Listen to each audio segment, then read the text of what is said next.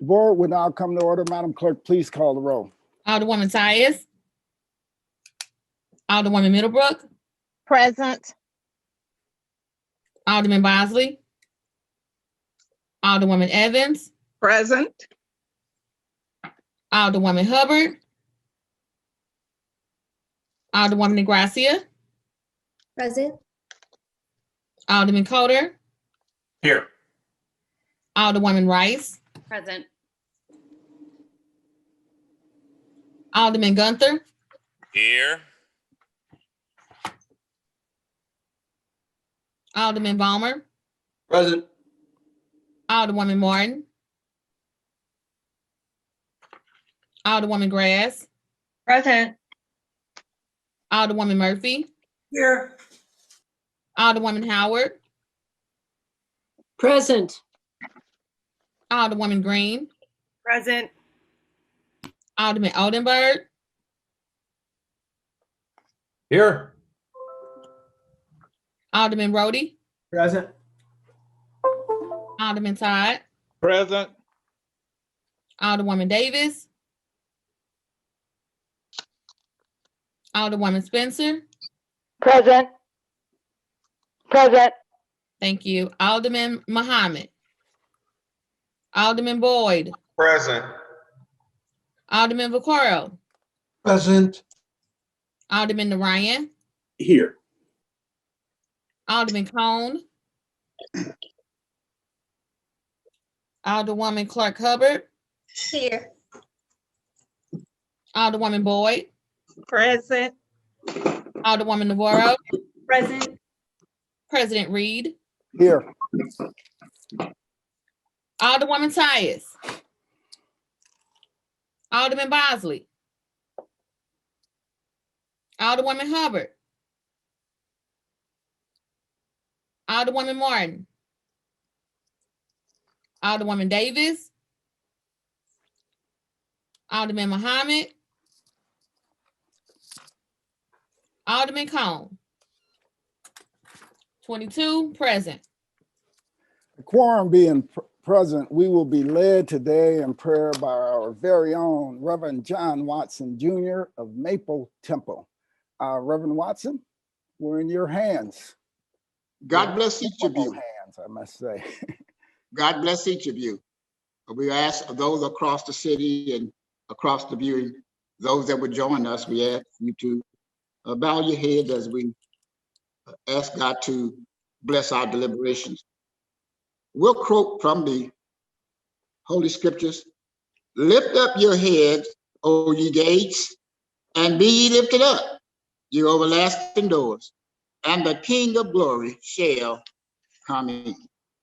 Gracious God, Heavenly Father, as we present ourselves before you today, we open the door of our hearts so that the glory of your Spirit may come in and dwell with us, helping us to give a true service to you and a faithful service to all of our citizens.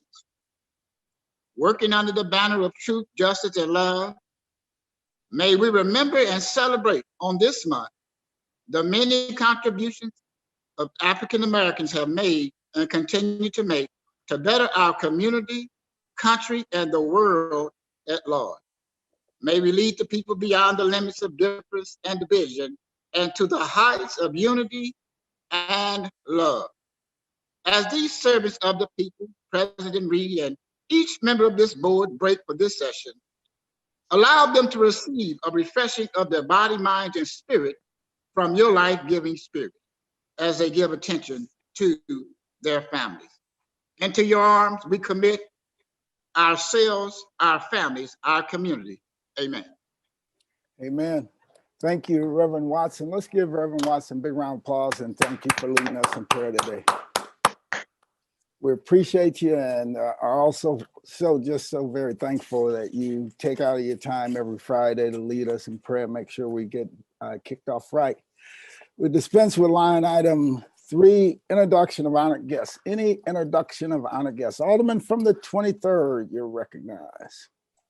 As always, I would like to have my good friend Greg Meyer as my special guest today.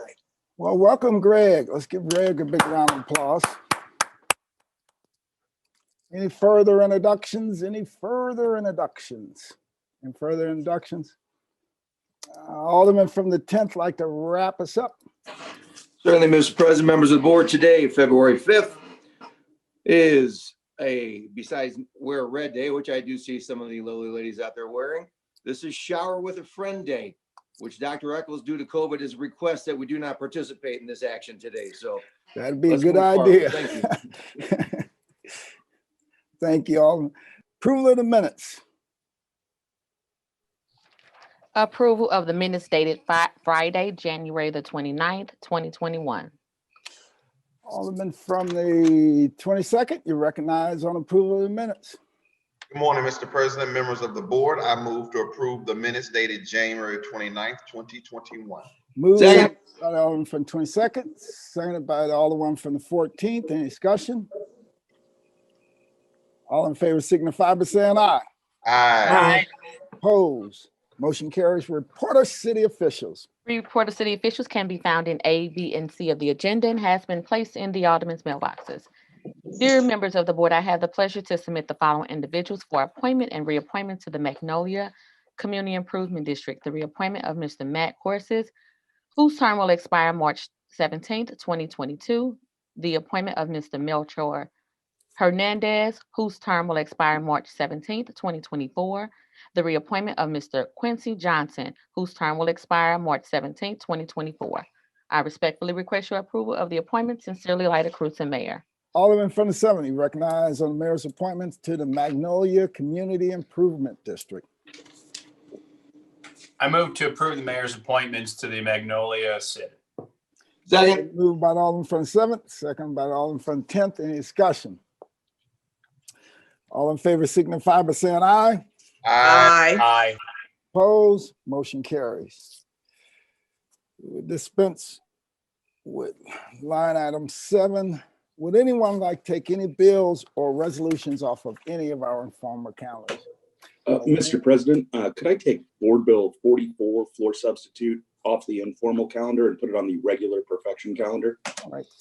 Madam Clerk, please make note of that. Board Bill 44, floor substitute on the regular perfection calendar. Thank So you. noted. Alderwoman from the 26th. Alderwoman from the 27th. I know one of them wanted. Yes, yes. Did you have one? Yeah, boy, You're muted. There you go. oh my God, that drives me nuts. Mr. President, could they remove Board Bill 226. 226? Yes, sir. Okay. Do you want it on the consent calendar or the regular perfection calendar? The consent calendar. Okay, Madam Clerk, please make note of that. Place Board Bill 226 on the perfection consent calendar.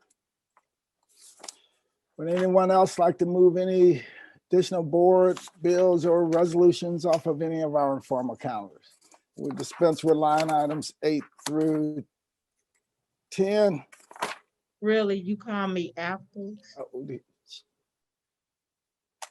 8 through 10. First reading of board bills, We have none. reference to committee. We have none. Second reading, We have none. we would dispense with line item 14, perfection consent. Board Bill 238, sponsored by Alderwoman Murphy, President Reed, Alderman Boyd, Alderwoman Davis, Alderman Oldenburg, Alderman Coulter, Alderwoman Boyd, Alderwoman Evans, Alderman Gunther, and Alderwoman Ingracia. The bill amends Ordinance 67119 to prohibit employers and labor organizations from advertising that individuals of a certain age, race, creed, color, sexual orientation, gender identity, national origin, religion, or disability are not accepted for employment or membership, and to prohibit landlords from declining rental applications because they are victims of domestic, dating, or sexual violence, or stalking or construing such violence as a violation or cause for termination of lease, and to allow landlords to bifurcate leases to remove offenders and allow victims to remain. Board Bill 209, sponsored by Alderwoman Middlebrook, an ordinance authorizing the execution of a new lease agreement between the City of St. Louis, Missouri, and SCF Lewis and Clark Terminal LLC for a period of 2 years and 7 months with 1 7-year and 2 5-year mutual options for the purpose of parking automobiles and storage and interior receiving, processing, storing, and transloading of cargo and/or a warehouse or distribution center for products at 2226 North First Street containing the severability clause.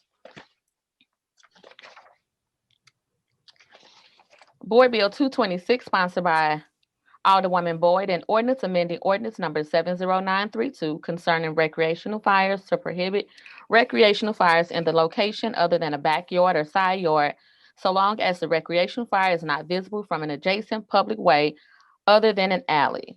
That is the extent of perfection consent calendar. Alderman from the 22nd, you recognize on the motion for the perfection consent calendar. Mr. President, members of the board, I move for adoption of the perfection consent calendar. Second. Moved by the Alderman from 22nd, seconded by the Alderman from 10th. Any discussion? All in favor, Alderman from the 8th?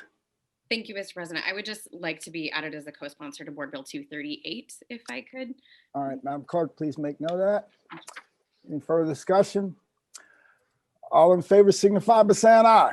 Aye. Opposed? Motion carries.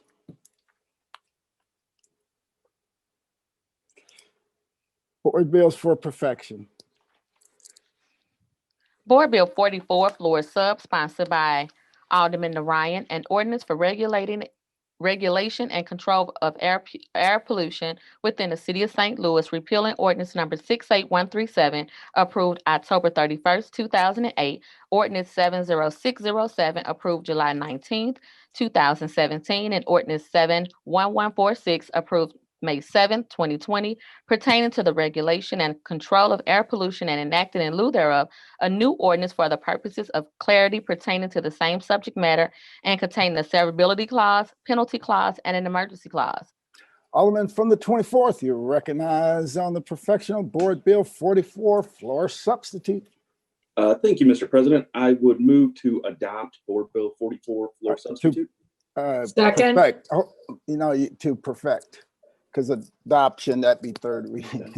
So you perfect. So I Just guess, move to perfect Board Bill 44, floor substitute.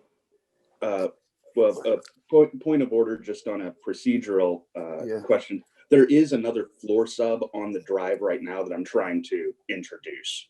Okay, all right, excellent. So once you move to perfect Board Bill 44 floor substitute, you'll then move to introduce that floor substitute, then we'll perfect that floor substitute. Okay. All right, so Thank you. all right, perfect. So this first move to perfect Board Bill 44 floor substitute. So at this point, I would move to perfect Board Bill 44 floor substitute. Moved by the Alderman from the 24th, entertain a second on that motion. Second. Seconded by the Alderman from the 9th. Alderman from the 24th, you have a floor substitute to the Board Bill 44 floor substitute. Yes, Mr. President, I would like to introduce Board Bill 44 floor substitute in the drive. All right, it's been moved by the Alderman from the 24th that we introduce the Board Bill the floor substitute for Board Bill 44 floor substitute. So it'll be the floor substitute as amended, essentially. So entertain a second on that motion. Second. Seconded by the Alderman from the 9th. Any discussion? All in favor signify by saying aye. Aye.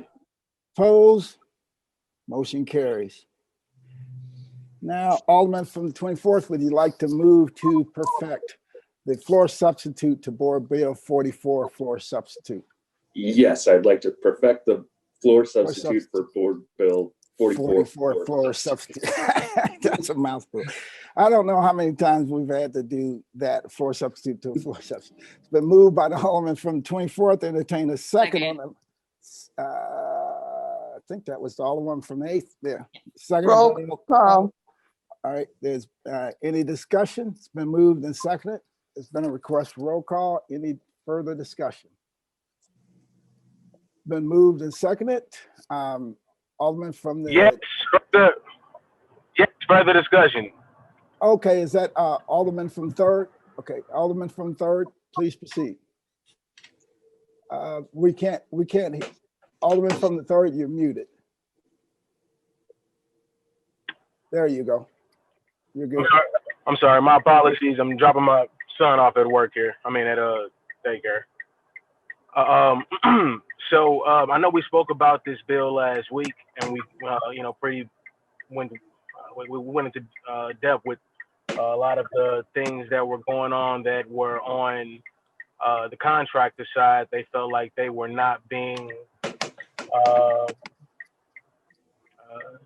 not necessarily represented, but things were not worked out in the way that everybody was happy. And it's impossible to make everybody happy, especially when there, I believe there has been a disinvestment here on the north side for such a long time, and now you have a lot of things that have been done the wrong way. Everything has to be done right at this particular point. But I think it's important for us to understand when we are creating any type of initiatives where any type of contractors that have generally worked on the north side feel like there are barriers, we need to do the best. We need to do the best that we can to ensure that those barriers are brought down to the lowest point for folks to be able to leap over that obstacle.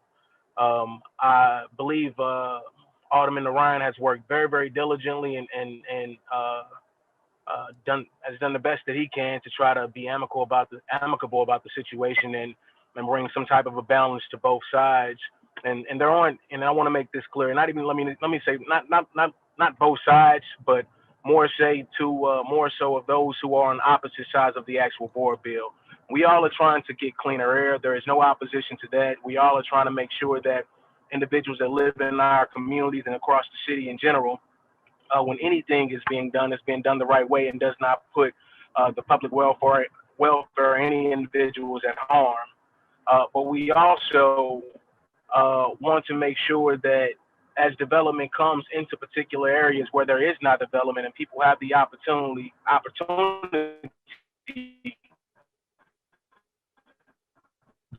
to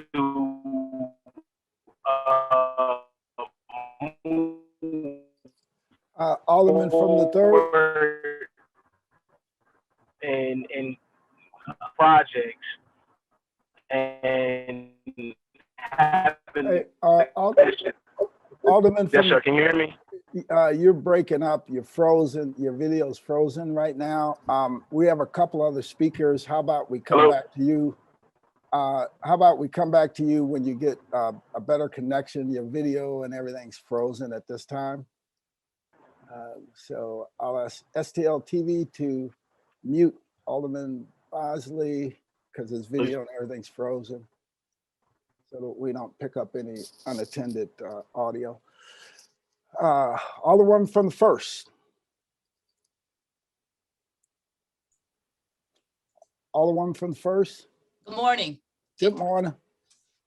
If the Alderman from the 24th would yield, please. Alderman from the 24th, we yield to Alderman from the first. I will. Alderman from the first, please proceed. Okay. Good morning, Alderman. First of all, I want to thank you. You have been very, you gave me what you had. I didn't know it could pass through Zoom meetings. I don't like that. You have been very accommodating with putting this on your board bill on the informal calendar and trying to work with the Black contractors and with the Black Caucus, I think also, and with myself. I have not seen your amendment. Can you tell me a little bit what's in it? Because I don't know. Just been moving at all those board bills in the Rules Committee. Sure. No, and as always, appreciate your work over in Rules. I know you've had your hands full over there. So basically, the big change in this substitute, I'll call this as amended, just to make life a little bit easier. The big change here, we cleaned up a numbering issue that the health department just brought to the attention. So just kind of a Scrivener's error. And then we raised that threshold. Last week, the threshold was at that $75,000 where the apprenticeship program would come in. We've now raised that threshold to $125,000 after discussions with the aldermen and alderwomen from the 1st, 2nd, 3rd, 4th, 21st, 22nd, 26th, and 27th. Okay, so you raised that threshold and you cleaned up some small errors. Yes, ma'am. And I want you to know that as per our agreement, whatever happens with this, I am going to have two extra meetings to make sure your bill is on the track, okay? Because I appreciate that. I've always tried to keep my word with you. So we will be, it won't be this week right after after we go down, because several of us are running for re-election, but in between those two elections, there will be some meetings, okay? We're working it out with the clerk, and I'll work it out with you to make sure if you want to be there that you can, okay? Thank you. I have no further questions. All right, thank you. Alderwoman from the 14th. Will the alderman from the 24th yield for questions, Mr. President? Alderman from the 24th, you yield the question to the Alderwoman from the 14th. I will. Alderwoman from the 14th, please proceed. Just for clarity, this bill is to eliminate the pollution that may be caused by demolition. In a nutshell. Yeah, the purpose of the bill is to try and prevent asbestos from, getting into the air. That we passed a very similar bill last session that the health department had some issues with, and then it was brought to my attention by several members of the Black Caucus that there were minority contractors that felt that there were some unintended consequences here that were harming them as a result of the past legislation. So, anytime that someone tells me that that legislation has an unintended consequence, I think that we do have a responsibility to come back to the table and address that and try and overcome any inequities there. And I believe that's what we've attempted to do here. Okay, so you were talking about raising the threshold, the monetary threshold. In other words, if there's a contract over, what is it? You change it to $125,000 for demo? Yes, ma'am. Okay, so basically this won't affect any very few residential demos. Actually, most residential demos in the city are going to be exempt from this anyway, as a result of the size of them.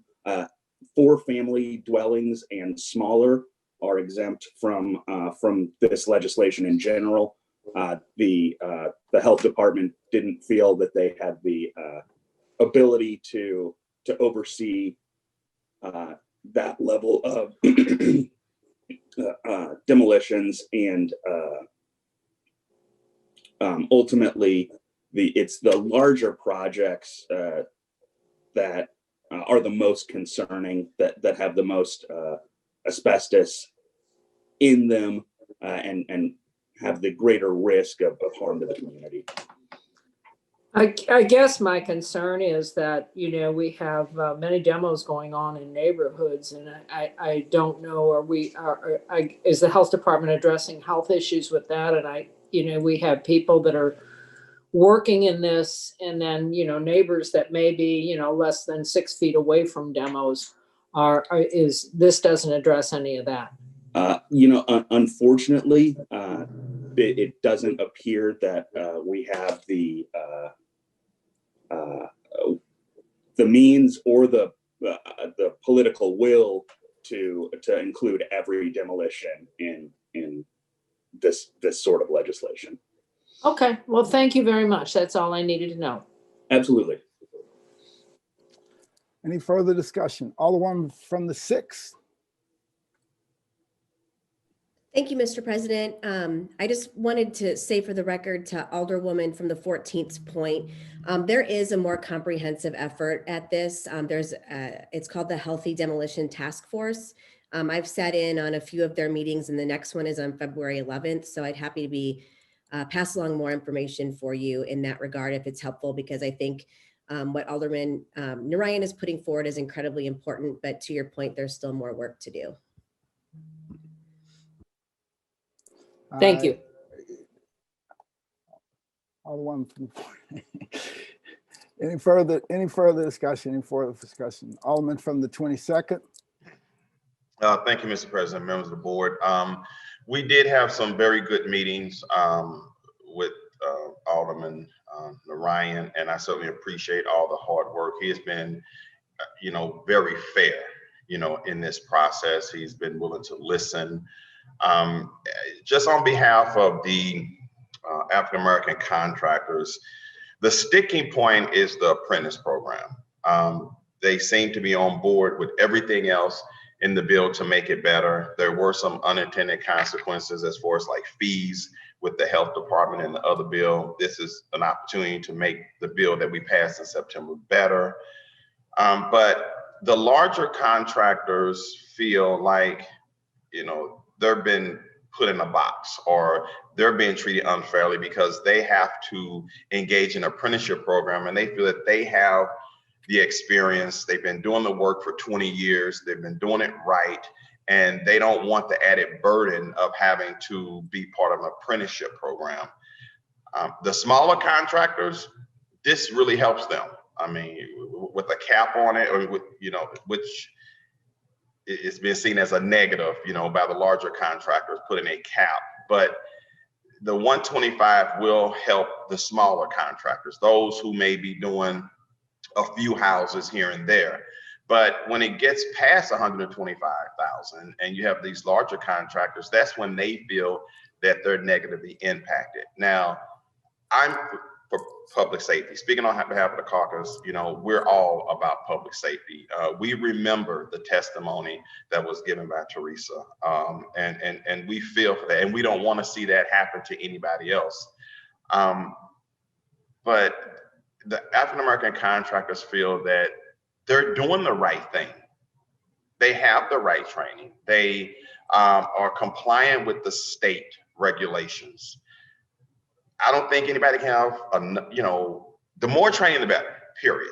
I definitely support that.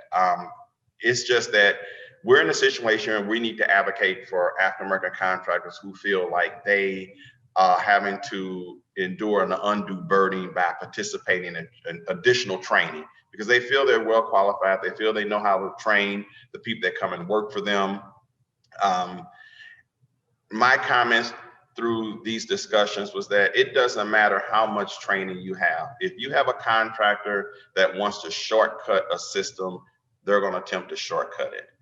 We had conversations about how employees should have a right to say, hey, I'm opting out of this because you're not doing it right.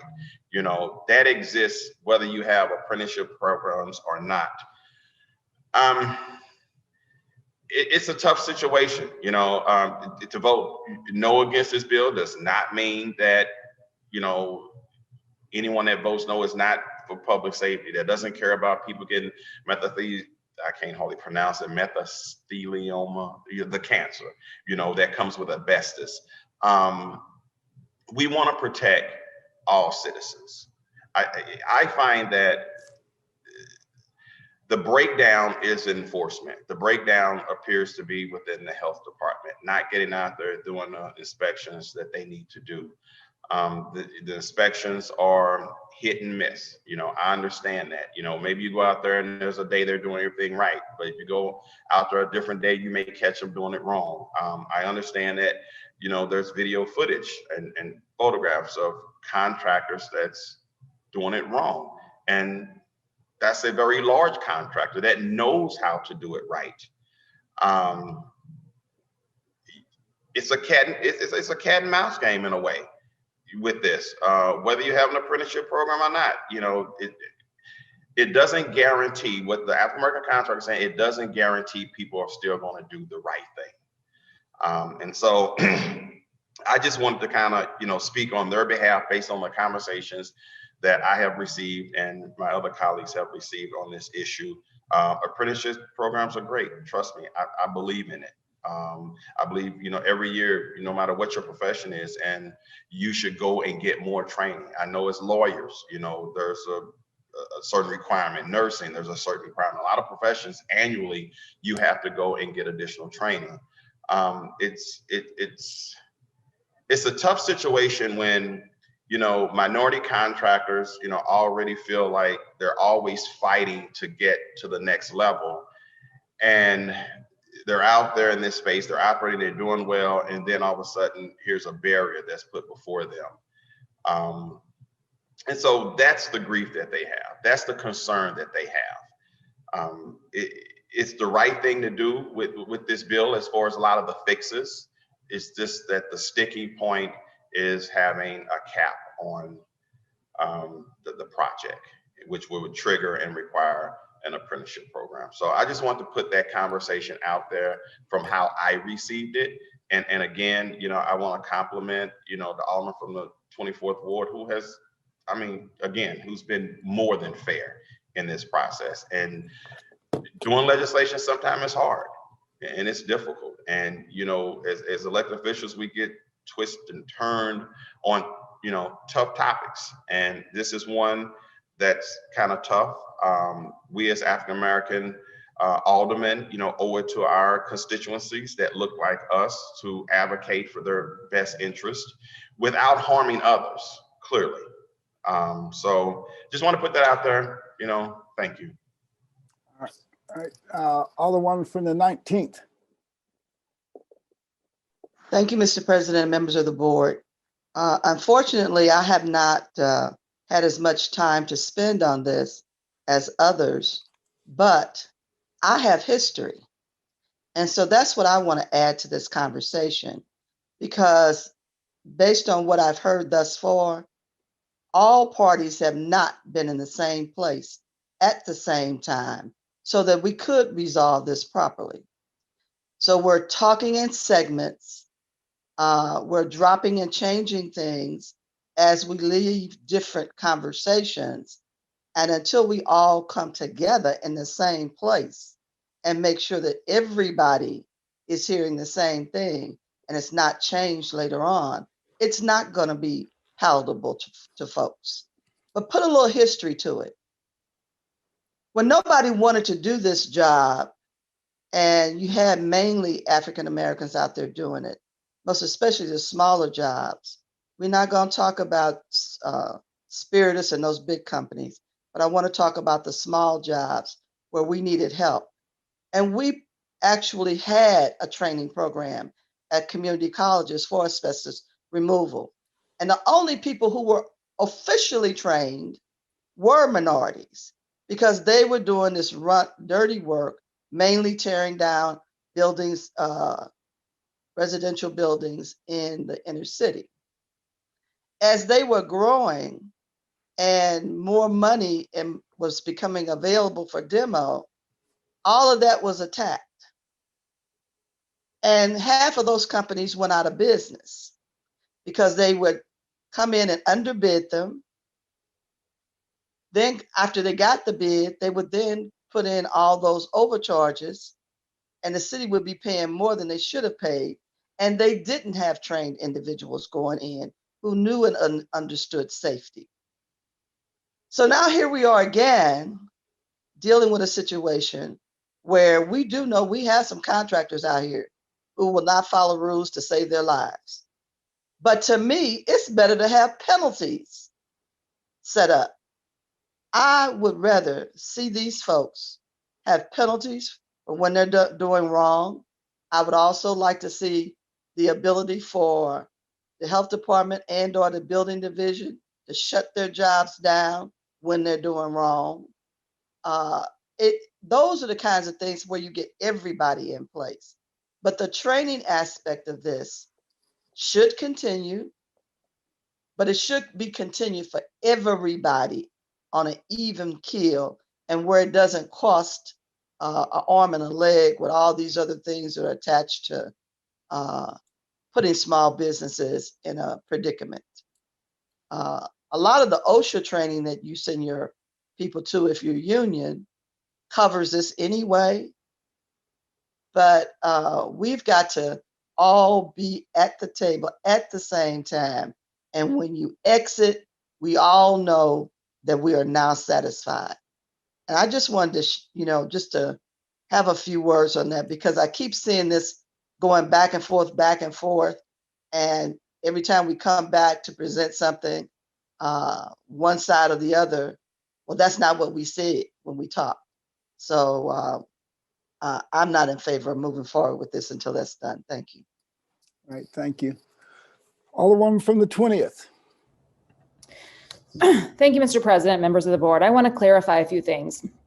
The air quality control monitoring program was put in place in the city of St. Louis by me a few years ago. We did not have a program to monitor the demolitions of buildings. This was handed over to the state when the state failed to provide funding for the cities across the state of Missouri back in 2010. At that time, Governor Nixon vetoed through a line item the funding for that program for cities to enact their own legislation, tougher laws for demolitions. That meant that we reverted essentially to state regulation on demolitions and other air contaminants, which is problematic for cities because in cities, people live closer together than they do in rural areas. And it is very important that we have stricter regulations on contaminants in the air because we are living much closer together. And if you're going to demo a building in a rural area, the next building may be, half a mile away. And so you're really not putting your neighbors in as much risk as you are in a city. So what I did is work with the health department, the city, and the county, the county actually started this program. What they did was they put in an ordinance and they allowed the fees that the demo contractors would pay to the state to go into the county. And then they imposed their own stricter regulations and had inspectors going out and inspecting to make sure that demo contractors were following those laws. We followed their lead, aligned our fees and fines associated with St. Louis County so that the process could be very similar and that we could have stricter regulations on air contaminants than the state had in effect. We hired our first demo contractors sometime last year, and they started to go out and make sure that we hired our first inspectors sometime last year, and they started to do that work to ensure that demo contractors were following the stricter guidelines that we had put in place through that ordinance.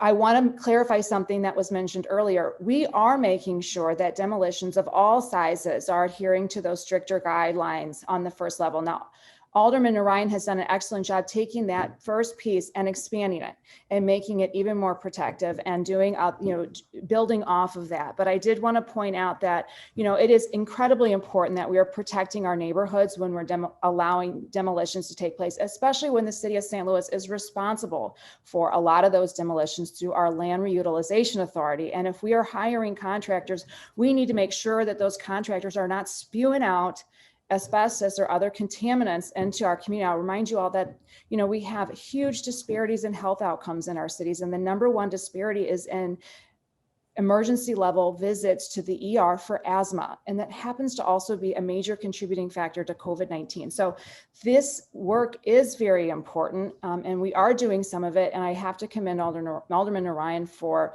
taking this a step further and moving it down the field. But just to clarify, we are making sure that those smaller demolitions are adhering to our municipal tougher restrictions on contaminants than what the state of Missouri, the lax state of Missouri has in place. That's all I have, Mr. President. Thank you. Alderwoman from the 11th. Thank you, Mr. President. Permission to speak on the bill. Oh, please proceed, Alderwoman. Thank you.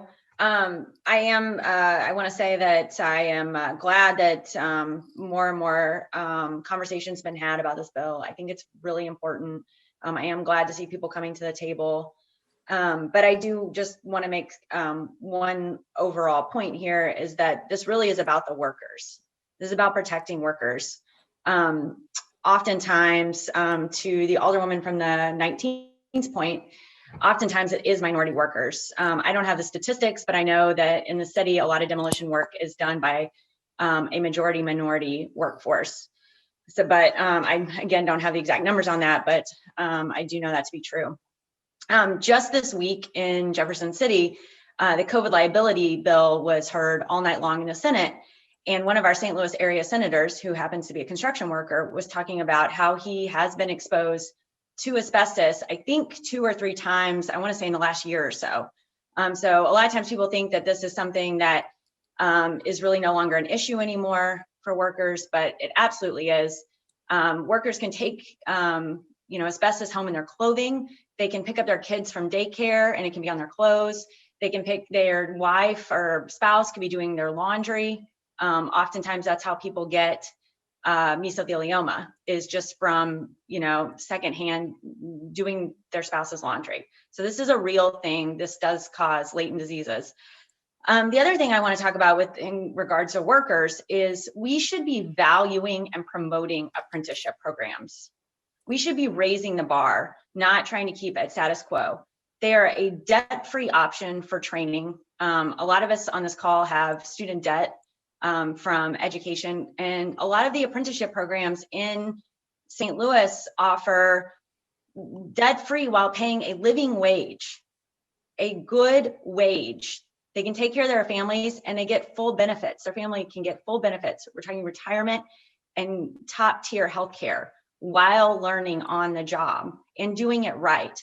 So we should be welcoming apprenticeship programs. And I understand too, I want to value all businesses in St. Louis, people who work here and, or have their businesses here and employ St. Louisans. I think it's wonderful. And I understand that, a lot of times they're on a tight margin, but this is something we really should be lifting the bar on and setting a standard rather than just staying with status quo. And I really want to highlight here that this really is about our protecting our workforce and protecting our kids. As Alderwoman Spencer said, talking about the asthma, both the kids in my household have asthma, and St. Louis is known for that. So let's be known for mitigating that instead of staying with the status quo. I just want to thank everyone for the conversation on this. I think it is moving forward. Thank you. All right, thank you. Alderwoman from the 1st. Thank you, Mr. President, members of the board. Alderman Bosley, I think, and Hubbard had their names before.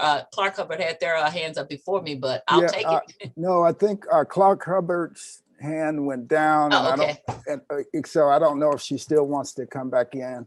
And Alderman from the 3rd is back. So right. Could you so please hold? I'll take. Yeah, I'll take the Alderman from 3rd, and Alderman from the 26th. If you want to, you can put your hand back up. So Alderman from the 3rd. Thank you, Mr. President. Once again, so my apologies earlier, driving by going on. Once again, I was saying Alderman Narayan has done a great job of championing this and making sure that at bare minimum, everybody has conversation before this moves forward. So we at least can get to some type of place where we said we've talked. All the time within this city, every single person, regardless of what type of bill that they are bringing forward, is trying to bring something forward that someone has spoken to them about, and they themselves believe that it's something to help move our city in the best direction. So even when we vote in different direction, that does not mean that we all are not still in the same boat on the same path, because that path is always to make this city a better city and a better place to live every day we wake up in the morning. So I just want to make sure that I put that out there. And just express those things, because as we go into this conversation, and it's not about myself or Alderman Narayan or things being union or not union or this minority or not minority, when it comes down to the bigger picture of things, because we all are trying to build the city up.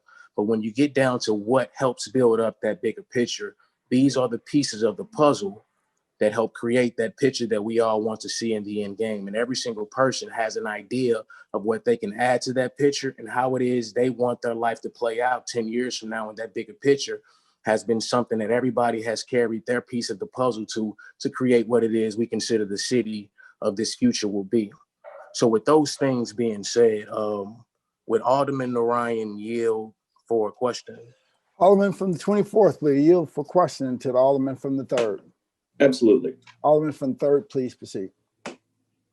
So we have all, and once again, I appreciate you getting folks to the table before. We all have sat down and had this conversation in my office just last night. I'm sorry, not last night, but yesterday we had conversation also with union representatives. And the day before that, the caucus also had conversations with the different contractors who were opposed to this bill.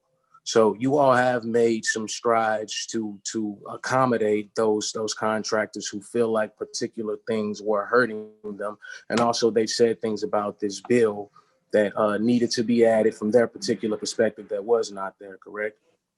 Yes. So the premise of the entire bill is to ensure that we have better air quality. Correct? Yes. And I 100% agree with that. Is a very important piece to our city. Alderwoman Martin, I'm sorry, definitely made some very important statements. My sisters also have asthma. We have a very, very high quality of contaminants in our air. But if you date our history back for such a long time, it's been there for a very, very long time.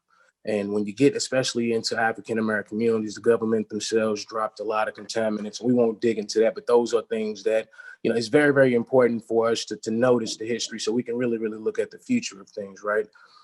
For years, we've been living under the contaminants that the government dropped. And that's even moving the NGA, moving all that dirt, moving all those things.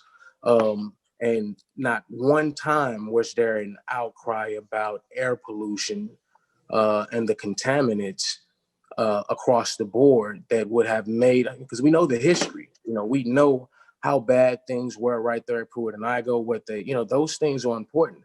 Right now, our communities have an influx of wildlife. When I say mice are everywhere, rodents are all throughout the north side because of that, and you wouldn't consider that a contaminant, but to some degree that contaminates our homes. But those particular things before development started weren't being thought about, and since development has started still have not been addressed. So I think what you are trying to do personally is trying to address what you believe will be some type of a problem in the future when development starts on the north side, so those contaminants don't get released in the air to individuals who could possibly be harmed by them. And I believe that intent is pure.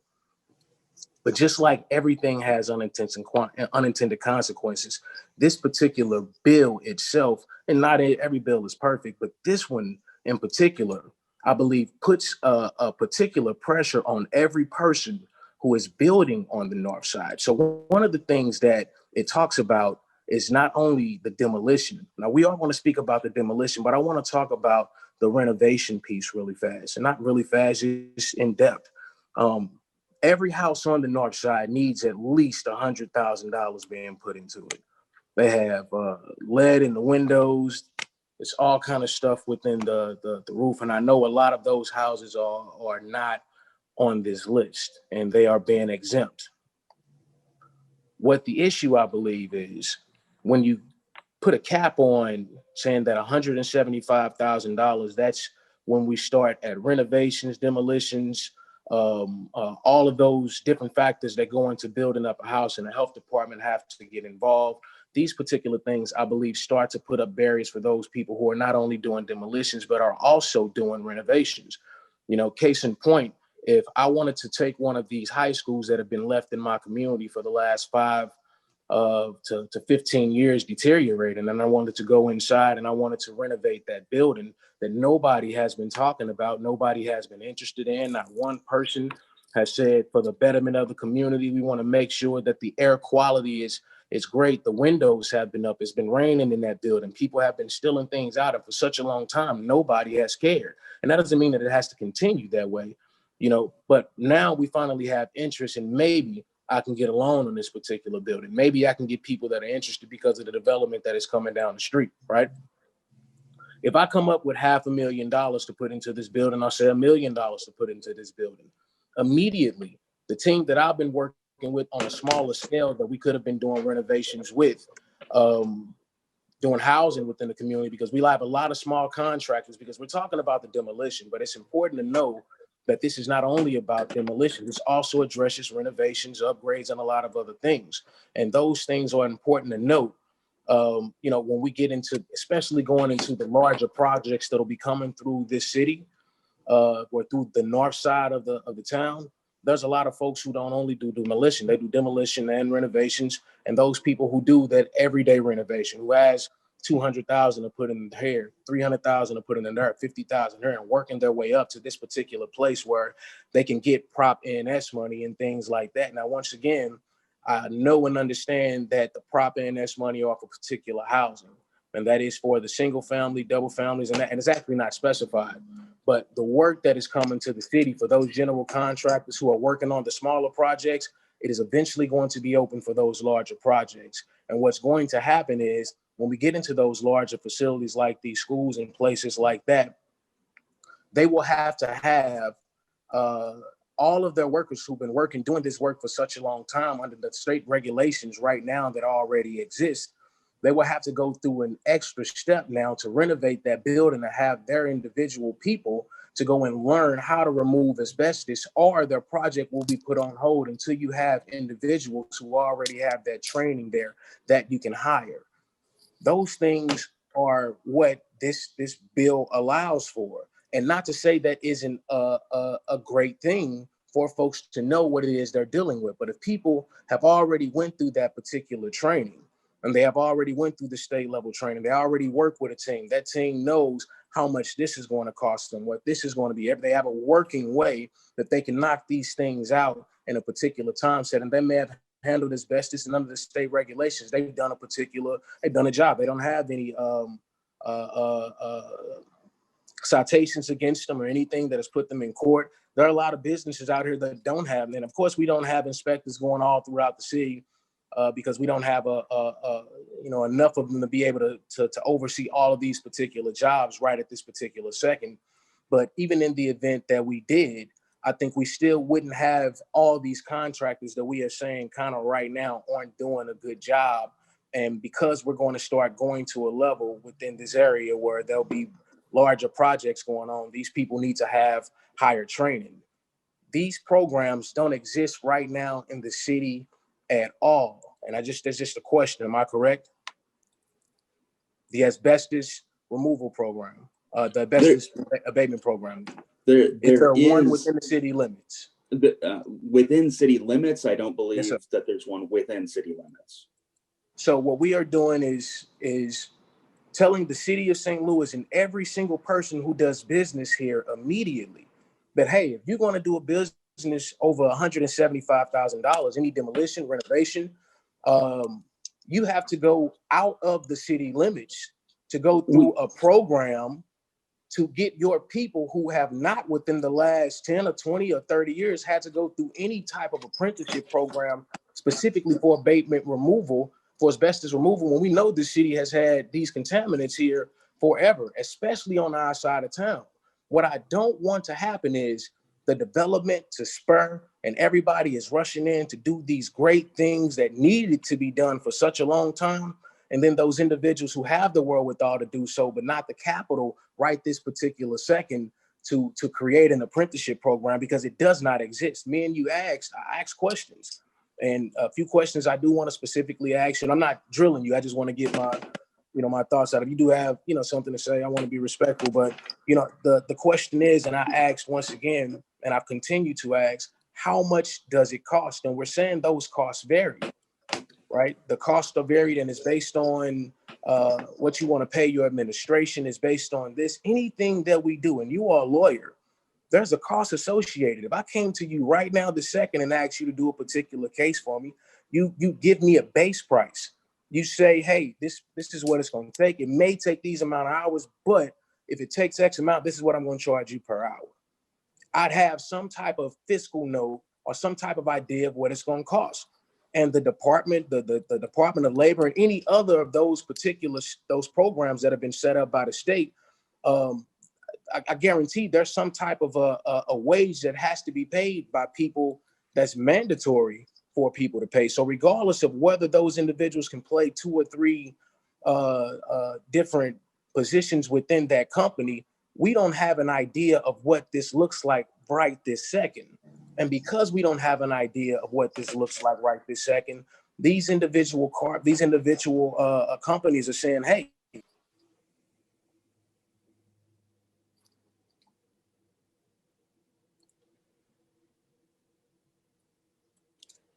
Alderman from the 3rd. Alderman from the 3rd. I think we may have lost the Alderman from the 3rd. We will come back to the Alderman from the 3rd. We have the Alderman from the 26th. Please Thank you, proceed. Mr. President. Thank you, Mr. President, members of the board. Will the Alderman from the 24th yield for a question? Alderman from the 24th will yield a question to the Alderwoman from the 26th. Absolutely. Alderwoman from the 26th, please proceed. Thank you. And everybody knows where I stand. I won't recite my comments that I had last week. Putting $50,000 more on this still does not speak to what the issue was, not just for African-American business owners, African-American constituents that we come down here and advocate for, but for the city as well. So is this cap in the county, in St. Louis County, or anything like it? I don't believe that that the threshold is the same in the county. I know that the county just recently had the county council voted 7-0 on some apprenticeship programming. I'd have to dig further into that. Frankly, I haven't been paying as much attention to county stuff as I have the city. What about the state level? At the state level, I mean, I want to be clear that this is a higher level than the state. The state, this is an additional regulation. Certainly, the state does not have this. We are trying to create a framework to limit harm in the city here. So speaking to that, and I want to make sure, like I said last week, that I am not anti-union. I am definitely not anti-worker, since I have so many workers that I represent, not just here in the 26th ward. But the reason I brought up the county and the state is because I just think this, again, like I said last week, is the wrong message we're sending as the city of St. Louis. Putting this cap is absolutely a cap.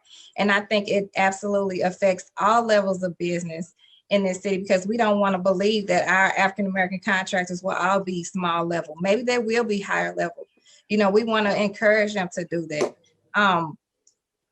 It speaks back to the message that Alderwoman Davis said about the history of this and how this has been African-Americans doing this work. So why now is this cap being introduced and it's not being introduced and carried out regionally? Why now in the city of St. Louis are we taking and making this stance? Yes, it does impact African-American contractors. So I still, again, I believe in unions. I support unions. I absolutely believe in workers. I absolutely care about Teresa's story as well as any other story like that. I have people in my family with asthma.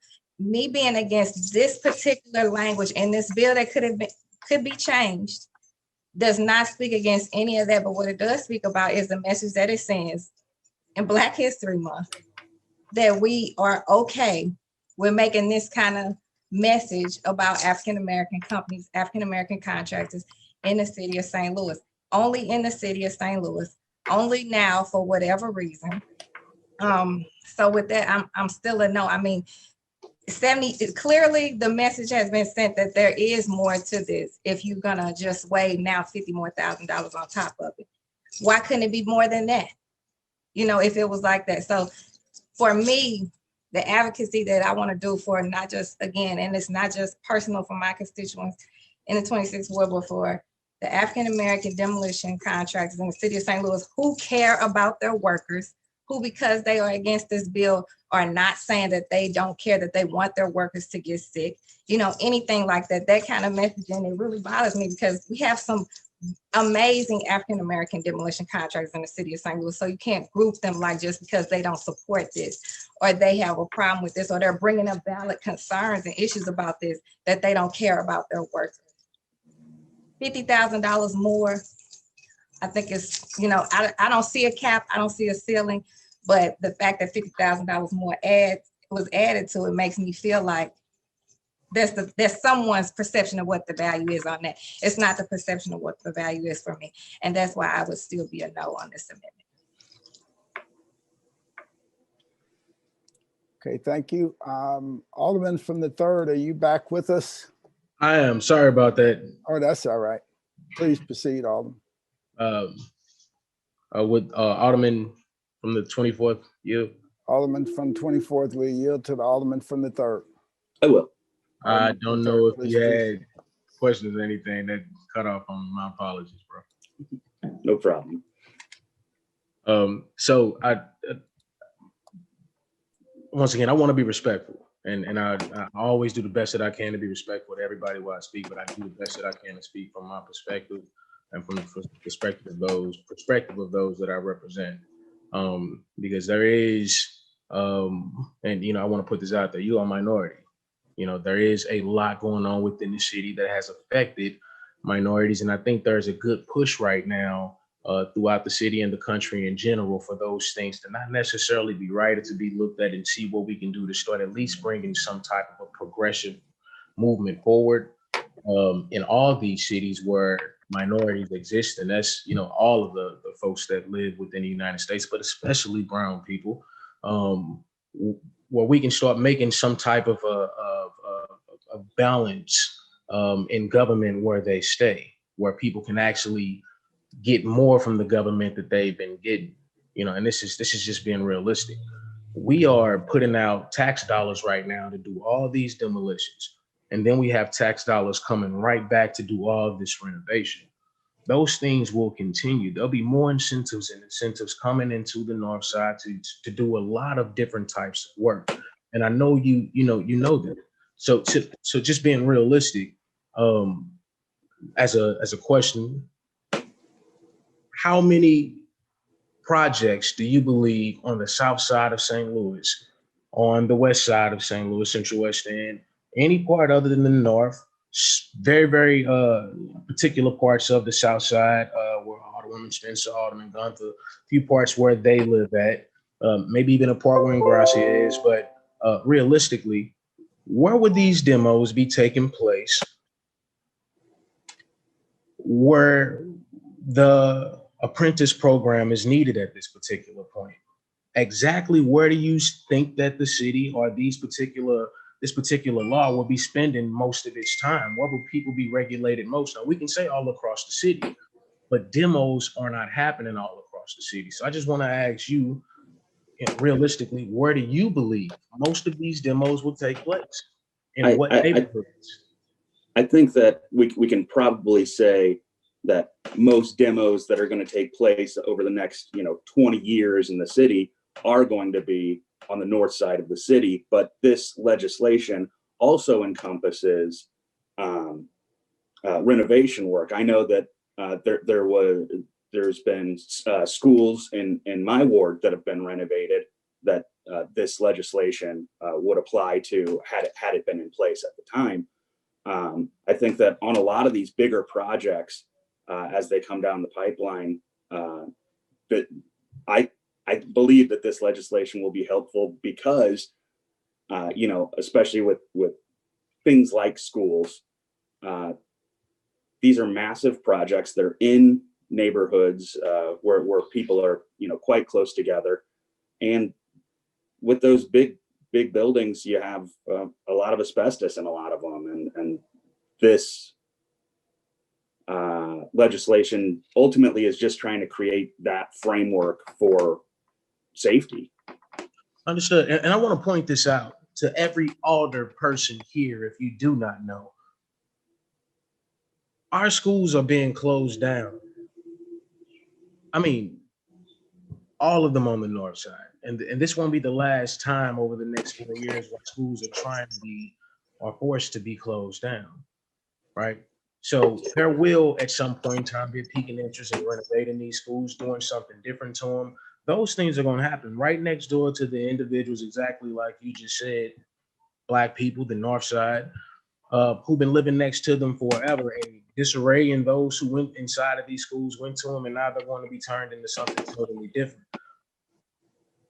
There is no program right now in the city at all that is prepared to do the work that apprenticeship program is that says that needs to be done right at this particular point in time. So with that, I would think that there would be a monopoly on it immediately when that starts. We all had a conversation about it.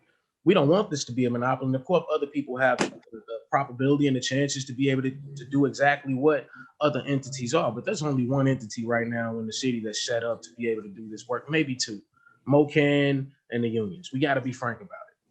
We have to be realistic. I'm not non-union. I have people that I jam with in the union, people that I believe are good folks.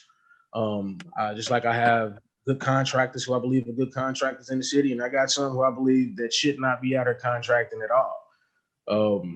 But they don't contract in my ward, and I've made sure that hey, you got to go. And those things are also our responsibility to go out and make sure that we are looking at the things that are being done with city dollars and ensuring that people are doing the jobs that our neighbors and our residents appreciate. But with those, aside from that, I'm sorry, I veered off where I'm essentially going with this. The important piece is in all of this is all of the work that we are talking about. I would go as far as to say 95% of it is going to be done on the north side of St. Louis. There's never been this amount of interest in clearing up the air quality here. We've known there's been 4 or 5 times the amount of air pollution here for years. I mean, Procter and all these. I don't want to put out there, but there's a whole lot going on right across the bridge from where I'm sitting right now in my office. I mean, a lot of air pollution. We've had so many fires that happen right next to us, and never is the EPA out here. We all got all these fumes of smoke flying all throughout our neighborhoods on a regular basis, and nobody is worried about this or that. But we have to deal with those particular things. What I think is the timing of this is very, very weird and awkward. We have the NGA coming. We have millions of dollars worth of projects going on in the 21st ward, millions of dollars worth of project going on in the 4th ward, millions in the 19th ward. Like these all are things that will enhance the amount of visibility the north side has. And I think when those things happen, we have to be prepared to be able to go out here and do the work on a massive scale that we haven't been able to do because we haven't had this amount of people asking for this contract or that type of work that needs to be done. I think this prohibits people from being able to move to the level that they know that they are capable of getting to, but it's not intentionally doing so. You may not feel like that $125,000 is a small cap, or you can feel like it is a large cap. But for those folks who feel like they can do this work and do the work at above that particular cap, feel like this is not doing them a justice. This is actually putting them in a position where they have to go out and work to get to a particular level before they can even hit that level at this particular point. And if all the work is going to be done on the north side by these folks who've been doing this work, I think we need to make sure that there are north side representative setups to be able to make sure that whatever apprenticeship programs they have to go through, they can go through folks that have already worked in these particular neighborhoods, that know what it's like to work in all these buildings in the first place because they've been working in them for all of these years. Give them the opportunity to do this work and grab this, and just to be real, to grab a whole lot of this money first. And that's just being real. Like, I don't think that opportunity is being given if immediately we're talking about enforcing a program on folks and it don't even exist. There's no program that exists in this city right now. How are we going to impose a program on the people tomorrow that that may apply for a demolition next week and there's not one in existence for them to actually go to the health department, get permits, and do whatever it is that they need to do? There's no program that exists within this city once we pass this bill today. If we, and that's, I guess that's a question. If we pass this bill today and a contractor went and tried to apply for a permit to start doing the work through the health department, would they be able, under the guidelines of this contract, to start doing work next week without having to go outside of the city to get their individual people certified for asbestos abatement? So yes, absolutely. What they would need to do is they would need to fill out the paperwork to create that program with the Department of Labor. They just need to be affiliated with the program, and then at that point, they're able to start doing the work. So what does an affiliation mean exactly? Could you explain that process? Sure. So you can even check it out yourself. If you go to apprenticeship.gov, the Department of Labor has laid out in very, very simple terms how to apply to create these apprenticeship programs. They've tried to make the barrier of entry to create one of these programs very, very low. So basically, you fill out the paperwork. It's kind of plug and play. You click the boxes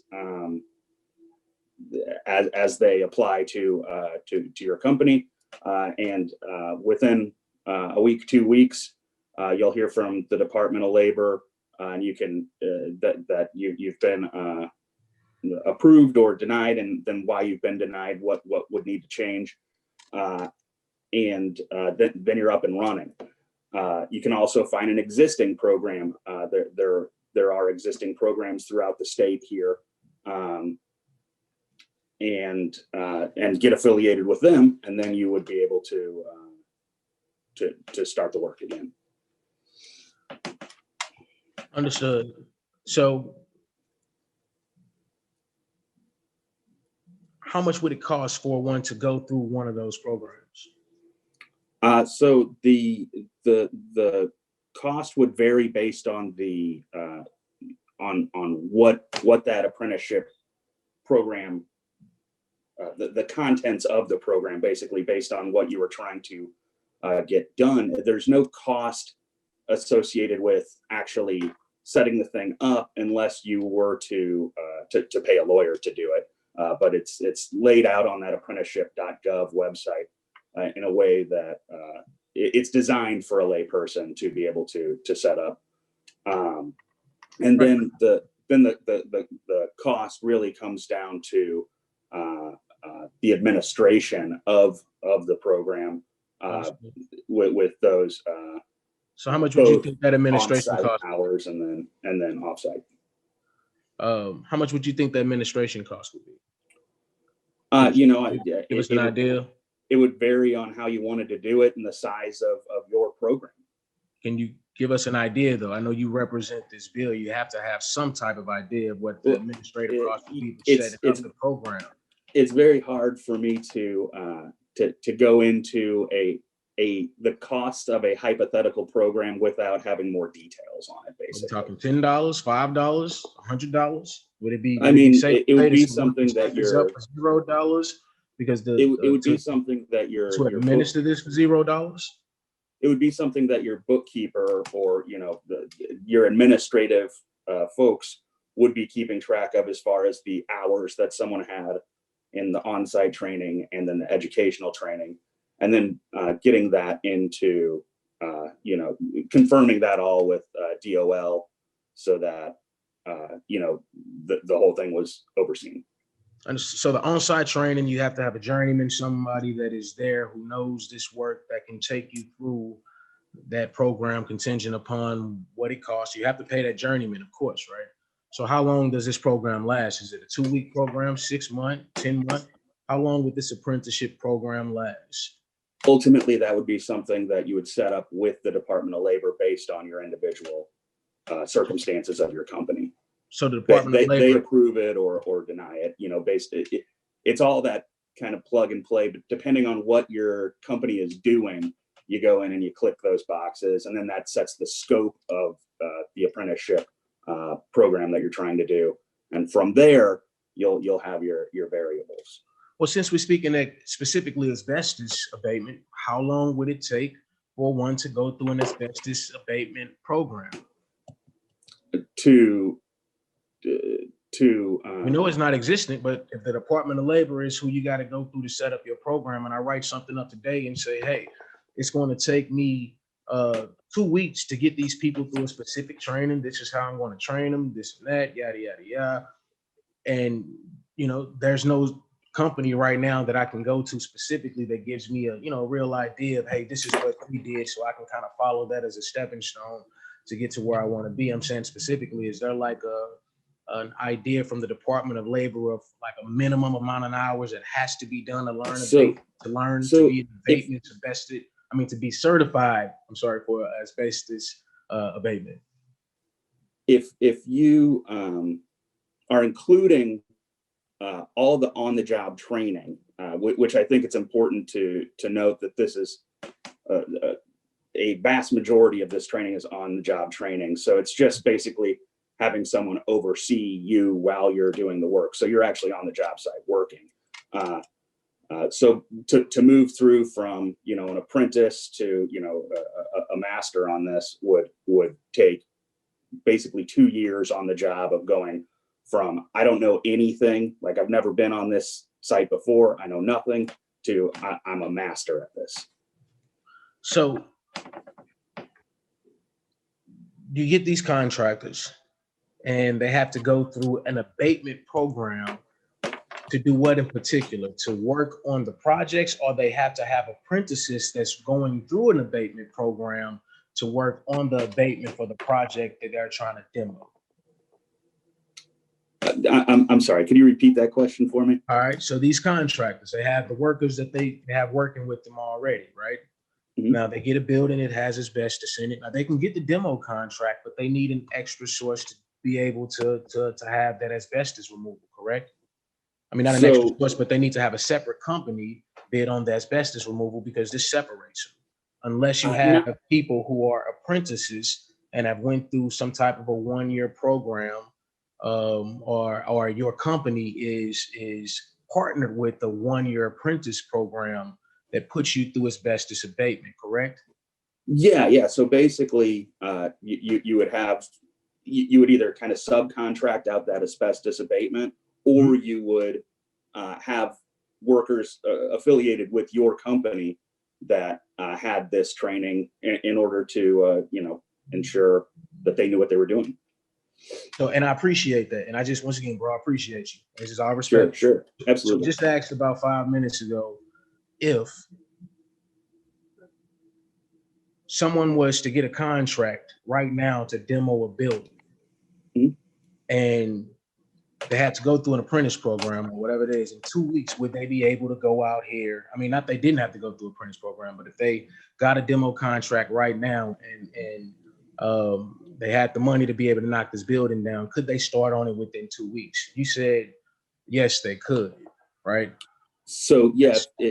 So technically, under what you just said, though, being respectful, they couldn't, because they'd have to go to an institution that already had a 1-year training program under what you just said for asbestos removal. They have to have an apprentice. They have to be partnered with some company, right? Or have to have individuals that come out of a company that have a 1-year apprenticeship program. Now, from my understanding, that's not just only on asbestos. That could be any 1-year apprenticeship program, but they have to get folks that come out of a 1-year apprenticeship program immediately right now if they want to demo that building. Is that not correct? No, that's incorrect. So they would have to just be affiliated with one of these programs at the moment. They wouldn't have to have completed the program at the moment. Of course, the hope would be that as we move forward, that folks will have completed it. Also, I think part of that concern is really alleviated with timing of this bill. If we were to perfect this today and then pass it at our next meeting, there's more than that couple weeks for anyone who would like to go to apprenticeship.gov and set up that program. So ultimately, if folks wanted to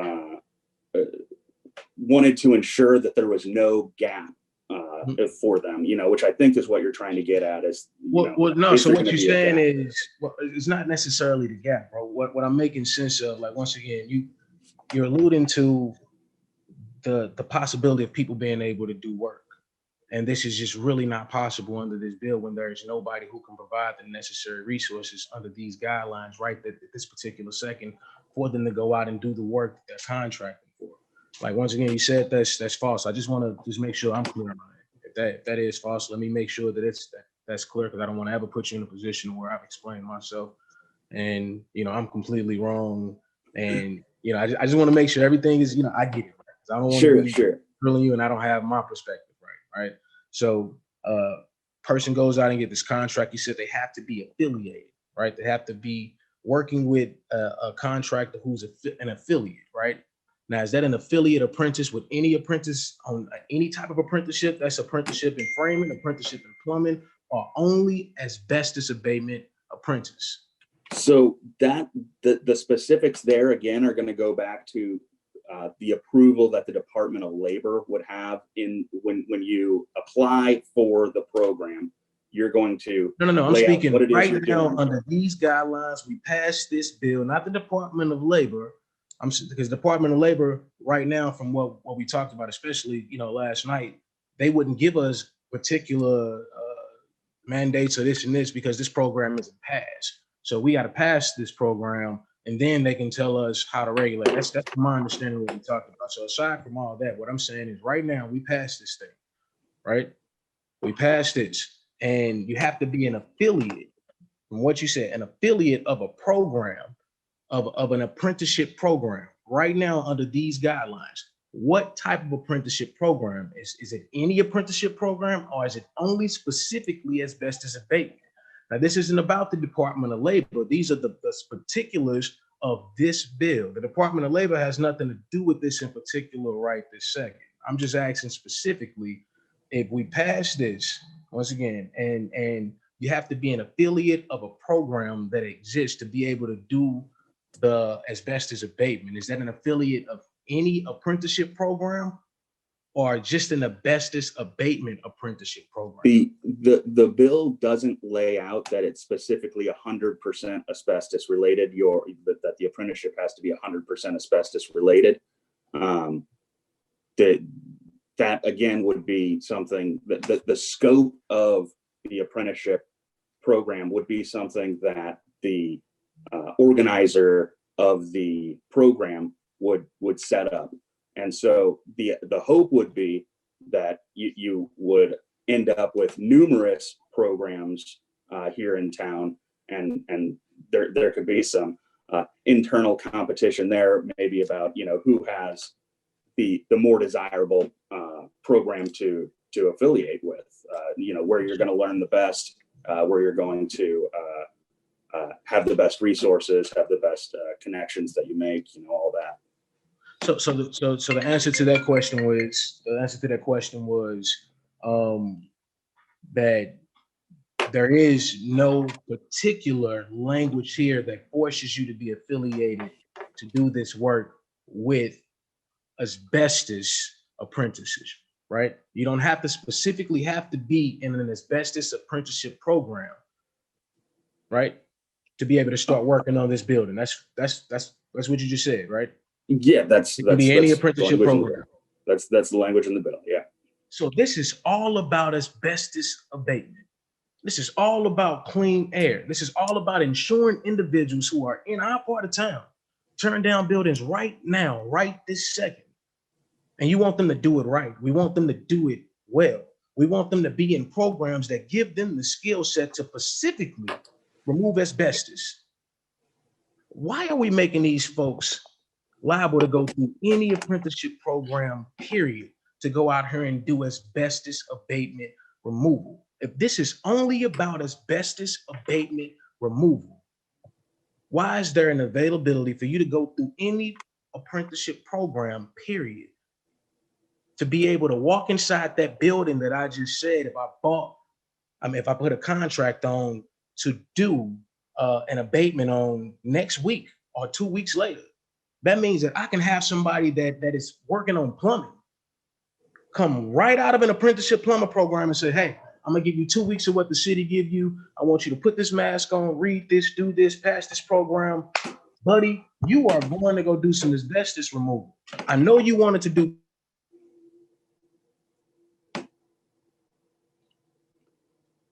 You've frozen up on me again, Alderman. I Alderman Bosley. Alderman Bosley. I think we may have lost Alderman Bosley again. I'm back. I'm back. I'm sorry. All right. Where did I miss it? I'm sorry. I know, but you were saying something, and then Alderman Ryan was about to answer your question.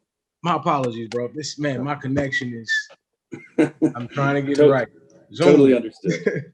Totally understood. So yeah, I think that that to answer your question, when you are looking at the contents of an apprenticeship program and the scope of what you need to learn, you know, if you're talking about, say, a plumbing apprenticeship, you're going to learn about asbestos in a plumbing apprenticeship, and you're going to learn about things like fall protection. You're going to learn about you know, when you open up a wall, making sure that it's not a load-bearing wall. You're going to learn, you know, the electrical safety. You're going to learn a whole lot of things in any of these apprenticeship programs. So the asbestos is going to be a component of a lot of those apprenticeships in the building trades.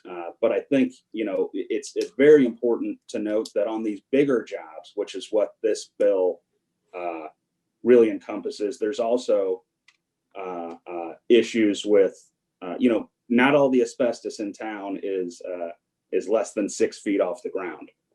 And, you know, and so in these apprenticeship programs, you're going to learn things like fall safety, how to properly tie off, and ensure, you know, if you're working on the edge of a building, say, to make sure that you're tied off in a way that's safe. If you're working in an elevator shaft, like the folks over in Washington, on Washington Avenue, who were doing abatement work or demolition work, excuse me, and were not tied off properly. They were tied off to the bucket rather than to a static part of the building.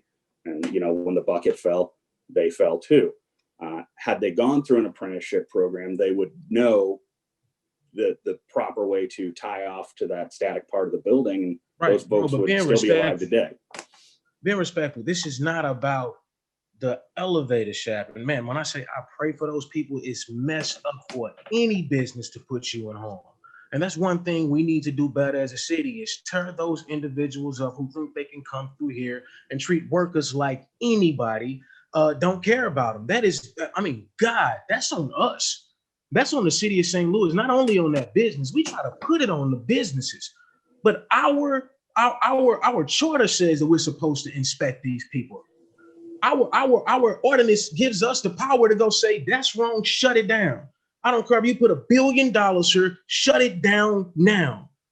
We take fault and not doing the best that we can to make sure that every single person that does any type of job at this city is protected from the job that they do. St. Louis has been doing a very, very bad job of taking all money. And I will say that flat out. All money ain't good money. And we don't do what's necessary to discipline those people that are out here doing things the wrong way. And that's minorities included. You don't get a break just because you Black. You don't get a break because you minority or white or anything else. If you do things the wrong way, you need to be disciplined. But the city has not been doing that. And that's in all causes. That's the trash on the ground. That's the dumping. That's the shooting. That's anything you can name within this city. Things are not being balanced. Things need to change, absolutely, without a doubt.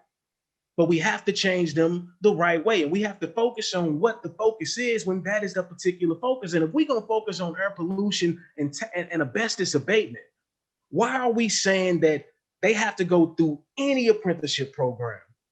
Now, you talked about the piping. Yes, you may learn about that in piping, but do you learn about that in every single apprentice program? Maybe you don't learn about that in the electrical programs. I'm not a carpenter. I'm not an electrician, but I don't know exactly what they learn. But I guarantee you, in every scope, I know for sure, folks that's working in iron ain't learning about, well, they may be knowing about asbestos. I don't want to know what people are learning about. I mean, not say I don't want to know, but I don't want to speculate. But I know for every job description and every job that's done in construction, you don't have to know every single piece of every single thing. That's why they have specialists. That's why they have specialists that remove hazardous material. That's why that's a specialized job different from plumbing and electrical and everything else because it takes special handling. That's why they have specialized machines to do that specialized work.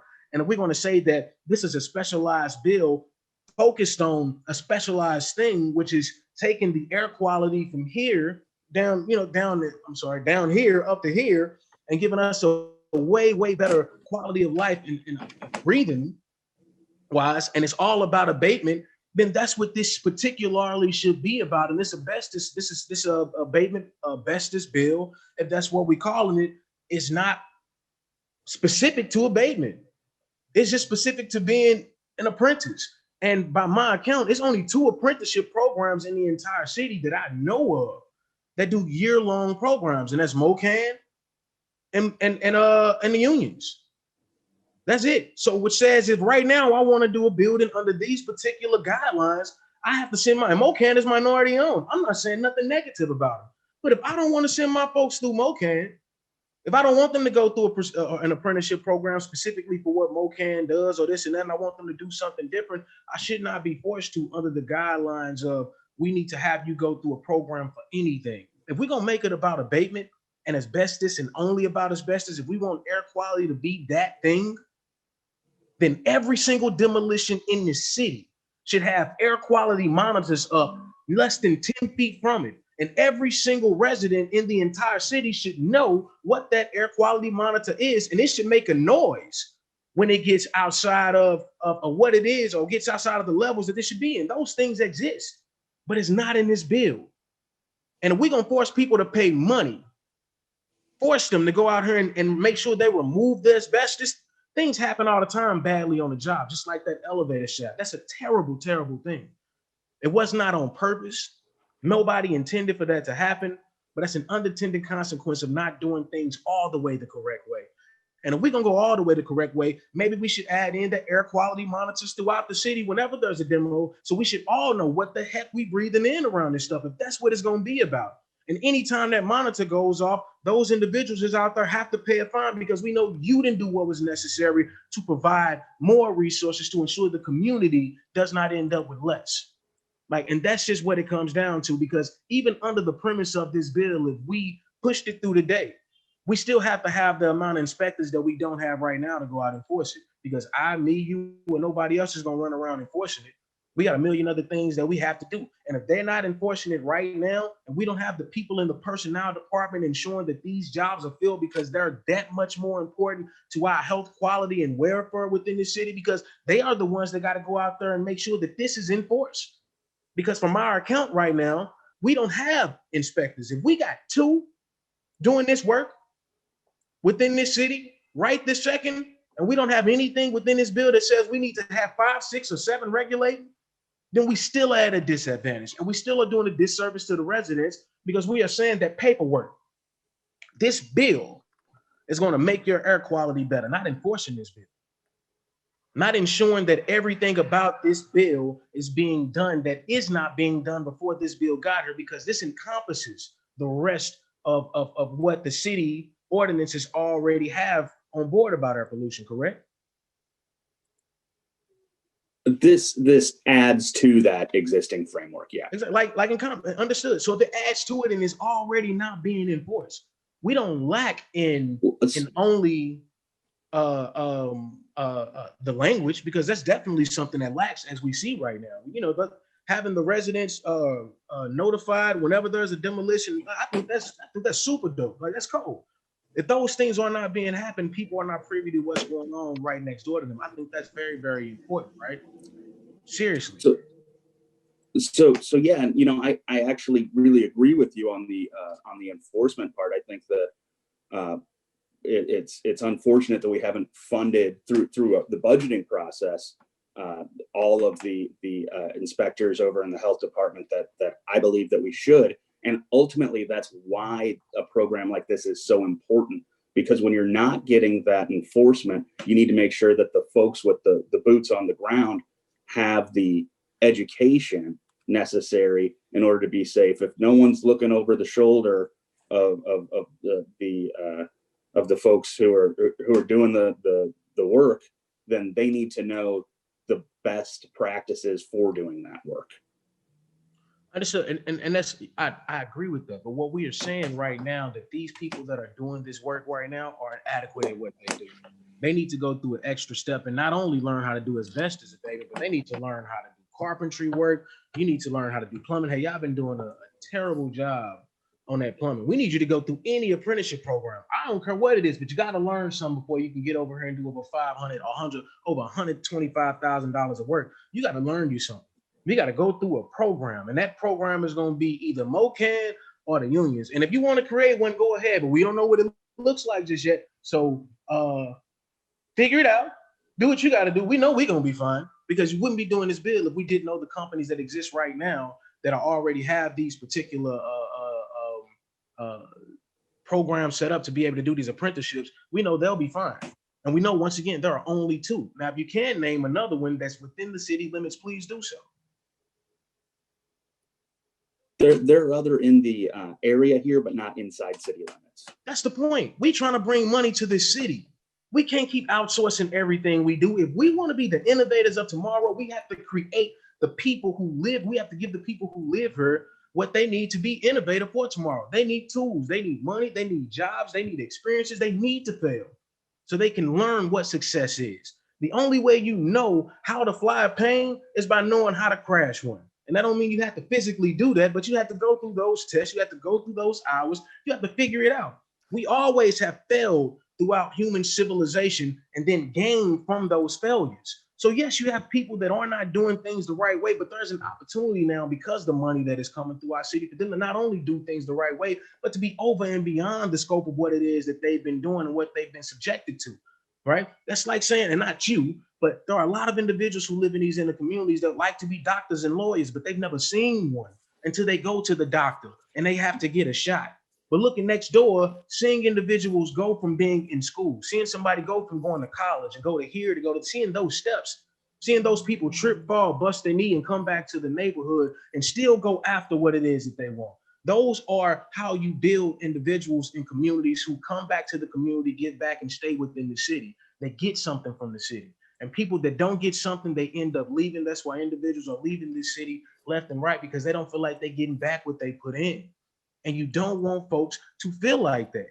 And this is what it unintentionally does. It leaves the room open for individuals who have been doing this work for such a long time to now have to have individuals that they answer to.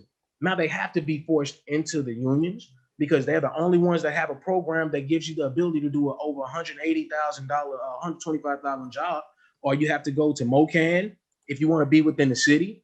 You know, most folks, you know, I'm not saying nothing bad about MOCAN, but at the end of the day, everybody don't want to go through MOCAN. You know, folks want to, it's some folks I know would rather go through the BUD program. There's some folks I know would rather create their own program. Everybody has different experiences. And when we only have two folks to go through, like right now, we have problems with our electric with Ameren.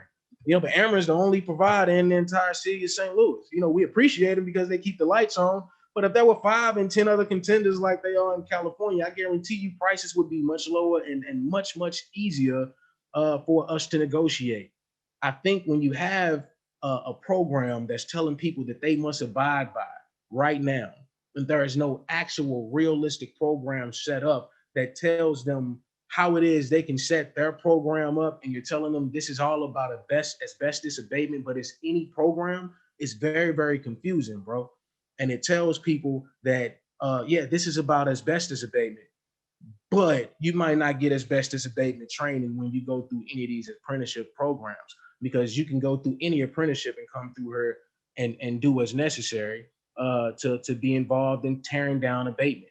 Now, that doesn't say that you're going to get the right tools like we talked about. That doesn't say you're going to know what right mask to put on, because if it's not forcing you to learn asbestos abatement tactics or removal procedures, because if that's what this is saying, you can go through any apprenticeship program. It talks a lot about abatement, but it doesn't force you to ensure that those contaminants aren't in the air. It doesn't, you know, it doesn't give you an idea of what it looks like when you drop a tile that has asbestos on it. You know, those particular things are extremely important if that's what we are talking about. But to have this open to anybody and anything that you can fathom under apprenticeship, you know, doesn't hit the nail on the head. You know, it says that this is what we intend to do, but it doesn't make that intent as pure as the intent, I believe, should be. And that's why these contractors have a problem with it. That's also why I feel like there is a, you know, an issue with it. And just, you know, being, you know, honest, if this is all about abatement, right? And this is the only reason that we are here, why is there not also provisions to monitor the air around where these abatements are happening? Like, we know there's an inspection that takes place. We know there's an apprenticeship people in part that go in there and they do what they're supposed to do to remove it. But there's nothing on the back end when you remove it out to make sure that the community who was just alerted, you know, gets something afterwards, or there's a machine or something. I haven't seen anything in this bill that addresses that. Is that there? So ultimately, the health department that was included in this bill, and the health department actually asked for us to take out that final clearance air monitoring because of the condition of many of the demolitions that are happening. The final air quality clearance based on just dust in the air and debris in the air. Those final air clearance quality checks are hard for the health department to ultimately carry out. So we took that out at the request of the health department, actually. And that's that's another thing. If that is the case, you know, I think things like that should also be represented. Like, hey, the health department didn't want this, so that immediately takes my whole argument. Is like, hey, don't even talk about that particular piece. Health department says they don't need it, and we get an explanation of why. But that's why those things are important. If you talk to the health department and they said their do's, their don'ts, we need to have those things in writing. So as a board, we can make the best informed decision on what it is that we are doing. Because I can fathom a million things. You know, I can keep coming up with ideas all day long, but I'm not the health commissioner, right? I'm not the building commissioner, who we also don't have anything from, who does demolitions right now and approves all of those things. And, you know, also has to ensure that air quality and things like that are met and sprayers are out. All these people who will touch this and have touched this before should have something in writing and how it is that they feel like this can help facilitate a better environment for us and make a smoother process for them in helping making our environment better. We're talking about the health department. You know, we should all have something in our documents right now. We talked about this for weeks that says, hey, we may not like this or this, we may not agree with this, but we do think that this is an important piece of legislation to pass today. And this is why we should pass it. And we will come back and hopefully work on this is our recommendations for XYZ.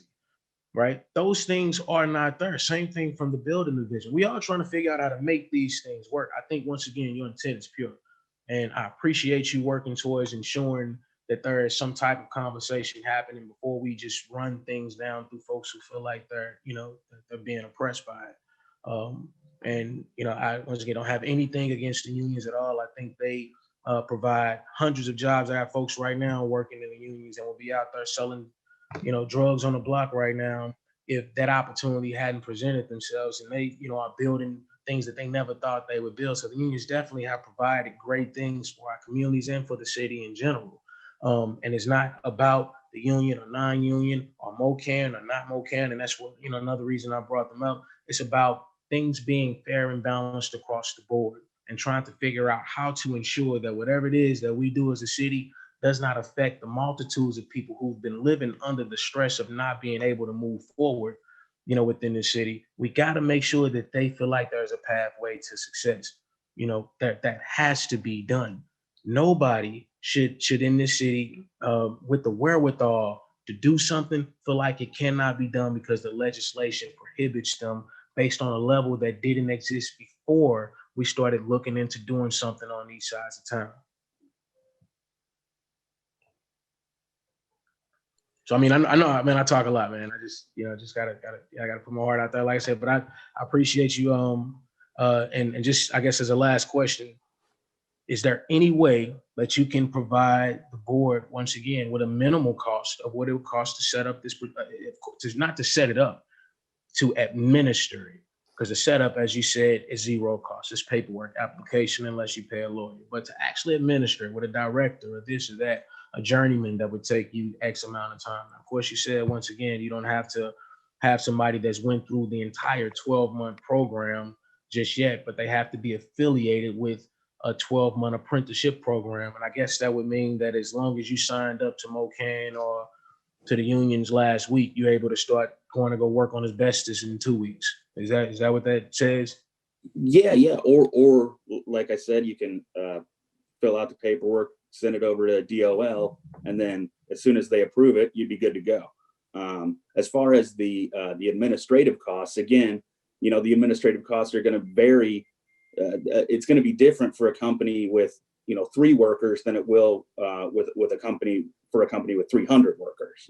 Just based on logging those hours and then forwarding them over to DOL. That's really where the administrative overhead is just in tracking hours and then forwarding them to DOL.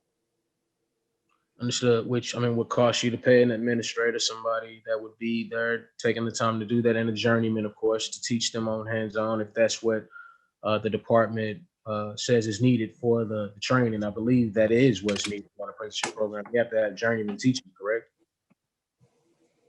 Yeah, so journeymen look over apprentices, yeah. Right. And they have to be there, not look over. That's in law. They have to be there to certify an apprentice, correct? So yeah, apprentices are going to do the on-the-job training under the watch of a journeyman. How much does a journeyman make per hour? It's going to vary wildly on what the journeyman is doing, what the company is. The base pay on I honestly couldn't tell you. Journeyman electrician, journeyman. Okay, we're talking about asbestos removal, so it's probably gonna be dealing with labor. Let's say a labor journeyman. I couldn't tell you the hourly wage of a laborer off the top of my head. Understood. But those companies would have to pay one if they wanted to have an apprenticeship program and send their own people through that apprenticeship program, correct? They need to be affiliated with one of these apprenticeship programs, either like you laid out, the union, MOCAN, or anyone else could set this up. This is something that's been on the books since this apprenticeship language has been on the books since we passed Board Bill 208 last session. So it's also not a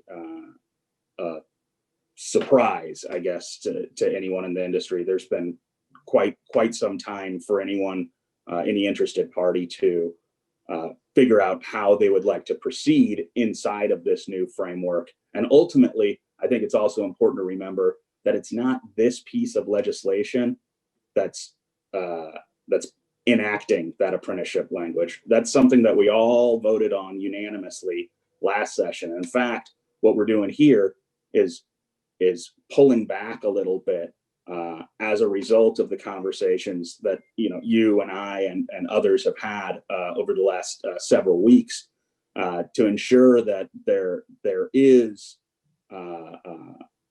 some equity here when it comes to the concerns that were raised by the minority contractors through you and other folks that we spoke with. So ultimately, this framework is the law and has been in law for coming up on a year now. And we're actually relieving some of that. Well, so if it hasn't affected them thus far, there's something that has affected them since this language has come about. So there's definitely a change. There has to be, because if they were not affected when we had passed that initially, they're coming now under they're coming now changed. They're coming now as a result of so Board Bill 208 had some issues in it that the health department wanted cleaned up. So I put forward this bill, Board Bill 44, the original Board Bill 44, in order to clean up those issues that the health department had. At that time, the alderwoman from the 26th came to me and said, hey, there are some folks in my ward who have some issues with some of that underlying language that we passed last session. And so I said, okay, while we're at the table here, let's try and address some of those issues. I spoke with the Alderwoman from the 1st, who also had some constituents who had said, hey, you know, this language that you all passed last session, I'm not thrilled with it. And so we went back to the table to sit down to try and address some of those concerns. But make no mistake, the apprenticeship language was the heart of Board Bill 208. Yeah, of course, but it's quite different from this, though. Board Bill 208 was about apprentices. This is about forcing companies to have an apprentice to work to do baby work if they want to do demolition or renovation. The apprenticeship language is not new language, is what I'm saying. Oh, no, I agree. No, yeah, understood. I'm saying in the scope of what you put the partner the apprenticeship language with. Like it's not just about the apprenticeship. It's about the restrictions that this has on being able to do work under not having apprentices working under you doing particular works. That's what the difference is. It isn't establishing just an apprenticeship program. This is I'm sorry. All of that language is existing already by ordinance. We passed that last session. So none of this language is new language other than, you know, what we had addressed as far as the doing demolition and testing, and, you know, the city making the initial asbestos tests so that contractors aren't bidding blind. You know, several of the issues that that folks brought to the table at your office. And then we further cut out the exceptions for going through the apprenticeship programming. Initially, so right now under the law, as it currently is, if you're doing even $1 worth of asbestos abatement work, you have to go through the apprenticeship program. Yep, absolutely. And that's why we stopped, because they were getting affected by that. And the mayor's office, which is appreciated, you know, did not want to enforce that. And the next mayor, regardless of who that person is, they will not want to be in a position where you have a group of minority contractors coming to you telling them that they are being oppressed in any way. I can guarantee that, regardless of who that mayor is, there is money coming to the north side finally, and there is no way these contractors and anybody else around them is going down without a fight. We're gonna be out there with everything we got, and that is important for the understanding of those individuals who inherit all the things that they could possibly inherit on the north side, who've been doing nothing but get shot down. You know, like, we look at the block as our own, and we finally get a chance to own it while it's bringing value. Like, that's, you know, this is a real thing. This is happening right now before our eyes. So, you know, it's important to know where you are at this pinnacle point in time in history and the decisions that are being made and where it is we'll be 5 and 10 years from now. We all want to see things come up, and they are happening. I'm telling you, there is not one mayor, when these contractors end up being hurt by having to go through 1 or 2 individuals for jobs that are, because it's not, once again, I don't know if you see the implications and the problems that's going to come with renovation. But when you start seeing those things happen, and you start hearing about all these individuals, it's not talking about demolition no more. They're talking about renovation. They're talking about this and that. You know, this is the conversation that we all have had. Every single person that is on this call, every single person that is on this Zoom, every person that is listening, you all are listening to what is going to behold the north side of St. Louis in the future for development. This is not only about asbestos abatement. If it was, we would not be giving any apprenticeship program out here the ability to do asbestos abatement removal. How am I going to go inside of an apprentice program and learn about electricity and then go over and go do asbestos abatement removal as soon as I get the training from being in the apprenticeship program, because from my understanding, once again, in 1 week, I can go on out there and start doing what it is that I'm doing. I can be getting straight electrical training like those. I mean, seriously, if this is about one thing, make it about one thing, and it's not. It needs to be about what the actual problems are, because if this is a solution to the problem that's plaguing the Black community, and that is what we're saying, because it's obviously not plaguing all St. Louisans. Everybody don't have a super high asthma or air contaminant rate, and some folks do. You know, we all are being affected regardless, because we all have family, but just being realistic, a whole lot of these pollutants are over here, man. It sucks. And we don't want, like anybody else wants, us to have worse air quality. We don't want the city of St. Louis to have that in general. But we also know that if we ain't all got asbestos, right, mesothelioma now, and there's been buildings coming down around us for years. These buildings been sitting rotten.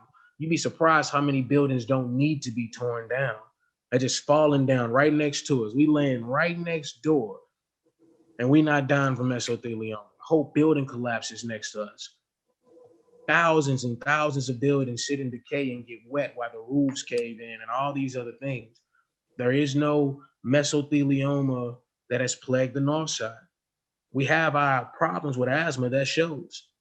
But what we are talking about specifically addressing, and the need to address it before we start doing these particular projects based on the need to give these people better air quality, I think that's a direction that needs to be completely targeted at only just that particular thing, if that's what we're gonna do. I mean, maybe even aside from demolition and construction. So, with that, if you got anything to add, I will not, I yield the floor, but like I said, I appreciate you.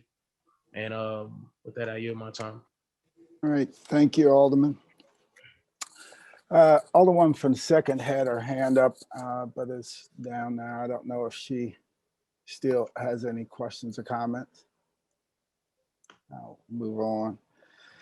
Alderwoman from the 28th, you're the next person that hasn't spoken once. Alderwoman from 28th. Thank you, Mr. President. I just briefly want to address a little bit the history of air pollution in the city of St. Louis. I mean, this is something that has been a priority for hundreds of people well over the last 100 years. So I just want to bring that up, because the alderman from the third seemed to think that this was just coming out of nowhere. And we have a long legacy in the city of St. Louis of people trying to address air pollution, and it has made a big difference, whether it's been smog, particulate matter. It was advocates in this city who helped prompt EPA to update the national ambient air quality standards for lead for the entire country. So this is not something that's coming out of the blue. I think it is one step. I would love to see us have air quality monitors all around the city, buzzing and lights flashing when someone is at risk. We're not there yet, but we can do this today. We can protect workers, and we can take the next step in protecting our air quality. And given all of the work that has gone on in this city over the last decade, and work that we know that is coming in regards to demolitions and construction abatement, all of those things. I mean, actually, we're remiss in not having passed something like this sooner. So I just have to say that air pollution is a top priority, and because it has been such a problem, we have made huge strides because of steps like this. And so I applaud the alderman from the 24th. I think there's been an extreme amount of collaboration with the city health department, with labor, with the development community. I mean, I have seen him bend over backwards working with everybody on this. And I think if we want to continue to tweak it into the future, great. But we are just putting more people at risk every day that we don't move forward on passing this. So thank you. All right, thank you. One from 1926. Alderwoman from the 8th. You had your hand up for the first time. I don't know if you still. All of my stuff was covered. Thank you, Mr. President. Okay. All right. So back to the people who are for the second time. Alderwoman from the 1st. Thank you, Mr. President, members of the board. I also wanted to disagree a little bit with the alderman from the 3rd when he says about it's all of a sudden health, the environmental issues and health issues. The alderperson that sat in that very seat before him was Alderman Freeman Bosley. And he used to raise heck about these very issues. And whenever he would bring a board bill about these issues, you should see the corporate people that came along to squash it. Okay, the former alderwoman from the 2nd used to always be opposed to the things he was doing because where you live, they were letting stuff out all along the highway and along the riverfront. And every time he tried to address it, and I can go back and pull where he tried to do board bills, there was always a big conglomerate of people who came to say that was such a bad idea. So you may not have known it because you were small, but he was fighting it even back then. In fact, when I was still an attorney with the Public Defender's Office, he was one of the leading people about smoking. When I was an attorney in the Public Defender's Office, we were over right across the courtyard in the old municipal court building, and we didn't know at the time we were pulling asbestos off of the poles that were wrapped with it. But he always was a person that was a leader about health issues and releasing information, releasing chemicals and all the things that are along the riverfront, but always had such a great amount of opposition to this. So I understand your skepticism when you say now why you're coming along, because people who haven't been on this board doesn't know how he was fighting for this, but he did. I have a few questions. After the alderman from the 22nd brought up apprenticeships, I've kind of put my head back up because I did have conversations with 3 or 4 African-American contractors who really had problems with apprenticeship. Now, I don't do this as a living, so I couldn't understand it because I've already said I had a family member die of mesothelioma, so I know how hard it is. And I didn't understand why you have a problem with setting up apprenticeship. And so what they said is they don't have a problem with apprenticeship. What I was told is that there are already things in place and that they feel like that they were being unfairly set up to go either up under unions or places that they didn't want to be up under, be it MOCAN or whoever. And then I get, because I would like to see that we have some kind of standards from the beginning, from the smallest amount to the largest amount. So I guess what I've been trying to understand is why are we okay with affiliated versus completed? And if the alderman from the 24th could explain that to me, please, if he would yield, Mr. President. Alderman from the 24th will yield to question to the Alderman from the 1st. I will. Alderman from the 1st, please proceed. Yes, so I'm trying to understand why we're okay with just being affiliated versus completed a program. So ultimately, I would have loved for it to be completed, but that's that would bring up that kind of gap that the alderman from the 3rd was discussing, and we're certainly not trying to prevent people from making a living here. So that was part of just the compromise in general on the bill.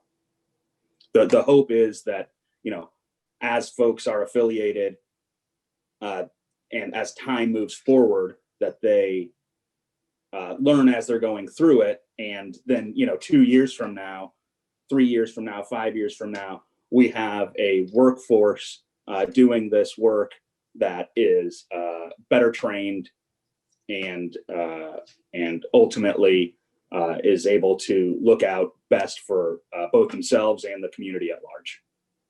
And so right now we have major companies in place that they've been doing apprenticeships for a while. Is that right? Yeah, there's a few places around town that you can do these apprenticeships, and as we've kind of gone over, there's also a very low barrier of entry for setting up an apprenticeship. The Department of Labor encourages these apprenticeship programs, so they want to make it as straightforward as possible to set this up. There is an incentive to having a workforce that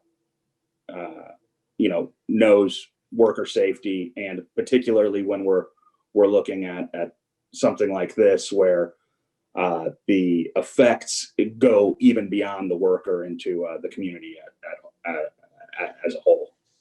But do you know about how long these apprenticeships have been in effect here in St. Louis?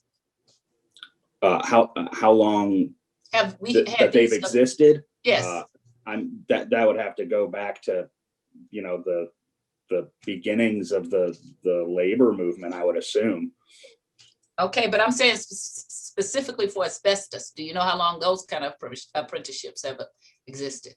I do not specifically for asbestos know how long they've been. Okay. Okay, because I went to, as a promise, I went online. I've been pulling up trying to read the 29, whatever you have cited in here. What did I go into? I pulled 29 CFR Part 29 and 29 USC, and it's a lot more reading than I would have thought. Well, I don't know why I thought it would be less, but anyway, I am working my way through it because I really do want to understand. I'm just getting a text that says that they've been around for decades. Decades? Asbestos been around for decades. Yes. And this is maybe an unfair question. So why haven't we had this particular legislation in effect, decades? That's what I'm saying. What was the problem? And I know this is unfair. The alderman from the 24th wasn't here previously to push the legislation, I guess. But I'm just saying, wouldn't that have seemed like that was something we should have had decades so people would have gotten used to it and things like that? There's no time like now to do the right thing. Okay, and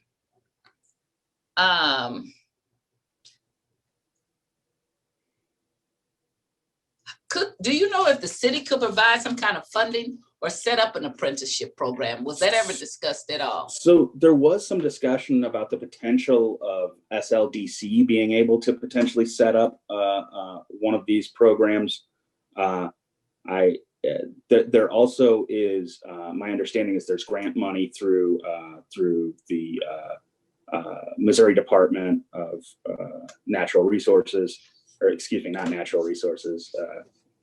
Missouri Department of Natural Resources to set up these programs as well. So it's funny that you bring up the Missouri Department of Natural Resources, because that's one of the things that Black contractors that I talked to said, is that we already have to go through a program through the Missouri Department of Natural Resources. And so now they feel like that they're being made to do repetitive things.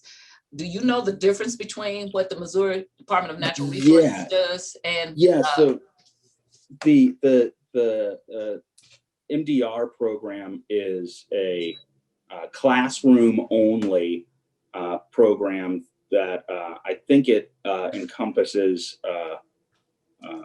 4 days where you go in and you go into the classroom and you get lectured on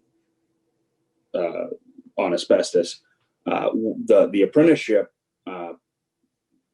it encompasses a whole lot more than just that. There's on the job training, so you're actually on the work site doing it. It's hands-on, and it also, the scope of it is larger. So like as we got into earlier with fall safety, with ensuring that you're not dealing with a load-bearing wall, electrical safety. There's other stuff that is not covered inside that MDR program. Okay. So MDR, does everybody have to have an MDR certification that does asbestos, to your knowledge? I believe so. Okay, but you said that's classroom only.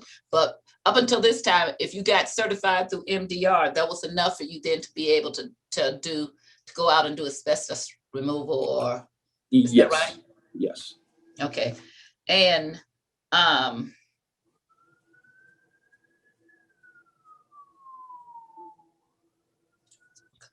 more. Okay, so, and what is it in your estimate? Maybe I heard it and didn't understand it. So when would somebody be really well trained to know how to stand up for themselves or to know what their rights were? What does that timeline look like to you? You know, it would all depend on how good a person was at kind of picking it up as they went. Somebody smart like yourself. So the going from I have no idea what I'm doing on this job site to I am a master at knowing what I'm doing on these job sites is about 2 years of on the job training to go from again, I've never been on a job site before to I can run this in my sleep. Okay, but again, you're going back and saying as long as they're affiliated with a company or somebody that's set this up, then they don't have to have completed it. And so long as they partnership or did something like that, they could still go ahead and do it. Yeah, and so that addresses the kind of gap that the alderman from the 3rd discussed, just to ensure that there's a smooth transition here. So more than likely, minority companies, if they want to do business, would have to partnership with a majority company to do business. No, not at all. Okay. They could have their own apprenticeship program. They could couple with other companies and have an apprenticeship program. They could run through an existing apprenticeship program. There are several options out there for anyone who didn't want to couple up with an existing program. And so let me understand this again. When you say they could have their own, so if they went out to apprenticeship.gov and started today to set up apprenticeship, say the city said, we're going to fund you because we're pushing this and says you have to do this. So we're going to put some block grant money or whatever kind of money behind you. And we set up a program so that they would feel comfortable that here's the money to fund you. Okay. Because one of the conversations I had with several of them minority businesses was that, why don't you start your own? If you're mistrustful, which I do understand, whenever something new comes along, and all of a sudden now you got these regs, that makes people mistrustful because I've been doing it one way all of a sudden, even though what you're proposing to me is good. So if the city if they would go and apply and the city could provide some funding, even though they haven't gone through the 1 or 2 years for everybody to be complete, they would be in compliance with this board bill? Yes. Okay. And so then they would not be under the 150 or what, because what did you say your new amount was? 125? $125,000. Right. So $125,000. And so then they would not have to adhere to the 125 as long as is there a requirement though that they continue this program and that they get some kind of completion so that they're able to then continue to reach out to other people and train them? Ultimately, the idea is that for folks who want to be bidding on these large jobs, these are the exact types of jobs that we want to incentivize this type of program for. These are the jobs, they're the most dangerous jobs, both for the boots on the ground and the community as a whole. As much as I would love to, personally would love to say, if you're touching asbestos at all, you need to have gone through some serious training. It doesn't appear that we have the political will to legislate that. And so I think what we've got here is an attempt at a compromise bill on it.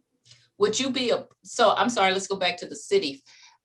You said there had been some talk, but had we got into in the weeds and specifically talked to somebody who could do that, maybe at SLDC? I haven't really gotten in the weeds with SLDC on it. Okay. I haven't. Would you be opposed to if the city could fund something like this? No, I would be absolutely for it. Absolutely for it. And set up some. The more folks, in my estimation, the more folks that are going to be working with dangerous materials that have more training in dangerous materials, the better off we all are. Okay. That's all the questions I have for you. Thank you very much. Absolutely. Mr. President, members of the board, if the Alderman from the 3rd would yield, please. Alderman from the 3rd, will you yield the question to the Alderwoman from the 1st? Yes, sir. Alderman from the 1st, please proceed. Good afternoon. I want to tell you, Good afternoon. You are taking a tradition. I want to do this because I feel like I'm back in the day with me talking to you, and it's already 12:15. Me and your father would just be getting started. Very good. So you've been doing this a lot more than me. I've been checking in and trying to keep up with it, but you've been deeper than I. So would you have a problem if the city would put some money together? Or do you think that contractors that you've been talking to would have a problem if we could put some money for them to start their own program? And if there is a problem, maybe you could educate me as to why. No, absolutely. If the city was to put it together and it's something that we had a number on, something that we know that could be regulated and was within tangible reach for these contractors to put their people through, that would be a non-factor, an issue. Where the issue is coming from is we keep saying that it's up to these factors or that factors, and you look like, I know, in any business or any venture or any thing that you want to create, you got to put some type of numbers with it. There has to be something fiscally attached to know what you're doing. You can't just wake up and say you're going to direct something and don't know how much you're going to get paid and how much time it's going to take. So, you know, with those things, I think if we had a journeyman set up that was hired by the city, a program that was set up for the city to have individuals who worked in these sectors to go through and find out and work with these journeymen so they could go through a program, I think that'd be a no-brainer, especially if it was something that was sponsored by the city or something, once again, that was within financial, tangible reach for those who already have teams set up. You know, you just have to go through our city program. I don't think that would be, I think they'd be more than elated to go through more of a city program than one that is private.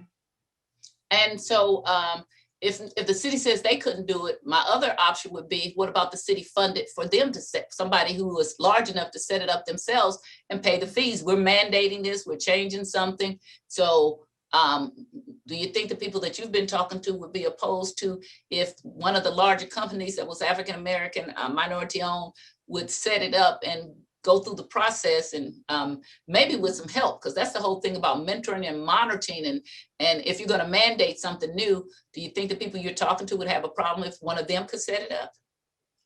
I don't think they would have necessarily an issue if one of them would come up. I think it would all just come down to what are those costs associated. Everything is about this cost at this point, because we're finally at that point where you've amassed a little bit of money so you can do something. And then here's another, barrier. And it's like, okay, so what is this going to cost? What are the, okay, so I paid for this type of certification. I thought my guys were good, so they're not. All right, how long is the apprenticeship? How long is it going to take them to do X, Y, Z? Okay, if I want to create my own, what is it going to cost? I got 10 guys. They're not going to be able to pay for $300 classes or $500 classes for them. It's just getting, I think, a general idea of what that step forward really looks like and laying it out for the common man to be able to see and recognize this is his step forward. So I'm talking about, and not a great deal of money because we got all this other stuff. So I'm talking about the city set aside $25,000, $50,000, whatever. When we find out the cost and we all support it. And we say, hey, we want this to happen. We're mandating this. This is good for the health, but it's also equally good that we have minority contractors. We not only encourage, but we help to survive and thrive. And especially when we know that there is lots of work that's coming down the path. And I hate it when we have unintended consequences on our part and other people behind the scenes pulling the strings, and they actually know, somebody is sending me stuff while I'm talking. They actually know that this is going to be hurtful to minority contractors. And people have gotten caught up into that in all kinds of ways in the past and didn't mean to. So if we're just going to mandate it, why don't we just fund it? That takes all of the, I'm for that. If we got 15 people, we got block grant coming down the line, we got other things. Let's just fund it ourselves And then we don't have that thought of you trying to keep us from being involved in the next big project. And so I just want to throw that out there. I support that 100% without any argument. Once again, with those numbers being there and it being something that, once again, that's not monopolized and everybody feels like they have an adequate chance of being able to go through these programs. I wouldn't see why anybody would be upset with that. And I don't see how any contractor, any real contractor who's really trying to do the job right would be opposed to something like that. And if they were, those probably were the ones we need to be looking into. Okay. I just got it's so interesting. Everybody think that they're part of our debate, okay? But I got a piece of information. Thank you from the person who sent it to me, who says that the state years ago established and received apprenticeship certification to provide apprenticeships training in most of the trade areas, and could have included the area we're debating now, which was asbestos, that could have been provided years ago. But since it hasn't, what I'm going to say, I really want this to, I think this is a great idea, Alderman, from the 24th and the 3rd. So for me, I would support putting something behind it. You know, we always talk about how to cure violence. How you cure violence is you give people employment so that they can earn. You do not cure violence through policing. Okay, so you cure violence when people are fully employed, can support their families, can grow their businesses. That's how you cure violence. So for me, I don't care where the money comes from. I support this bill. I'm going to vote present because I don't want to do anything wrong. I'm not going to vote against it. But as soon as we finish today, I think we ought to get together and find out how the city can fund this, since we are pushing this along. And because we're going down, we will have time to work on a way to get it funded. Is that acceptable to you? No, that's very acceptable. I'm all the way with that. Okay. I couldn't support it under the fact that we get that done because we got 2 months. We don't know how elections are going to turn out. We got to make sure we still here. But this, we got to keep it true. But, I understand, but we at least have to try. They can say no. Okay. Understood. If you have not, because you haven't asked not. Okay. So my thing is, let's get together. Let's go over there. Not go physically, but let's meet and let's say this is something we need. We're mandating it. It is good for the city. It is good for the city that we grow at Black businesses, that people feel comfortable. So let's put the money.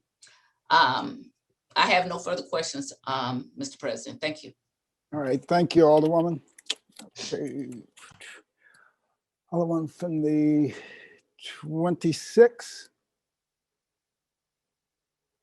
Actually, the Alderman from the 19th, I think, may have had her hand up first, and then you came second. So Alderman from the 19th. Thank you, Mr. President and members of the board, Alderwoman Tyus and Alderman Boyd. We're definitely moving in the right direction, but I wanted to give you a suggestion on a path that might be faster and more reliable at this moment. We have workforce development money in place already on the state level. It was increased, and one of the things that we're trying to do is to make sure we have more opportunities for people to be trained into different professions, and also make sure that those opportunities are available not just in the city but in the county. So there are partnerships already set up in buildings with space to put new training programs in it. And because the community colleges had already provided this training, and no, it was not just classroom training. They also took the people inside buildings, taught them how to identify different kinds of things that may be cause some kind of problem, whether with their health or in the actual removal process. So it's a very in-depth program.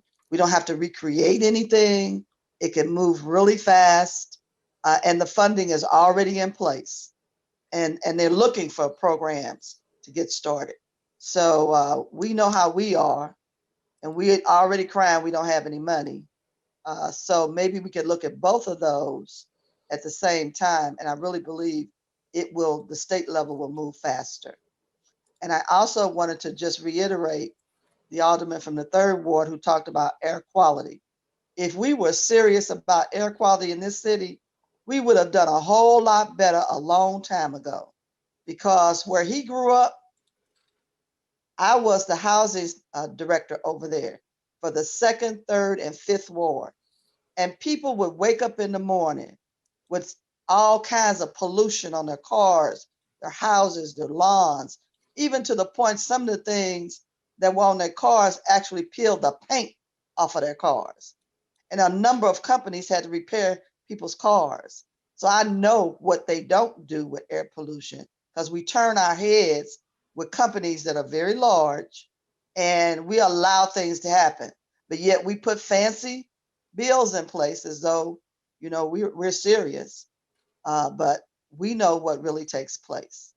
So this is not so much about air quality as it should be, but it's about controlling people and their destiny and wealth, as well as those who have certain types of employment. Thank you, Mr. President. All right, thank you. Alderman from the 26th. Thank you, Mr. President. I just wanted to touch back on a couple of things. I have been taking some notes. So Alderman Narayan knows, again, because the conversations we had, that I appreciate the collaboration. I appreciate the back and forth that people are speaking about. I admittedly was in full support of Board Bill 208, Teresa's Law. I was at the rally. I put on my t-shirt and went out there at the rally. I go live all the time, so y'all saw that. I stood up at the board and I spoke to it, and I still to this day follow Teresa. She's doing amazing. Feel for her. This is not about her. This is definitely not about air pollution. The air pollution piece of this bill is amazing and has gone above and beyond.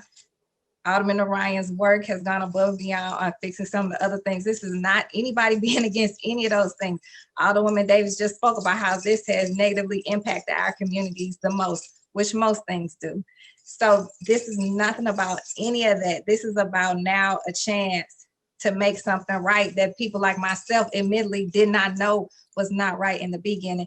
And as a note, the first group that came to me about this in this bill was not my constituent. It was another group of people that came to me about this. And then my constituent followed it up and made it really make sense to me. And he continues to make it make sense to me. And I respect that and I appreciate that. And I'm not shying away from that at all.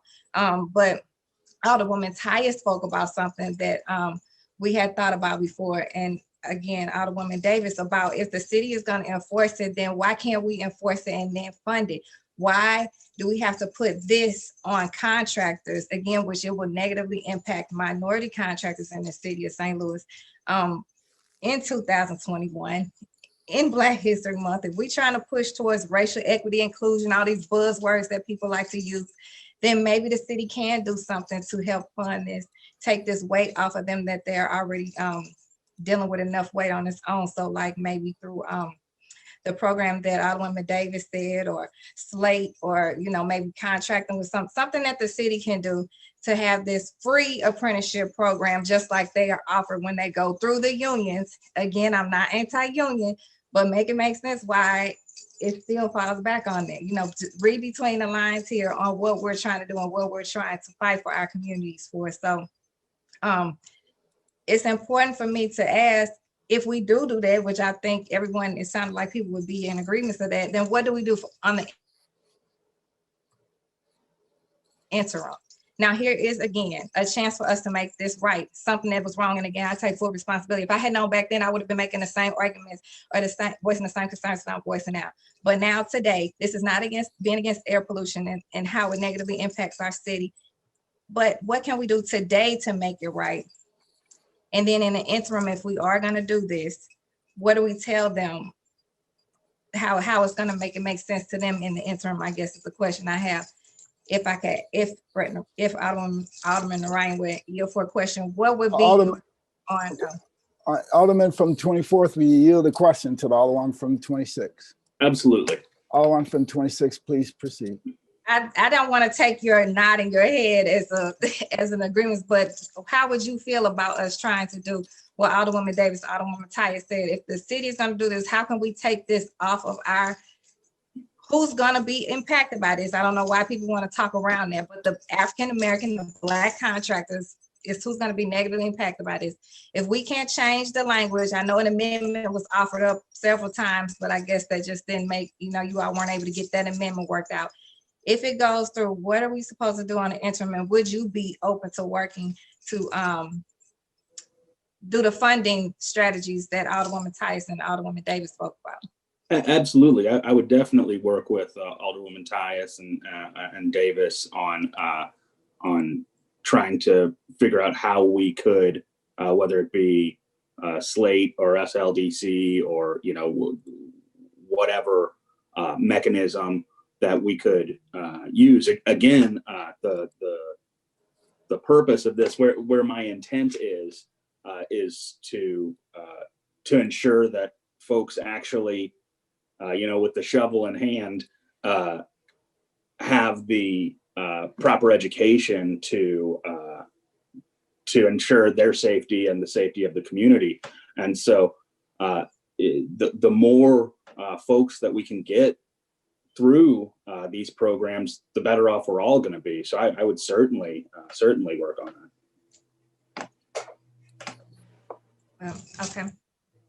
Thank you, Alderman Ryan. So I guess I'll just say again, I mean, I take full responsibility for just not knowing, and now but when you know better, you do better. And so with that being said, I will be willing to work with whatever programs we put in place to take any kind of weight off of our Black contractors, but still today, I still have to be a no.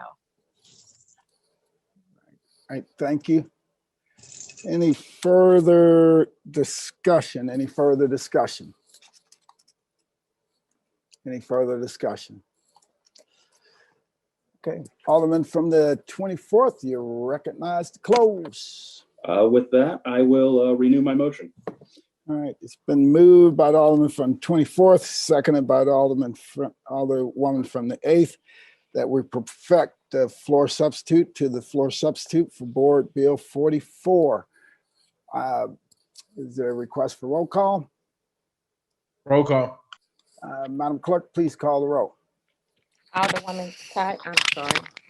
There we go. There we go.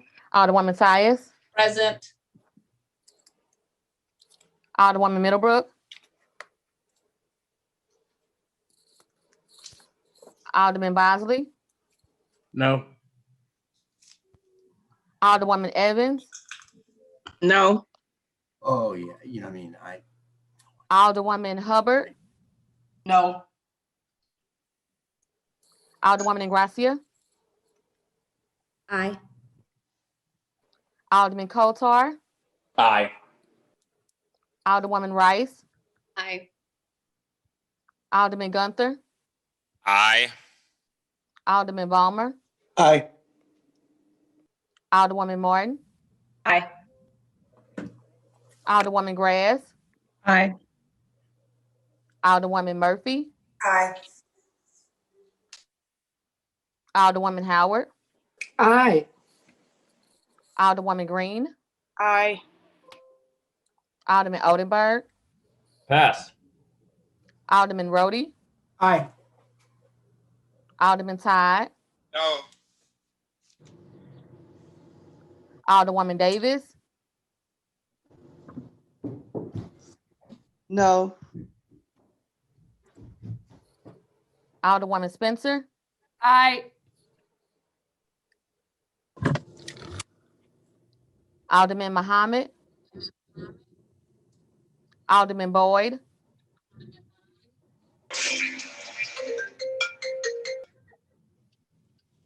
Alderman Vaccaro. Here we go. Aye. Alderman Narayan.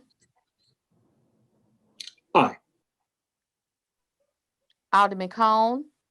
Present. Alderwoman Clark Hubbard. No. Alderwoman Boyd. No. Alderwoman Navarro, Aye. President Reed. I'm sorry, President, I didn't hear you. Aye. Thank you. Alderwoman Middlebrook. No. Thank you. Alderman Oldenburg. Aye.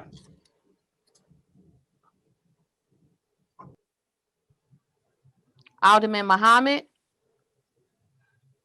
Alderman Boyd. Present.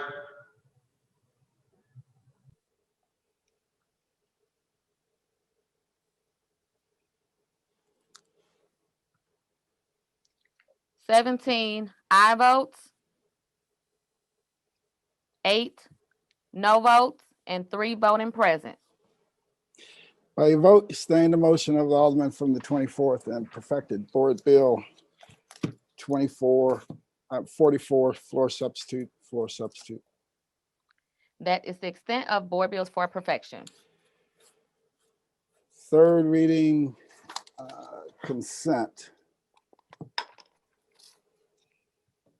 Board Bill 158, 160, 174, 176, 182, 186, 187, 188, 189, 191, 192 as amended, 193 as amended, 194, 195, 204, 205, 206 as amended, 207, 213, 214 committee sub, 215 committee sub, 218, 220, 225, 227, 231, 232, 235 as amended, and 239. Alderman from the 7th. Yes, Mr. President, could you please move Board Bill 206 as amended to the regular third reading calendar? Madam Clerk, please make note of that. 206 as amended at the request of the sponsor to the regular third reading calendar. Mr. President, just to be clear, I'm not the sponsor. It's Alderwoman Davis' bill. Davis. I just have a conflict. Okay, all right. 206 as amended to the third reading calendar, regular third reading calendar.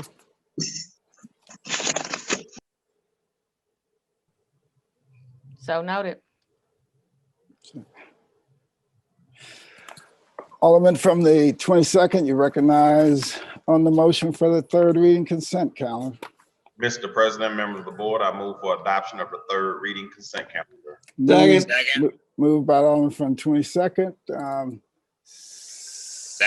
Seconded by the Alderman from the 9th. Any discussion? Madam Clerk, please call the roll. Alderwoman Tyus. Alderwoman Middlebrook.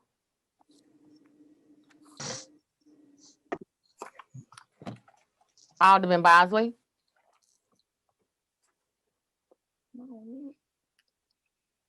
Alderwoman Evans. I'm sorry. Aye. Thank you. Alderwoman Hubbard. Aye. Alderwoman Ingracia. Aye. Alderman Coder. Aye. Alderwoman Rice. Aye. Alderman Gunther. Aye. Alderman Balmer. Aye. Alderwoman Martin. Aye. Alderwoman Grass. Aye. Alderwoman Murphy. Aye. Alderwoman Howard. Aye. Alderwoman Aye. Green. Thank you. Alderwoman Green. Aye. Alderman Oldenburg. Aye. Alderman Rhodey.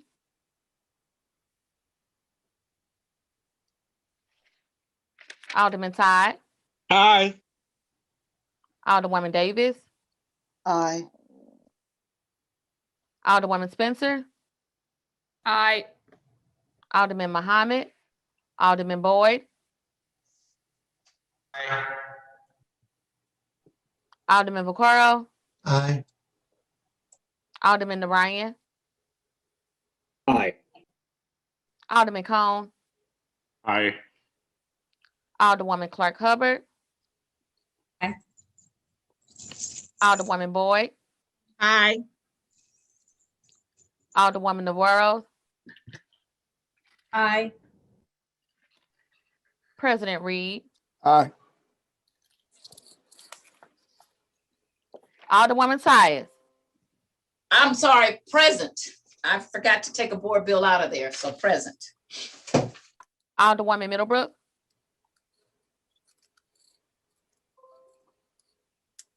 Alderman Bosley, Aye.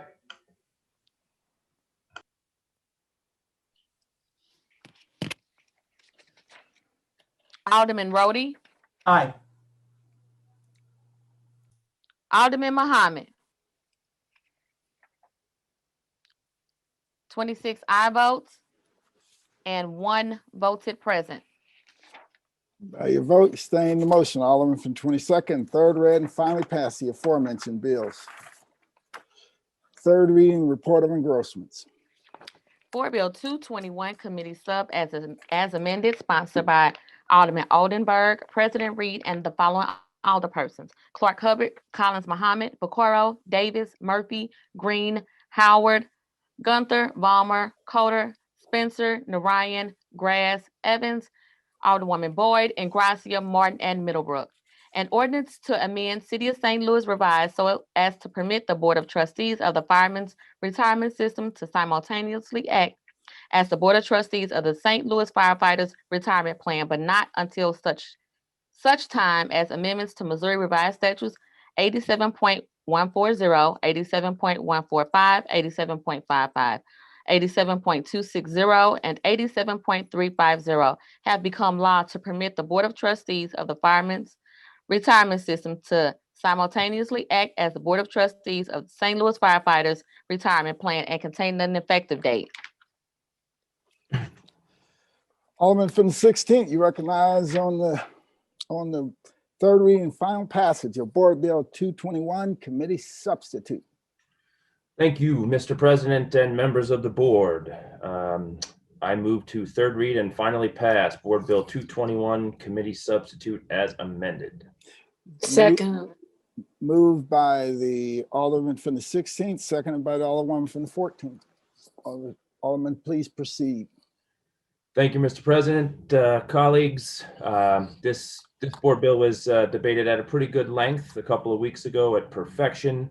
But just as a reminder here, this is simply a governance change to the Board of Trustees that governs the firefighters' retirement systems, their pension systems, meaning multiple. This simply says that the firefighters' retirement system, the governance board of what we're referring to as the old plan, would be the Board of Trustees for both FRS, the old plan, and the new plan since 2013, which was referred to as FRP. The virtues of this board bill remain the same as they did a couple of weeks ago, which is this will be a expense savings to the city.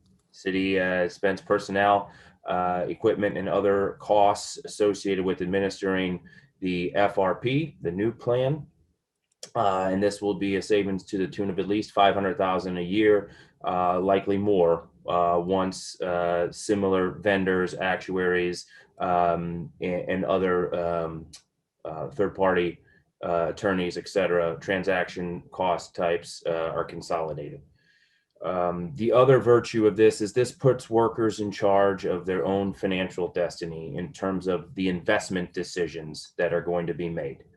The FRS has stood up the test of time in terms of making investment decisions, and there is a majority of firefighter interest, of course, on that board. But to the point I think that was discussed well a couple of weeks ago is that this puts them in charge of making those investment decisions into the future with local control checks.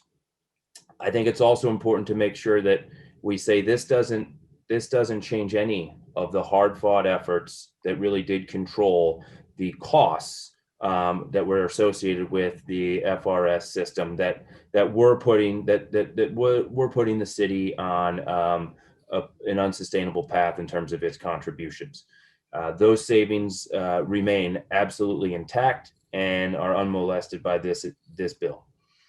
Now, there was some additional testimony from the comptroller, the budget director, and I believe the city councilor a week ago.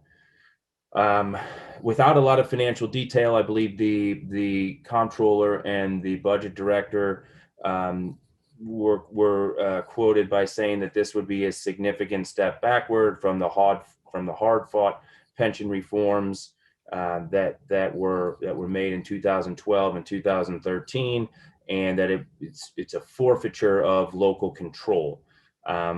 I disagree with that. In fact, local control remains intact here.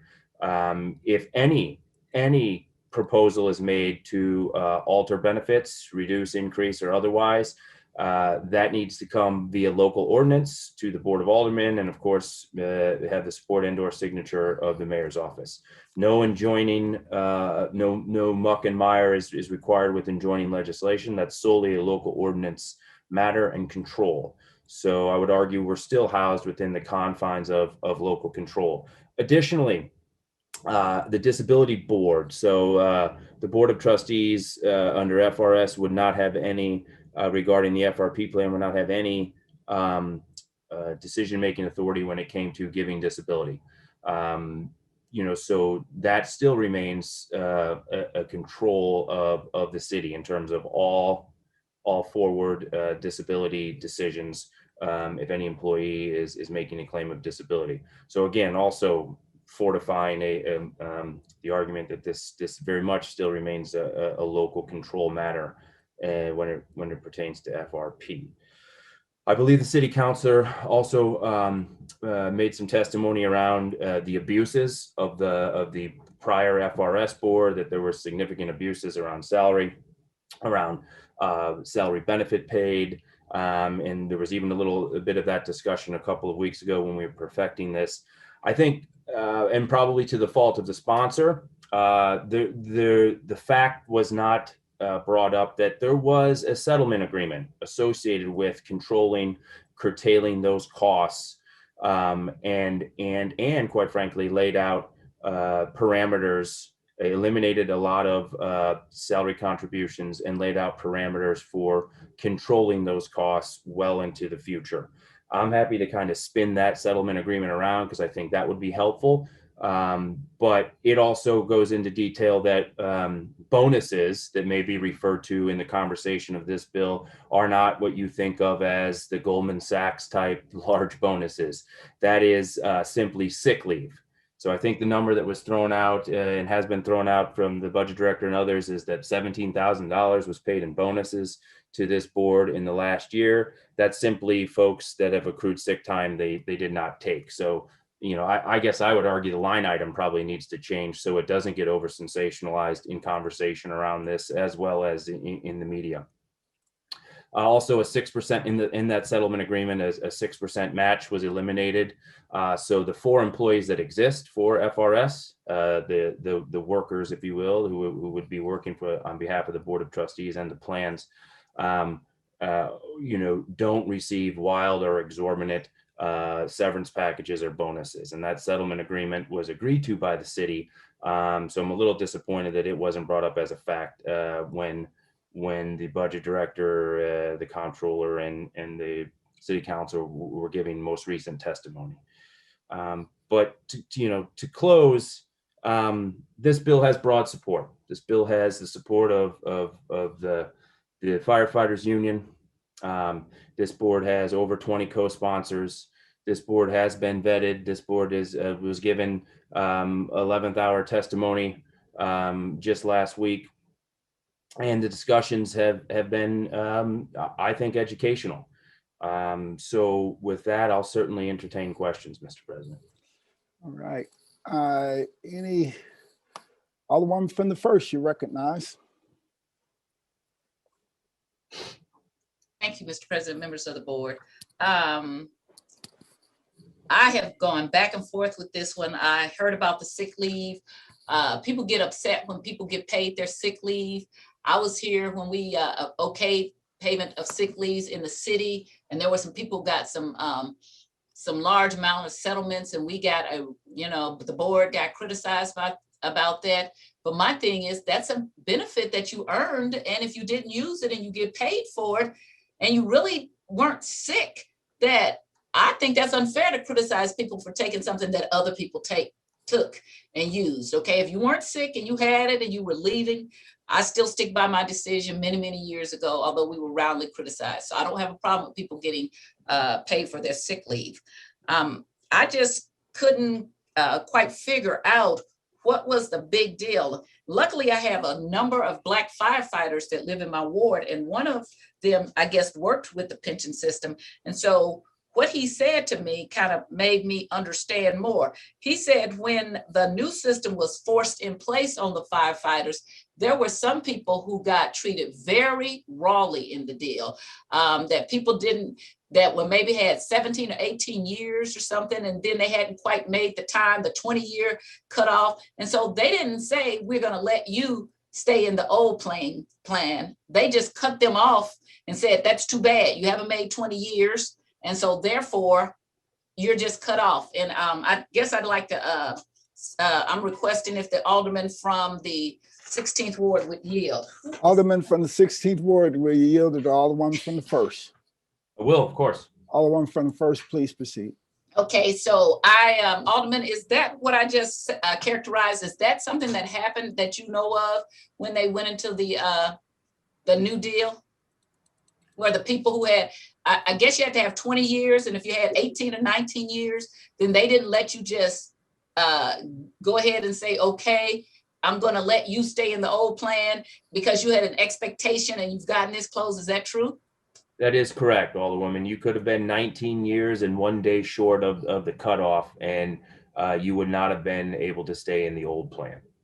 So was there any conversations about making some kind of compromise? Because what I asked the people that I'm speaking to, and they're all retired, was then why didn't we come back and try to make some kind of compromise where, because this thing started, the new plan started in 2013, right? Is that correct? Yes, ma'am.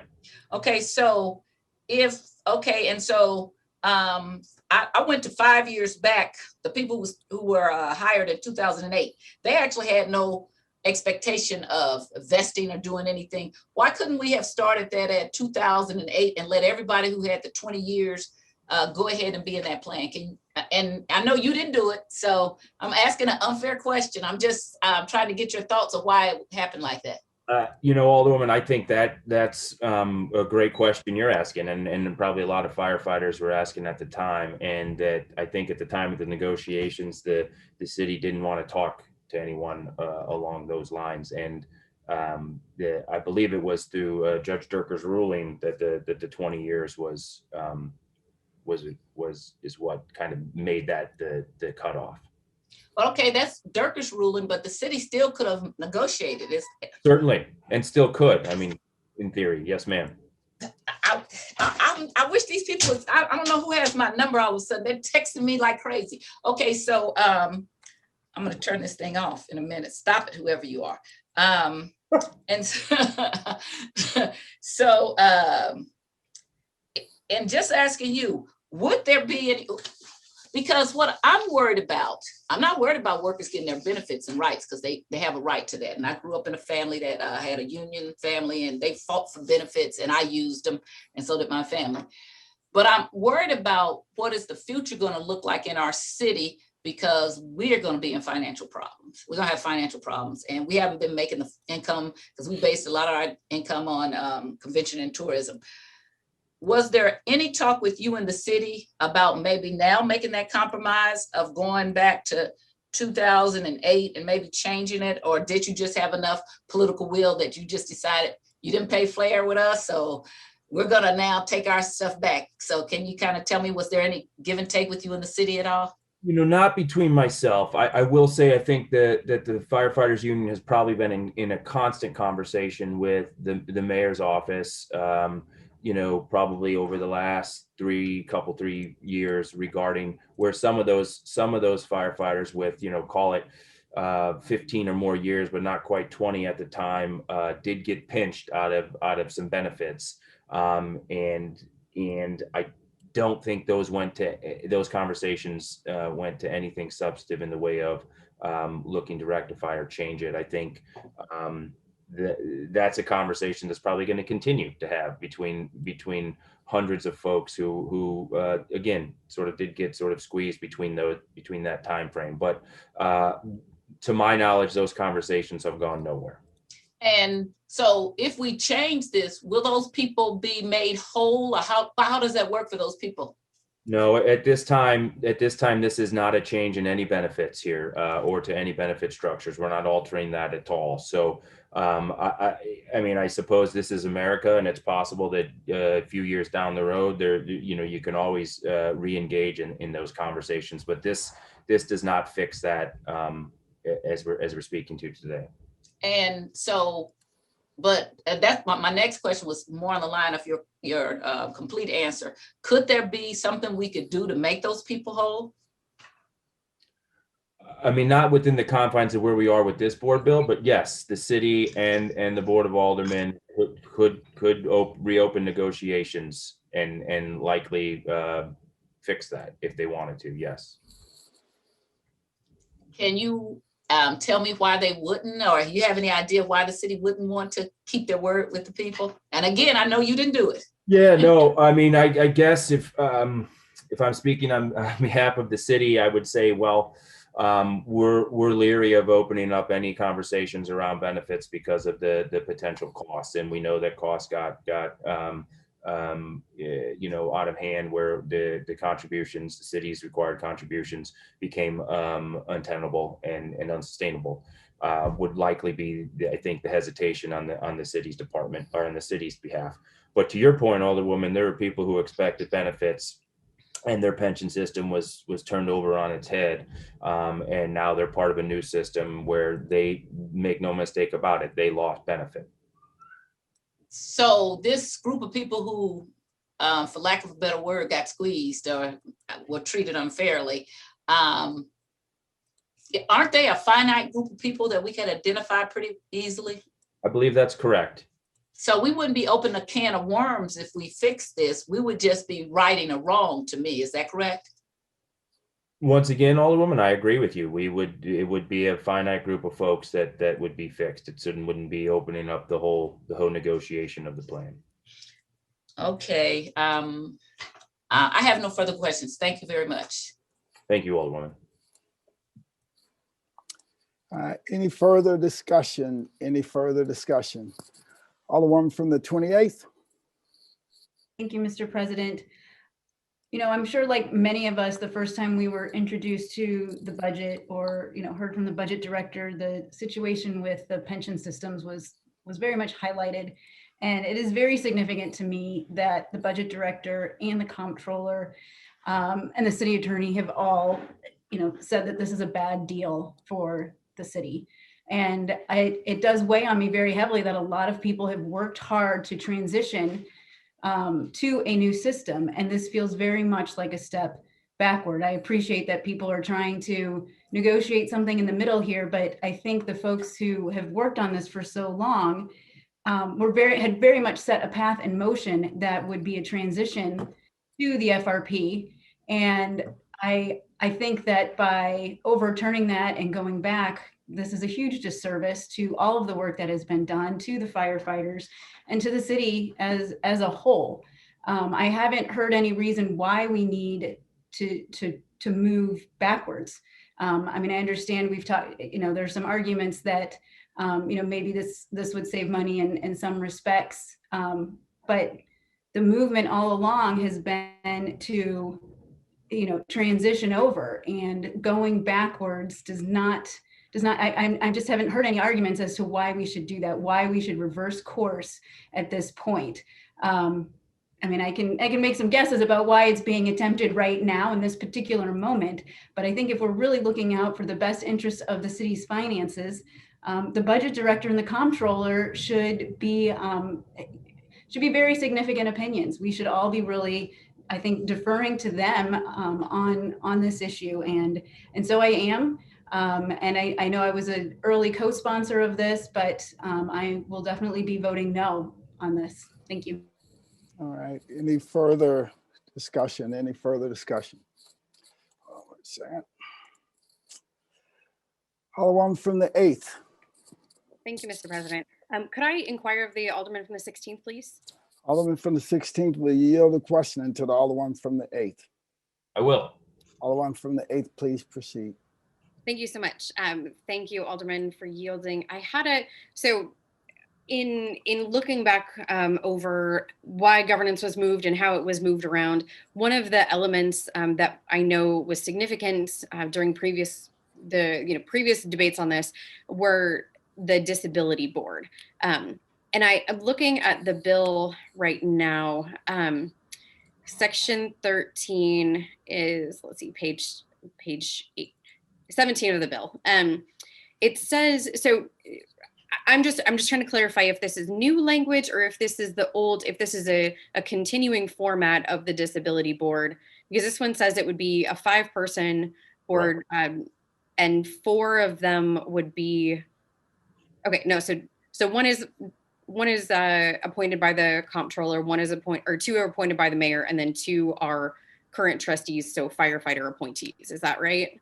Correct, and that is sort of I guess a new board, but it's in those folks' capacity, and the upshot there of that language is that there's 3 representatives of the city.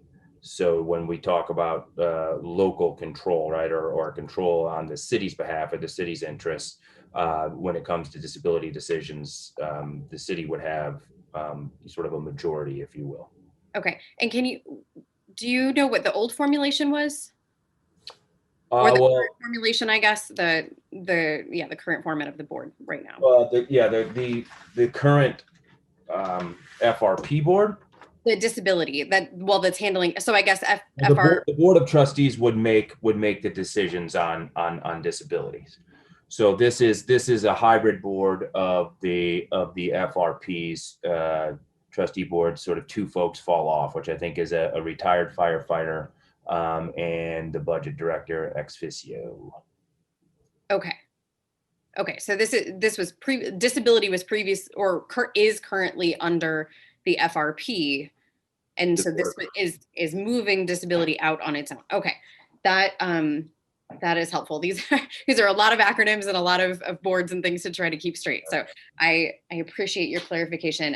There was one more question I had because you spoke about the what have been called bonuses that have been paid out, and so it's my understanding under the current formation. So I guess this is a question about what was being couched as a bonus that was paid out. You're saying it was sick leave that was unused at the end of the year, or was this someone who retired and took that bonus in the last year, or this was paid out because they had sick leave that they did not use during the current year? The year, right? So the number that was produced in recent conversations were $17,000 paid in bonuses to the current FRS board employees. Okay. Employees, and that is the sick days they didn't use in that audit year. Okay, is that and sick days and vacation, not unused. I'm sorry. Okay, so is that a normal procedure for other city employees to be able to cash out at the end of the year? Are you aware? With their unused vacation time, I do not believe so. No. Okay. All right. I want to clarify. Hang on, Alderwoman. I want to clarify. I think I was inserting sick leave, but I think it was unused vacation is the exact. So in theory, that's budgeted for. Quite honestly, when you take a full package. Sure. I just I guess that's a little bit new to me that I haven't worked at a job that I get to cash out at the end of the year. It's more of a what you've accrued over the time of your time of service in a particular job. So that's new to me. So are there, because staffing costs are something that folks in the media have highlighted and things like that, are there any kind of protections around trying to align this new board, or the not the new board, sorry, the employees of the FRS under this bill? Would they be restricted, maybe isn't the right word, but maybe it is restricted to sort of the city civil service plans? Like, is there anything in the bill to try to kind of keep them in line with what city employees are being paid and benefits and things like that. Nothing in the bill here that's before us and that we're debating, Alderwoman, but there was a settlement agreement reached between the city and FRS shortly thereafter the lawsuits and the ruling that were made of going to the two systems, which did eliminate and alter various benefits in the way of reductions. And continue to corral those benefits and those payments. Moreover, the governance of that board is a creature of state law, albeit the settlement agreement has dictated a lot of those alleged abuses that were discussed so many years ago. Okay, that's really helpful. I appreciate trying to kind of parse those things out, because I know it's easy to get a snapshot in the media, and I'm just trying to get a handle on what we're dealing with here. So do you think that previous settlement would control going forward? Because normally it would only be, who was in it in their jobs at the time of the settlement. But so are you saying then that settlement would control the staff of the FRS going forward if we were to pass this bill? Is that your understanding? It is. I mean, that agreement was made at the time of the two systems being implemented. So FRS going forward would be, I assume, would be attached to that, or Okay. in some way adjacent to that settlement agreement. Okay. All right. Thank you so much for answering questions. I appreciate it. Mr. President, just to speak on the bill briefly, I think I absolutely respect what the firefighters are trying to do here to try to reduce cost, to administer these plans, to try to bring their workers, frankly, more control over their future benefits. I think that is absolutely admirable. I have questions about what the actual cost savings will be, and if in the future there will be increased costs to run these programs. And so I know this is a big question, and I'm still a little bit on the fence. I'm looking forward to hearing from some other of my colleagues here this morning, but I appreciate the time and effort of the sponsor to bring us this conversation. Okay, thank you. Alderman from the 22nd. Thank you, Mr. President, members of the board. I remember back in 2012, it was a very, very heated debate on changing the firefighters' retirement system. I was one of the few people that were advocating for slow it down. Let's really think more about it, because it just kind of came in my mind kind of fast. And it passed. I think one of the challenges was that if a person has signed up to be part of an organization like myself that signed up in 1982 to be part of the Army, what the Army promised me was that I can retire after 20 years and I will get 50% of my base pay. And every year I do after that was like 2.5%. So by the time you got to 30 years, you were probably like 75% of your base pay on retirement. And I do remember back in, I'm going to say the late 80s or 90s, they did change the retirement system. And I think now it's like active is 40%, but then 3.5% or something like that. But everybody was pretty much grandfathered. So that was kind of a challenge. I do think it was a little unfair that if you did sign up under those conditions that you were just kind of, just wiped out of that system. But I also believe in local control. And I think that unfortunately, the city of St. Louis is a city that is so convoluted in its government structure to the point where we almost have no real control over our own destiny. We have one of the weakest mayoral systems in the country. And it's very unfortunate. There's people want to be progressive and want to do some new changes. We really need to look at reform of our city government. But also, I'm not sure how the firefighters really benefit from this switch. I hear that it saves them money, but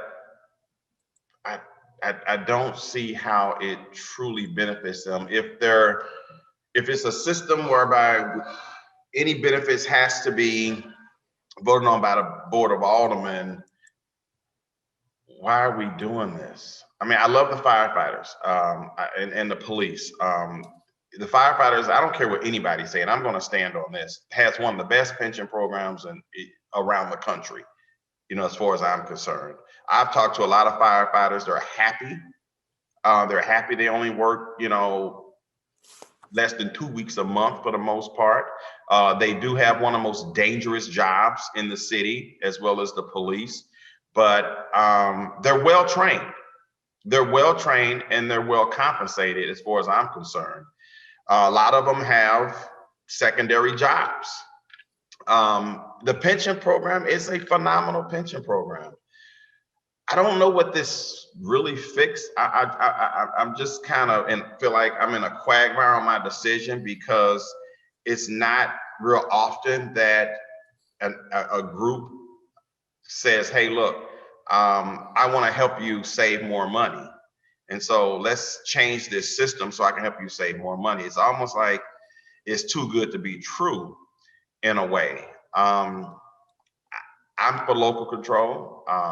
I would think that if everybody went into FRS, I hope I got that right, with a city system, that the city should have more control. I'm not sure on how the retirement system is funded. So let me ask the Alderman from the 16th Ward a question, just so that I'm clear. So, Alderman from the 16th, will you yield to questioning to the Alderman from the 22nd? Yes. Alderman from the 22nd, please proceed. Thank you. Yeah, Alderman, just explain how is the firefighter system, which is FRP, is that right? I'll make sure I'm getting these acronyms right. The old system is FRS. The new system is FRP. Okay, so FRS, how is that entity funded? That entity, the sources of funding that entity are threefold, which are membership contributions, interest on its investments, and the city's contribution. And who manages, how's the system managed? The system's managed by the Board of Trustees. The Board of Trustees, okay. And they set their own budget. The city doesn't set their budget, is that right? That is correct. Other than some of the administrative costs that and benefits that were negotiated with the settlement agreement I was referencing earlier. Okay. And FRP, which is the cities, that's pretty much stacked with mostly city employees, basically. So the deck is stacked in favor of the city having local control in FRP, and the deck is stacked for the firefighters in the old system. Would that be correct? Repeat that again. As far as the deck being stacked in favor of, so the FRP is in favor of the firefighters. The deck is stacked. They have more members that are pretty much firefighters. Is that correct?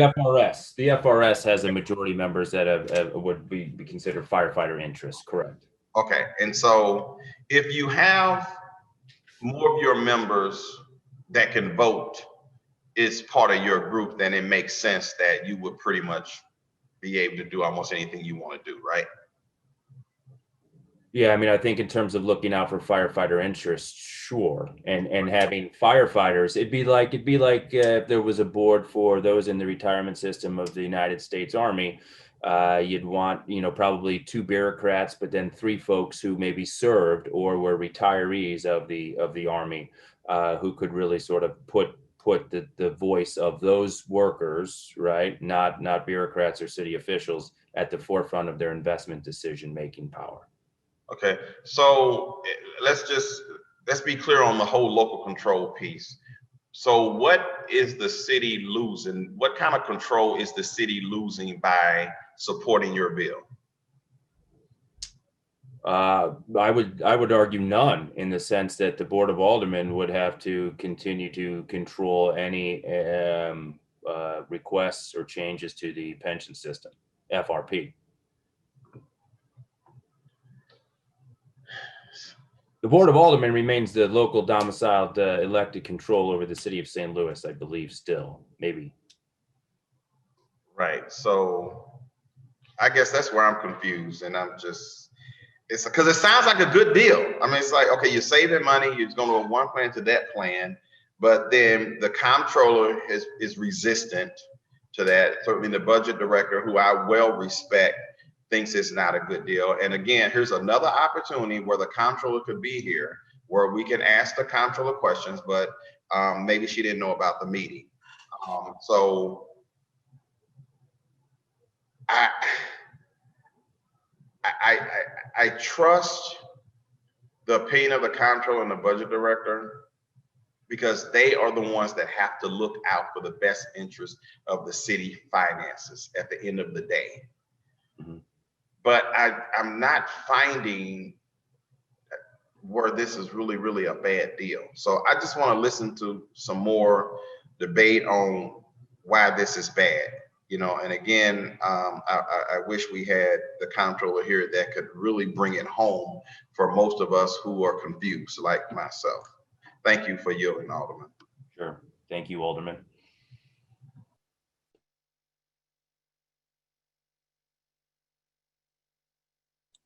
Alderman from the 28th. Thank you, Mr. President. I see that the Alderman from the 23rd has his hand up and hasn't spoken, so I'm happy to. Alderman from the 23rd. And I'll Scroll stay my screen up to see you. Sorry. I'll stay brief. Oh, no, take your time. I do know that the second time I've heard this, well, they only work 9 days a month. Those are 9 24-hour days. Those are days that not spent with their families. They don't say, well, we'll have a birthday dinner tonight at 8 when I get home from work. They don't sleep all night. The city firefighters don't get Social Security. The comment was made, well, they work second jobs. I can tell you, and I said it in the meeting the other day, my son is a Melville firefighter. He started out in the city. He doesn't work 2 jobs because he gets paid a much better salary and doesn't have to. So to say, gee, you know what? These guys want to spend even more time doing a second job away from their family is just not right.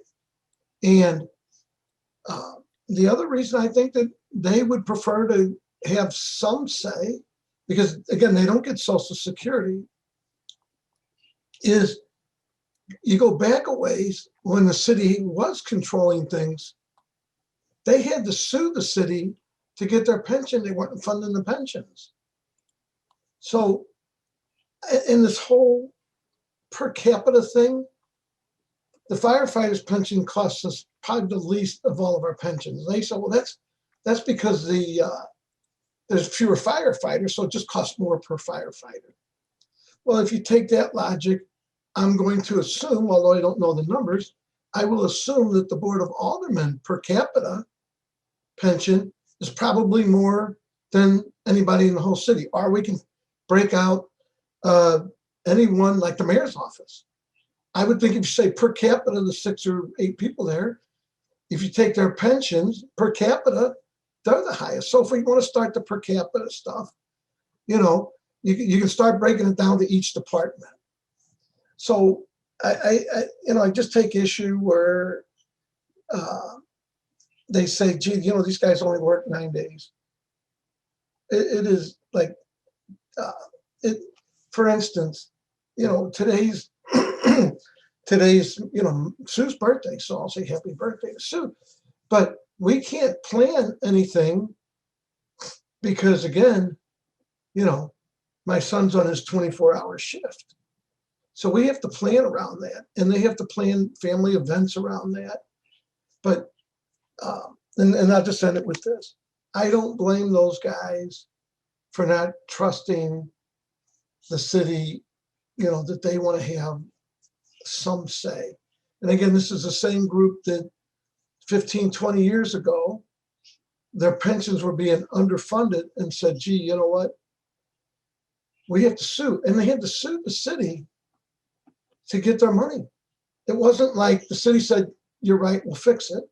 So then we had to pass that tax increase, which we did, to basically fund the pension system, all of them. I mean, they were all being underfunded. So, I support the firefighters on this. These are the same guys that, in this case, the paramedics, that at 2 o'clock in the morning, when my wife picked up the phone and I said, gee, don't bother them guys. They came out while I was having a heart attack. And I said, I'm not having a heart attack. And they said, shut up. They stuck a mask on me, said, you're having a heart attack, and took me to the hospital. It wasn't like they were sleeping at 2 o'clock in the morning. I was glad that they came to my house at 2 o'clock in the morning. So to sit there and say, gee, you know what? They're there at night at work. They're working them 24 hours. So I'm not taking offense to, I just want to anybody saying that, I just wanted to explain the real facts. My son has received the Medal of Valor, the firefighter. And to me, he thinks it's great. It scares me, because to do that, you got to put yourself in harm's way above and beyond what would be considered normal. For a dad, I'm like, keep yourself safe. I'm just telling you, I'm not saying these guys just are all heroes. To me, they're a hero.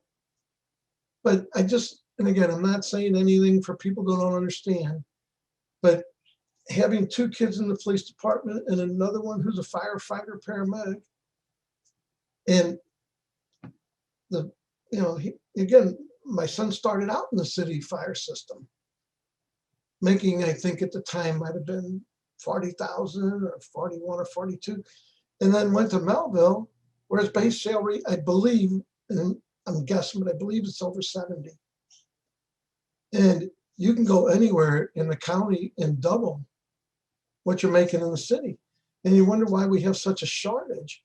We can't get dispatchers because my daughter's a dispatcher in the city, but they don't pay that well. And people start there and they go somewhere else and they're making twice as much. So, I apologize, that's off subject, but I just wanted to explain why that the 24-hour day that they work, they're working. They're not in bed, they're not sleeping, they're not playing tennis, they're working. And a lot of times when my son comes home, well, he's married, but when he comes home to his house, and I call, his wife says, oh, they had a real rough night last night. They had a lot of calls. Because again, the fire trucks go out when cars crash on the highway. So they don't get to go to sleep. They might sleep an hour or two. How about if any alderman here was on a 24-hour call? Then at 3 in the morning, somebody called and said, hey, the neighbor's making noise. Although I have had that happen. These guys are not sleeping, they're working. And certainly after having to sue to have their pension funded, they would like to see some control, even though the city board of aldermen will still have say, but they would like a voice in it. Anyway, I just wanted to explain about the working 24 hours or the 9 days a week. They're usually resting on the day they're off, trying to recoup from the night before. Anybody that works 24 hours might be a little tired the next morning. I'll shut up at that, though.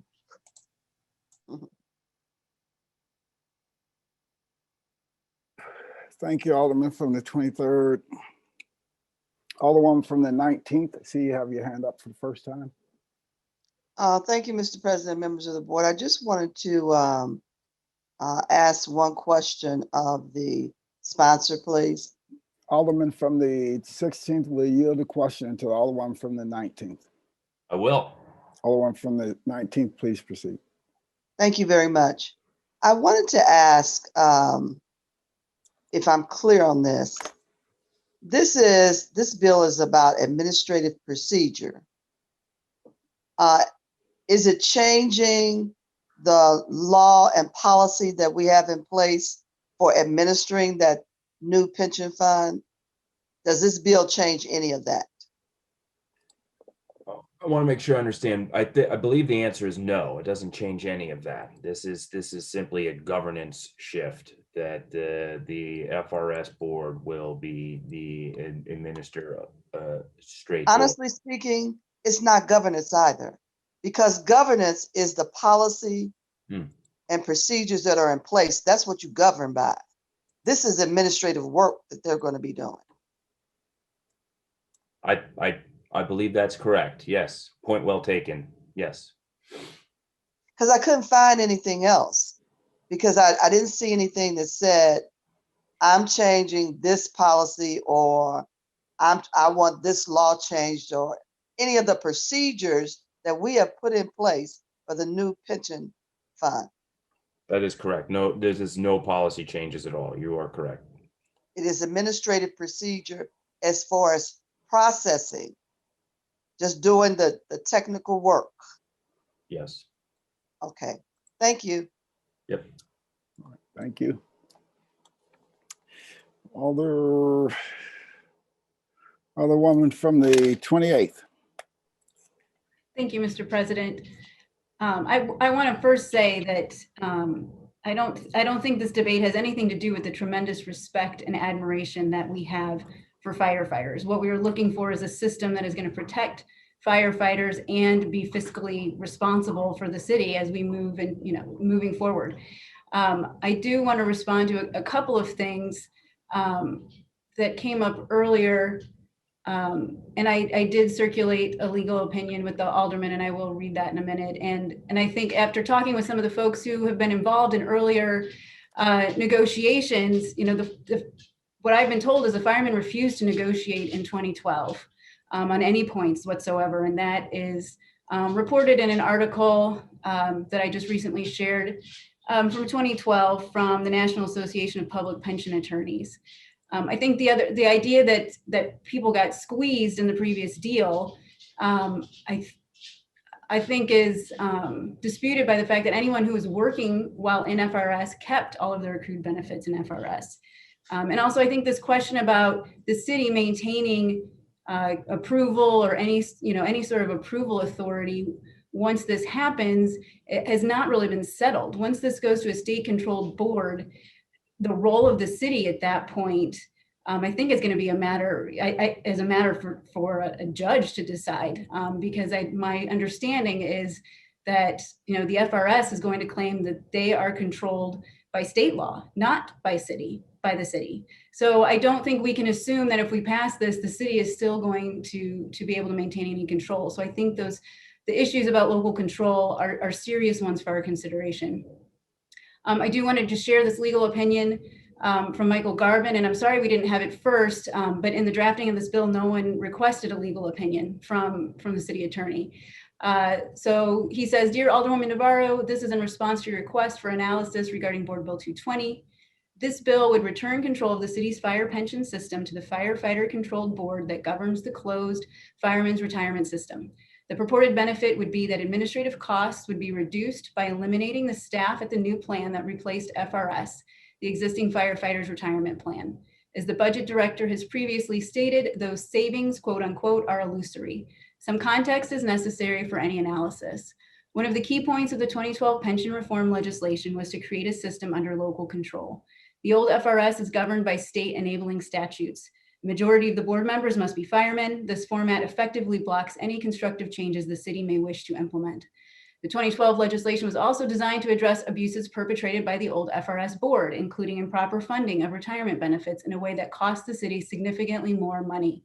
The new FRP has been a success on all counts. A, the new FRP staff costs are less than half of what FRS currently spends, even though the FRS system has been closed, i.e. no new benefits accruing since February 1, 2013. The new FRP's rate of return on investments for the year ending September 30th, 2020 was 10.28%. The rate of return for the old FRS for the same period was 4.7%. C, fire pension costs increased by more than 500% during the 10 years prior to the reform legislation 2001 to 2011 under the old FRS board. After the reform bill passed, the city's annual payments went from $28 million in the final year of FRS to about $14 million now. D, FRP is 73% funded after just 8 years. And E, the old FRS awarded more expensive disability retirements to about 47% of its retirees. Under FRP, less than 10% of the retirees are disability retirements. And again, I've sent that out over email for anyone to review. And I know that this, for some is a complicated matter going back and forth with these percentages and these numbers. And I would, urge for anybody who's on the fence that we wait and bring this up next session after we've had a chance to look into it some more. I think that there have been some very good points raised, especially about local control. If we are at risk of giving up that local control, I think we need a solid answer on that question before we would move forward with turning this over to the state board. So thank you very much. And I'm still a no, and I encourage my colleagues to review that opinion further. Okay. Alderman from the 25th for the first time.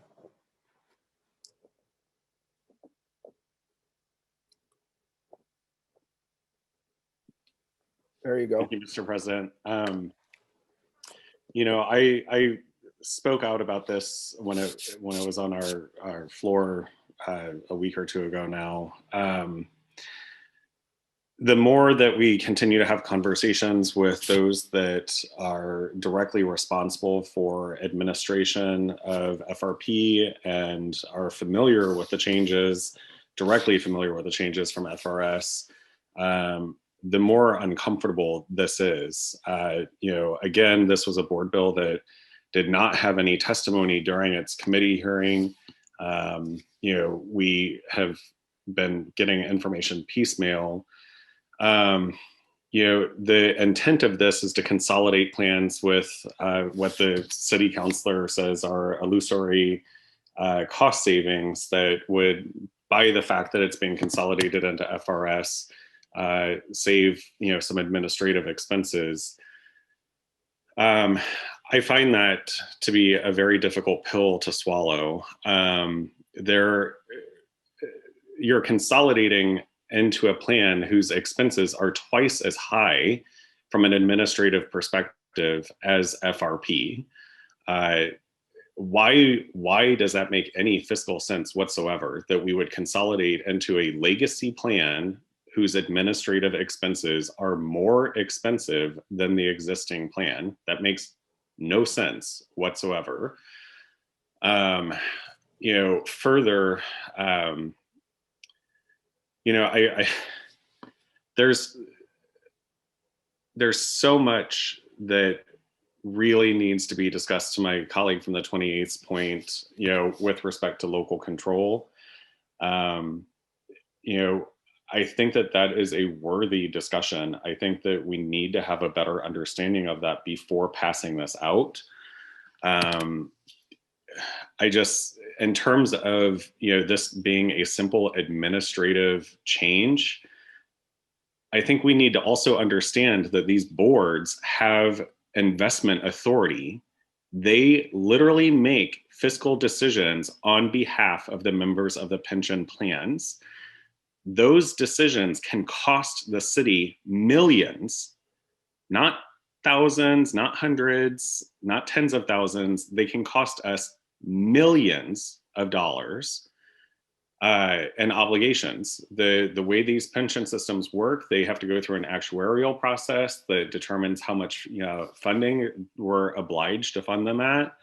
In a bad market or with bad investment decisions, we're on the hook for funding those. So it's not just an administrative change. It's also a change to how we're potentially investing the retirement savings of all of these firefighters as well. I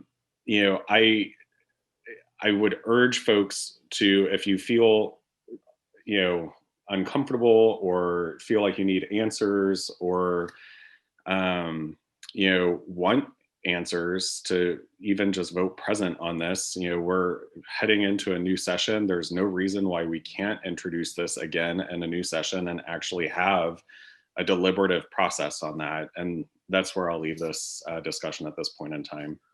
All right, thank you. Alderwoman from the 19th, and then Alderman from the 22nd is next. Mr. President, I'd like to ask a question of the Alderman of the 16th Ward, please. Alderman of the 16th will yield the question to the Alderwoman from the 19th. I will. Please proceed, Alderman. Thank you. I wanted to ask, and I went back again to read. I saw nothing that said it was going to merge the two boards. Are the two boards going to merge? Because that would be against the court order that we won locally. Yeah, there's no merger of the boards.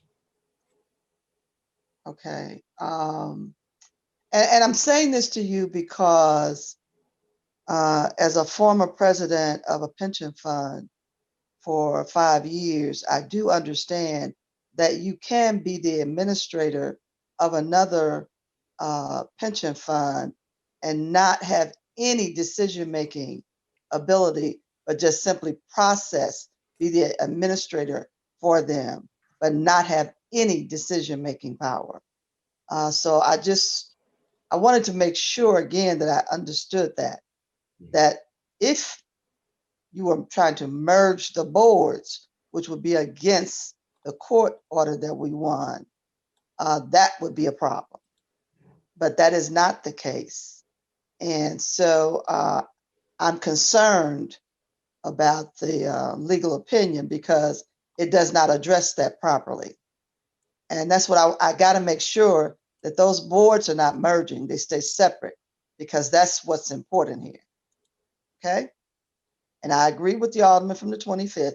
Those boards are the financial responsibility are critical.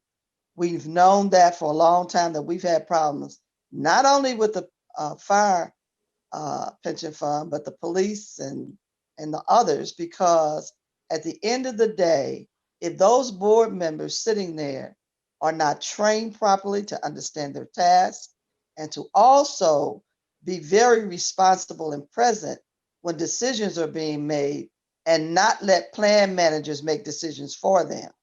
So there can be a problem, but we're not talking about that. We're talking about administrative work. So thank you again, sir. All right, thank you. Alderman from the 22nd. Thank you, Mr. President, members of the board. The Alderman from the 23rd made me jump back in because number one, I want to make sure that people understand I'm not disparaging firefighters because they may work 9 hours or 9 days a week or so. I think that's a good thing. And I know that they knew that when they signed up to take on that particular role. I'm not suggesting that they're not tired or exhausted on certain days. Certainly when I served in the military, I had 24-hour days.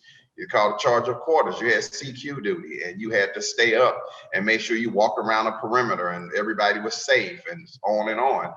So I understand and I respect that. But at the end of the day, we sign up for a job to do, and we know what we're going into. And the firefighters have a phenomenal pension program. People may not know this, but our charter gives our firefighters parity with the police department. What that means is when the police department gets a $5,000 pay raise, then the firefighter shall get the same. Okay, and now that's archaic. That happened many, many years ago when there was a great disparity in pay for firefighters versus police. I don't think that really happens today. Okay, so 9 days a month, if that's not, I don't know the exact amount of days, that's not a bad deal. And when you want to suggest that, oh, they're away from their families, for those days, well, they signed up for that, but they're also with their families the majority of the month. So it's a good deal. I mean, firefighters are not suffering. you know, and I'm not saying this again disparage, it's a nice job to have, you know, especially if you don't get put in harm's way. So I just wanted to bring that point out. Also, it was brought up about, you know, governance of the board, which I hadn't really thought about. So I remember when I first became alderman almost 18 years ago, and I had to understand, you know, this pension system because I kept being attacked with, hey, you know, you got to do this because we're underfunded and so on and so forth. And the firefighters were right. They were underfunded and they went to court. But guess what? The city employees were underfunded too. But the programs were not in jeopardy in a way that if they retired, there would not be enough funding. It was just based on the economy and what was going on. The city moved money around the best way it could to have some flexibility to maintain as many employees as possible. So it's not just as simple. And then I think it's true. So you have a group of people that are responsible for investing money, and let's say they fail. They didn't invest the money smartly. Well, guess what? When they suffered a loss, we as the taxpayers had to add that money back to the pot. So if those groups of people who are in that plan make a decision to invest in certain securities and they took a $20 million shortfall, the taxpayers had to make that $20 million shortfall up. So the plan that we have today, I think is a plan that really works for everybody. Now, again, I don't think it was fair that people got cut off and they had 19 years of service and all of a sudden they got, you know, thrown into a new plan. I think that was wrong. I really do. But where we are today, we're looking at the city having more control because guess what? The comptroller, the budget director, these are people that are the watchdogs for our finances. Those people that are part of that particular plan now are making sure that the monies are being invested in a way that it covers us as a city. When you can spend as much money as you want to and take a loss and you will be made whole by the taxpayers, that's a great deal to have.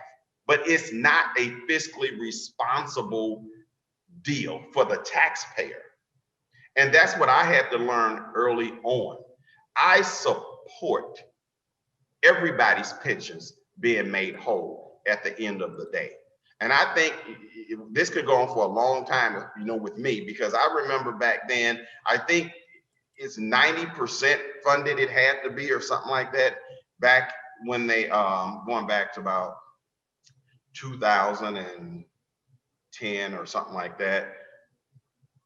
It was incredible amounts of money that needed to be put in that system. And what happened was the administration at that time was the SLAS administration. They didn't fund it as much. But guess what?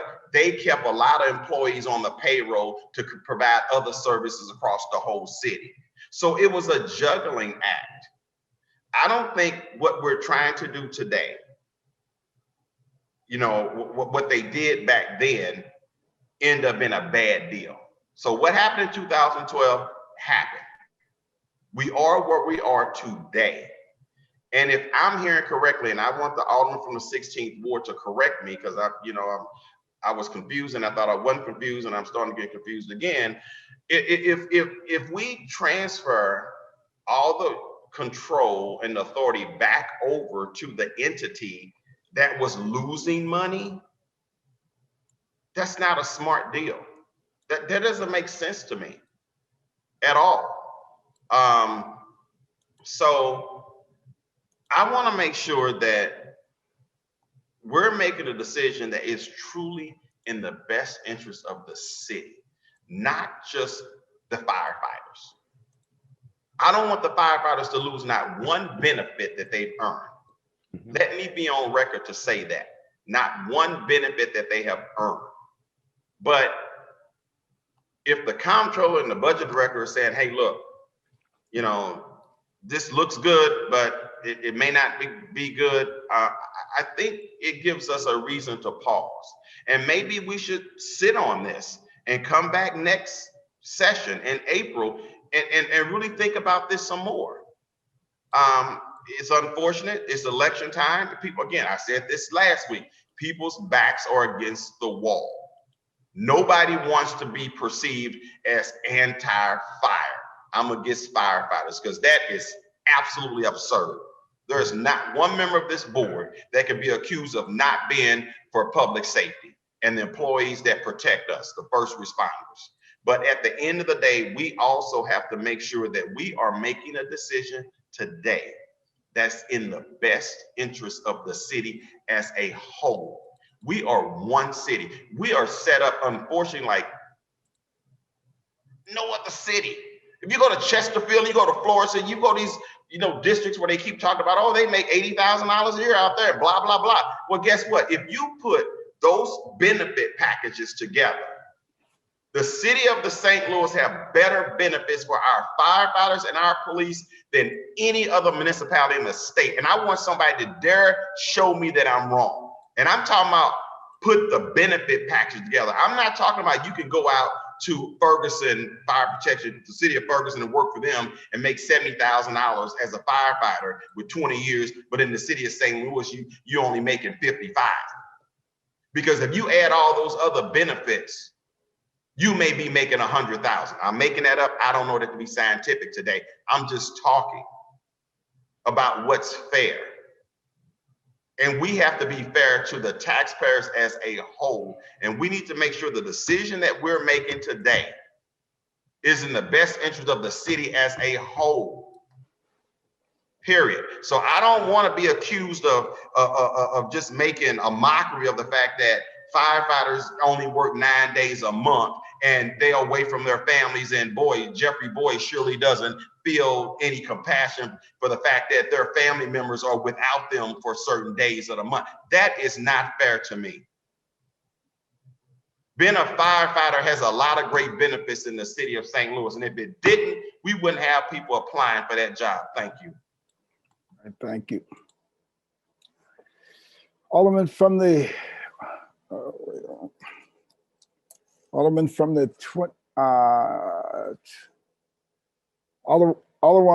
the 1st, then the Alderman from 23rd. Thank you, Mr. President, members of the board. Just piggybacking on what the Alderman from the 22nd said.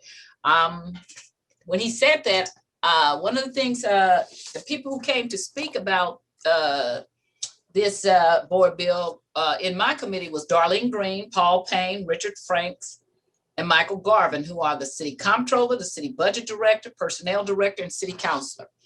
None of them thought this particular board bill was a good idea. And I want to apologize. The city budget director, Paul Payne, sent me a list of the compensation packages, a full list of the firefighters and the police, which I am in the process of emailing to each and every alderperson. So the alderman from the 22nd ward is exactly correct when he says, when you add in the benefits, that it is that we make comparable or more than most cities. And I've known that for quite some time now. When I was the chair of public employees a few years ago, I actually carried the compensation plan in which we gave the police a $6,000 raise, but we also gave the fire department that same raise, because the alderman is also correct in that we have a parity issue with the fire and the police. The alderman from the 23rd is correct. Nobody else runs into fires and things like that. So fireman is a very dangerous job. People think it's not. And a lot of times they think they're sitting around and not doing anything. That's not true. They work very hard. They have things they have to do when they're at the engine house. They have to make runs. If somebody has a heart attack, as Alderman from the 23rd talked about. So there are a lot of things that they have to do along with the police. So we are all in support of both fire and police. These are also the two groups that are most vocal about not wanting to be in our city. I never have understood how people who want to serve me don't want to be part of the solution. You want the income and the financial income, but then you want to live someplace else. That makes me nervous, especially when you look at that if we change this system back, because right now, the Alderman from the 25th made a very good point the last time we spoke about this. He said that as the people are coming into the new system, that after a while, the new system would have way more people than the old system. And that absolutely is true. So what has been bothering me is the unfairness of what they did to the other people. I think this board bill overreaches. I think what this board bill should have done was to go back and make whole those people that were treated badly.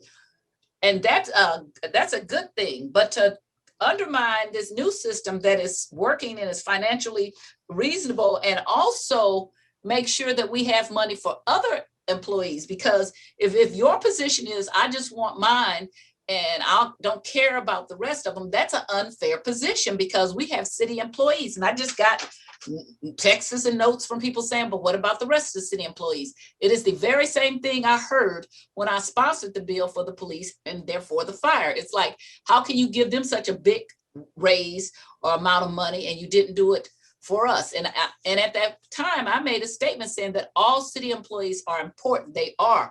We have had to find out in this last year, the people that we maybe did not give a thought to about how important they are, the grocery workers, the people who cleaned up, the people in the hospitals, all those kind of people, the janitors, the maintenance workers. They're so important because they're making our economy creep along, and they're servicing us. So everybody has an important role to play. If we sponsor something that undermines our other employees, what about them? What about the other unions? This is what I've heard now from people saying, well, if you do this for them, what about us? That's exactly right. This is a holistic solution we're looking for. And I think this board bill overreaches. I am always appalled that we find money for millionaires and billionaires, whatever they want to do. So that's what has had me going back and forth and confused, is because if we can find money for everything a millionaire and billionaire wants to do, then we ought to be able to find money for the working people of our city. But this is too much, as is a lot of the bills we sponsor. When we give millionaires and billionaires money to build these big stadiums and things that are sitting empty in our city, or we had to do all convention and tourism, and they're empty now. So one of the things, again, I want to stress is both the comptroller, the city budget director, the personnel director, and the city councilor were all on the same page saying this was not a good idea, that this is overreaching. The alderman from the 16th said perhaps we could go back and we could correct those things that were unfair to the people who got caught in the middle. That's what I think we should do. And I think that you made a very good point to show that you could get 20 people and they can get together and they can get behind you. And the alderman from the 22nd is not wrong to say that some of this is political time. And so if you're running for office, which I am, so I'm taking a big risk here, but I'll take it anyway. If you're running for office, that, oh, well, we can come get you. Okay, then. But am I being responsible if I sponsor or I support something that will hurt our entire city at the expense of a few? And that is a question that I have to answer, and then I'll have to deal with. I think that you should come back with a better bill that addresses the past injustice behavior of the previous administration. I think that is something that I would support, because as I understand it, if we go back to the old system, then all of the people that are coming on board now will go under the old system instead of being in the new system. So ultimately we would starve the new system, which is becoming very successful, out of business. That is not a good idea to me. If I were the mayor, I'd just veto it. Even with your veto proof, you can't come back until we come back in for sign die, and it will be vetoed. And after that, the election would be over. And so some people would be under less stress. That's my strategy I would do. I would not go along with it. So, and again, I do believe everybody who's been treated unfairly ought to be able to get their money back. I think we should come back with a better bill that that addresses those things, but I cannot disregard the comptroller, the budget director, the personnel director, and the city councilor, which I can't remember in I started in 91 before the comptroller was even the comptroller. The budget director wasn't there. None of these people were even in their position then. But since they've been there, I can't remember all of them being on the same page so much as to say, this is a mistake. Maybe if one or two of them, but the other people are saying something different. If they are the people that are in charge of our money, then they ought to be listened to. We don't have the information that they do. So they have to be listened to. And so for that reason, if I'm not going to vote yes. I'm now just saying if I'm going to vote no or if I'm going to vote present. But I really do want to thank the alderman from the 25th ward, because he brought up some issues the last time that made me want to invite the comptroller and city budget director and personnel and city councilor. And so he made it a little bit more clear to me, because this is not just going to affect the fire and their union. It's going to affect the entire city. And we're going to have to make some very hard decisions in a few months when it comes to budget and ways and means. And I'm just scared to see what our new budget is going to look like. Because if it's anything, I know it has to be worse than it was last year. We have to be prepared, and we have to make a decision that is in the best of everyone. And I think that there's some compromise on both sides. I think you could come back with a much better bill that compromises and reclaims everything that people are supposed to have, but does not put at jeopardy the new system, which would grow, which is the FRP, the new system, which would grow and make the city a better place. I have no further statement. Thank you. Okay, Alderman from the 23rd. Yeah, just very briefly, because I want to get on sometime before midnight. So I want to, first off, the Alderman in 22nd is my good friend. And I agree with one statement he made. When they signed up, they agreed, they signed up that it's the 24-hour shifts. But they also signed up and when they said, we agree to do these 24-hour shifts, but we're going to give you this. And we've reversed it. So we didn't live up to what we agreed to. And the challenge on the city county benefits, I'll take that challenge on any day of the week. You can go to Creve Coeur, you can go to Ladue, you can go, these guys' salaries are way up there, and their benefits, they have, like we have, a defined benefit, or defined pension versus a defined benefit. But I just, when he had said that they knew that when they signed up, absolutely. But they also were told, this is what you're going to get. And is there a distrust with them? If we told any one of the aldermen, this is what you're going to get paid, this is what benefits you're going to get, partway through we said, gee, you know what, we changed our mind. We're going to reduce that, or we're going to change. You do, as a business person, when people came to work for me, car mechanics, or even if they were car wash workers, they signed up for a very specific, this is what we get, I'm going to pay you, but for that pay, I expect you to do these different things. So anyway, yes, they did. They signed up for 9 hours, but they also signed up and we came along and changed our promise. And if you go back and make it right, you're going to have to go back and put most of the people back into the old system, because there's very few that have come on. The only reason there's more people in the new system is because they took everybody up to right at 19 years and threw them in the new system. So of course you're going to have more people.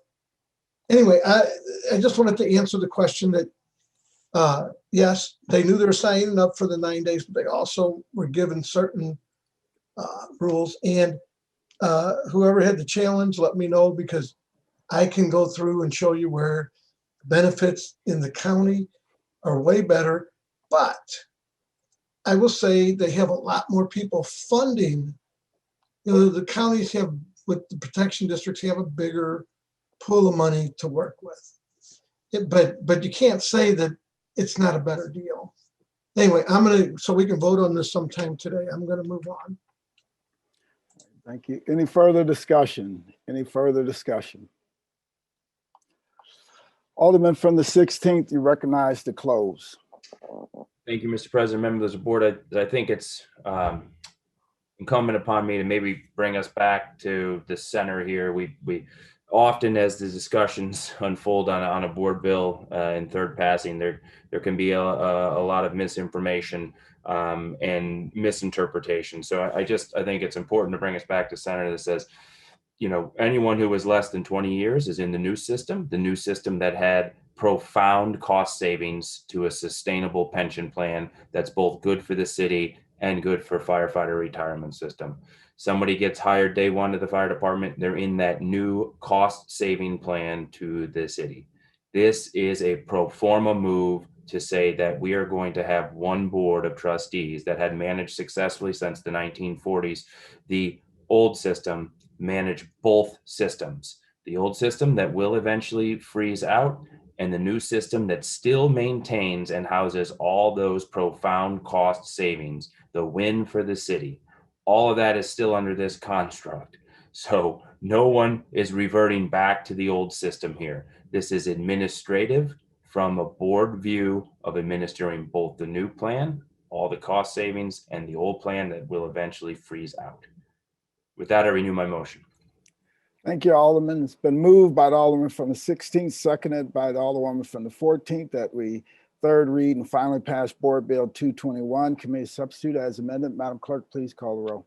Alderwoman Tyus, Pass. Alderwoman Middlebrook, Aye. Alderman Bosley,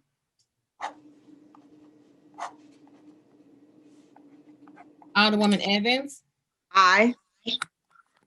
Alderwoman Hubbard, Aye. Alderwoman Ingracia, Aye. Alderman Coder, Aye.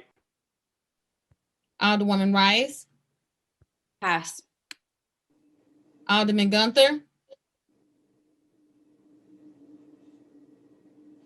Alderman Valmer, Aye.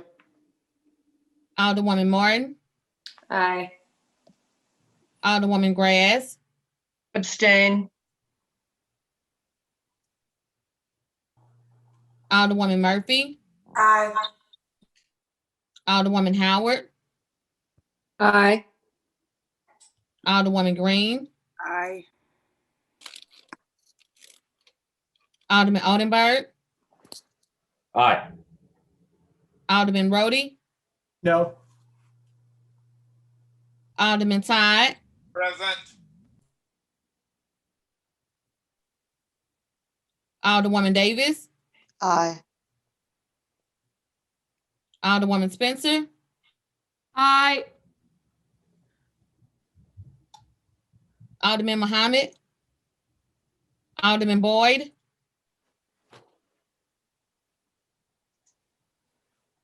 Alderman Vaccaro, Aye. Alderman Narayan, Aye.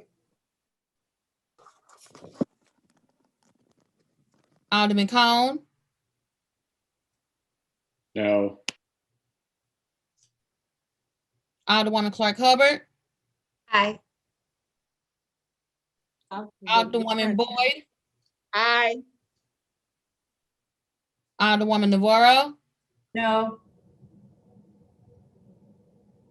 President Reed, Aye. Alderwoman Tyus, Present. Alderman Bosley, Alderwoman Rice, Present. Alderman Gunther. Aye. I'm sorry, Alderman, I didn't hear you. Aye. Thank you.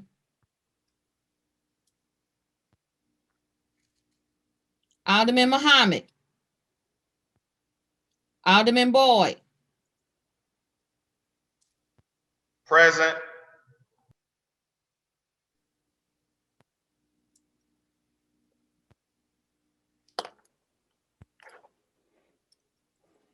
19 aye votes, 3 no votes, 1 abstain, and 4 voted present.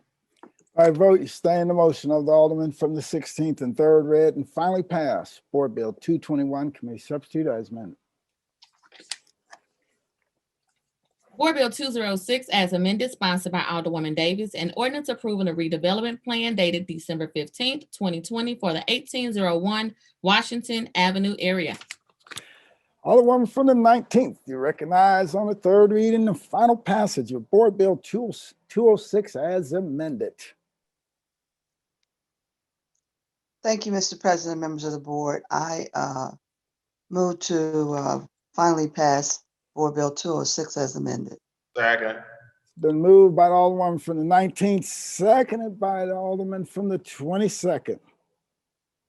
Any further discussion?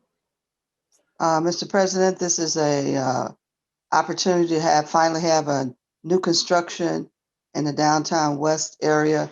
I don't think we've had new construction for residential living in about 50, 60 years.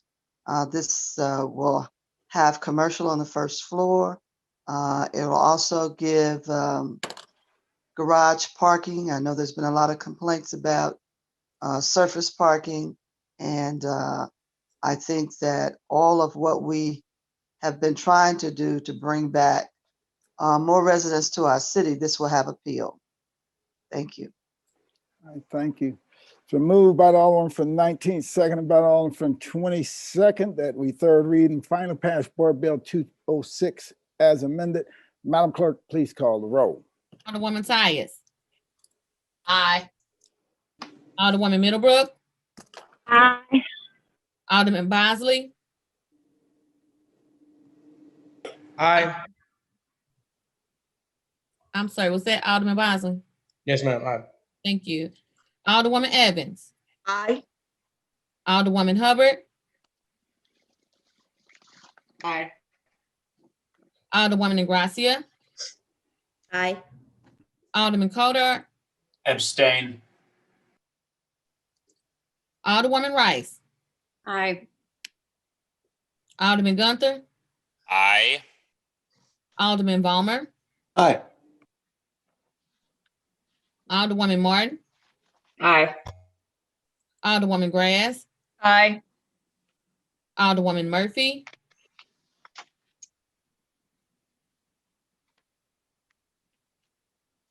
Alderwoman Howard. Aye. Alderwoman Green. Aye. Alderman Oldenburg. Aye. Alderman Rhodey. Aye. Alderman Todd. Aye. Alderwoman Davis. Aye. Alderwoman Spencer. Aye. Alderman Muhammad. Alderman Boyd. Aye. Alderman Vaccaro. Aye. Alderman Narayan. Aye. Alderman Cone. Aye. Alderwoman Clark Hubbard. Aye. Alderwoman Boyd. Aye. Alderwoman Navarro. Aye. President Reed. Aye. Alderwoman Murphy. Aye. Sorry.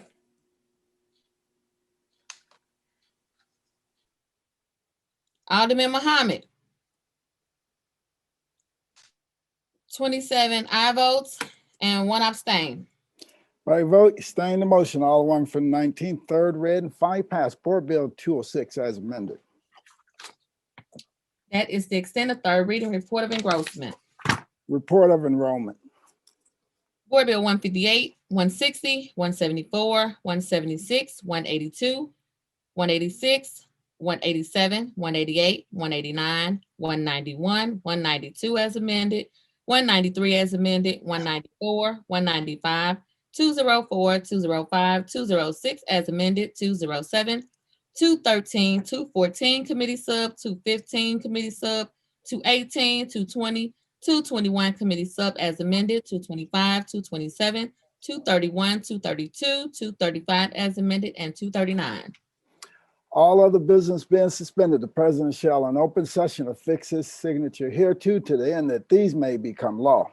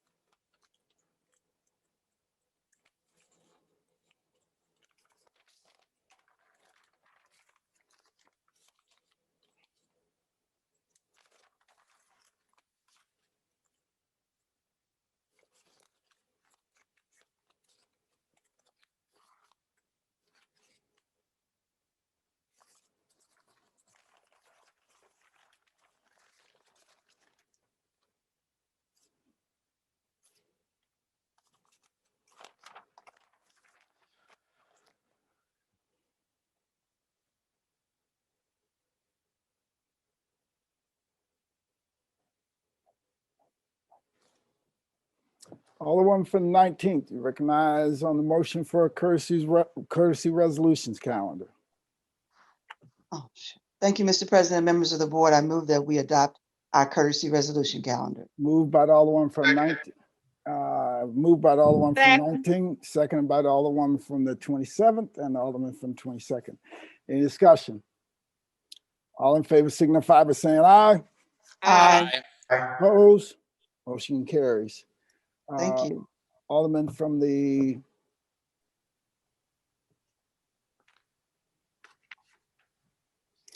Alderman from the 23rd, you recognize. Yes, I'd like to suspend the rules for the introduction of Resolution 106. Second. It's been, oh,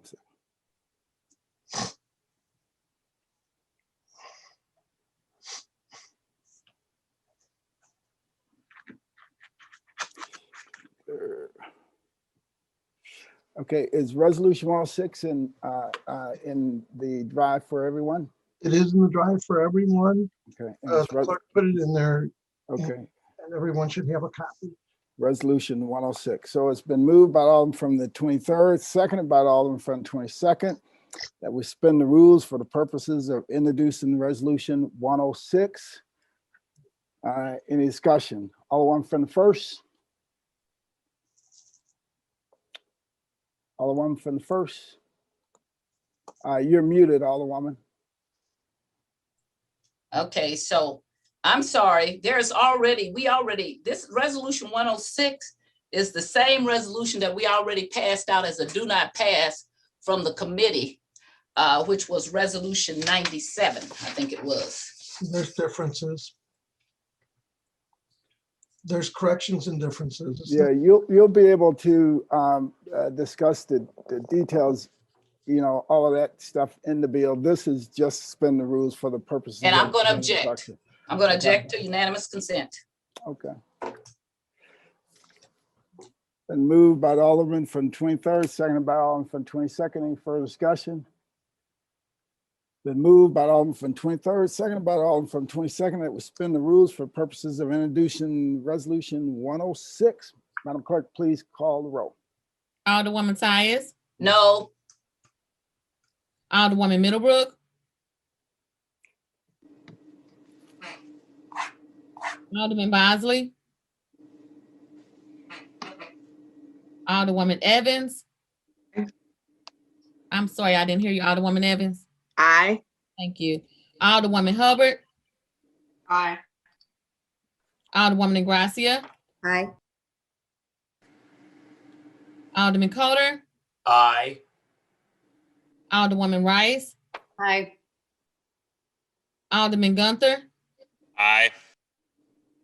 Alderman Balmer. Aye. Alderwoman Martin. Aye. Alderwoman Grass. Aye. Alderwoman Murphy. Aye. Alderwoman Howard. Aye. Alderwoman Green. Aye. Alderman Oldenburg. Aye. Alderman Rhodey. Aye. Alderman Todd. No. Alderwoman Davis. Aye. Alderwoman Spencer.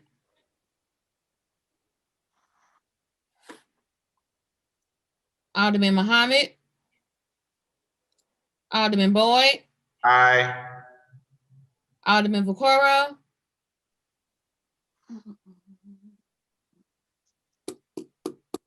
Alderman Vaccaro.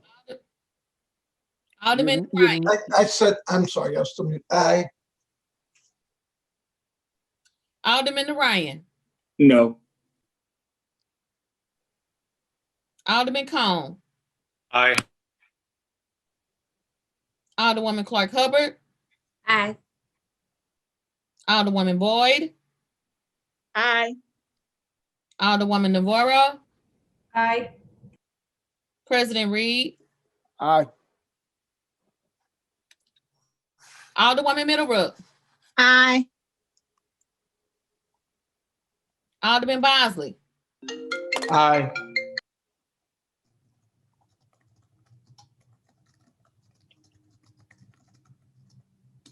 Alderwoman Spencer. Aye. Alderman Muhammad.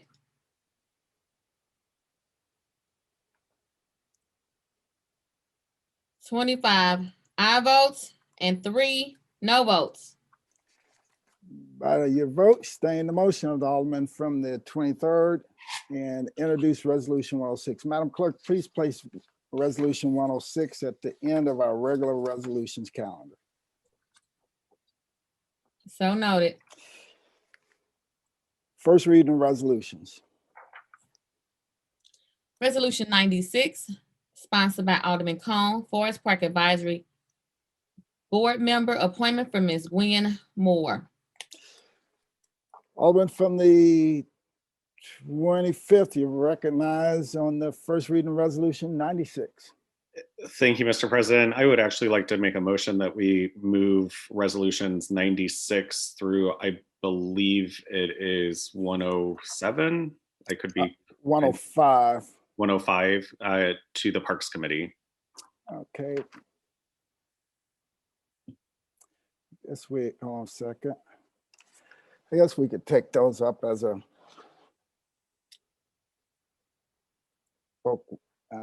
request like that. It's been moved by the Alderman from the 25th that we place resolutions 96 through 105 into Parks Committee. Second. Seconded by the Alderwoman from the 14th. Any discussion? All in favor signify by saying aye. Aye. Aye. Opposed? Motion carries. Madam Clerk, please make note of that. Sign resolutions 96 through 105 to Parks. So noted. Resolution number 106, sponsored by Alderman Vaccaro, amending the rules of the Board of Aldermen to align with Proposition D. Alderman from the 23rd, you recognize on the first reading of Resolution 106. It's a simple resolution. And I'm not, and it's been a long meeting. It's a simple resolution. It gives us all a seat at the table during the caucus. It puts in line what the voters asked us to vote for. With that, I don't really have a lot to discuss. I would ask everyone for a favorable consideration in this bill. We had plenty of people that feel like I do. We need to fix this. So I'm not going to go on. We can do a roll call vote. I close, so I'm really not taking questions. I believe we should just pass this. It's the right thing to do. Okay, thank you. Alderman from the first. Alderman from the first, you may be muted.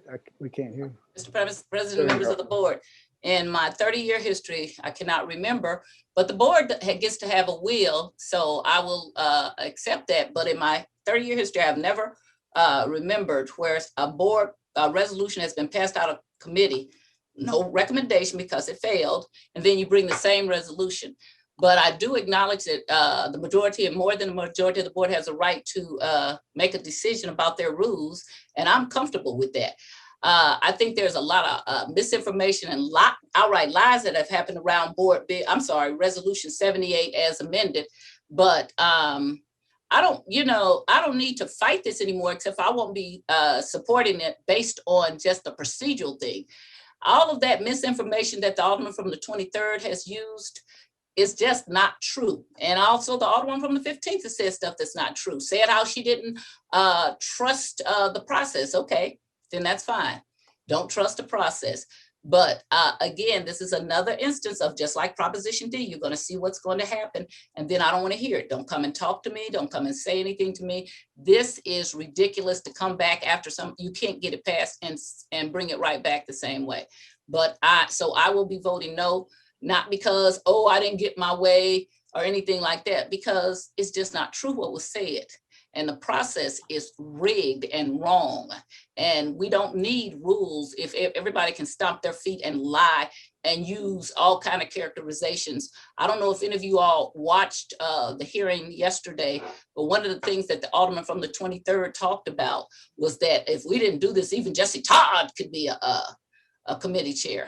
And rightfully so, the Alderman from the 18th took umbrage for that and made it sure that he knows that there was nothing wrong with him becoming a chair, that he has a lot of things that he put into this community. And that, so for you to be making that boogeyman argument was ridiculous. I have continued to tell the Alderman that the things come out of his mouth are offensive and racist and sexist to me. And so that was just an ongoing thing of this. But the board gets to make its own rules. And if this is what you want, then it doesn't hurt me at all. I was just trying to be the chair of the rules and continue, but it doesn't hurt me at all. It never was about me. That's just one of the many misinformations and lies that the Alderman from the 23rd has said.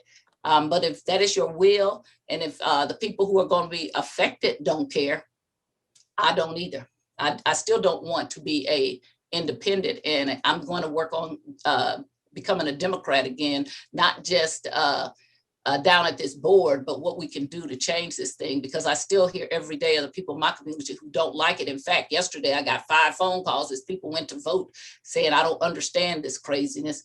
But the board does have a right to proceed as they want to and to do their rules, and whatever their rules are, as long as I'm the chair of the rules, I will try to enforce them.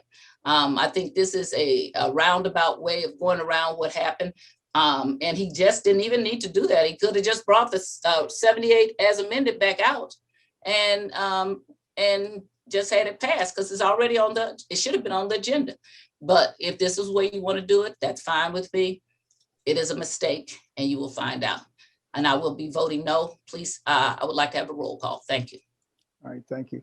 Any further discussion? Alderman from the 23rd, you're recognized to close. Renew my motion.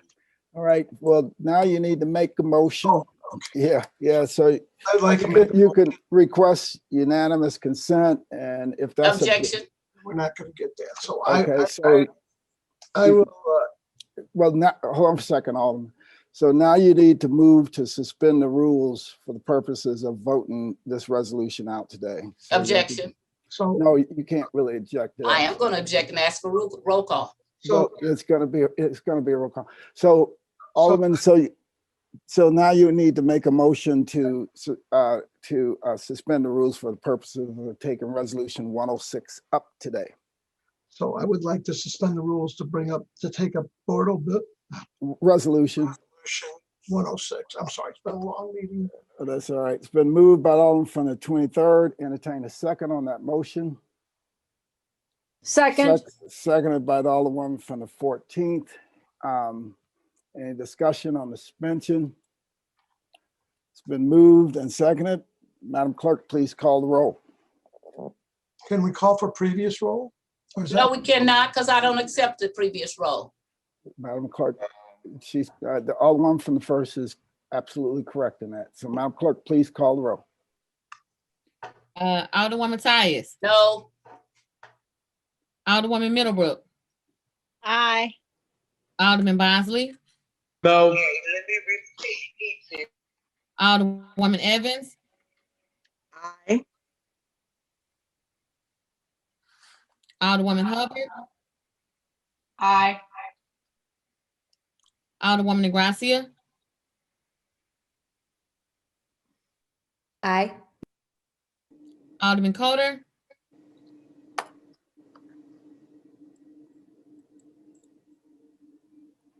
Alderwoman Rice. Aye. Alderman Gunther. Aye. Alderman Vollmer. Aye. Alderwoman Martin. Aye. Alderwoman Grass. Aye. Alderwoman Murphy. Aye. Alderwoman Howard. Aye. Alderwoman Green. Aye. Alderman Oldenburg. Aye. Alderman Rhodey. Aye. Alderman Todd. No. Alderwoman Davis. Aye. Alderwoman Spencer. Aye.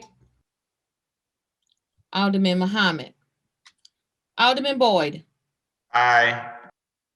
Alderman Vaccaro. Aye. Alderman Narayan. No. Alderman Cone. Aye. Alderwoman Clark Hubbard. Aye. Alderwoman Boyd. Aye. Alderwoman Navarro. Aye. President Reed. Aye.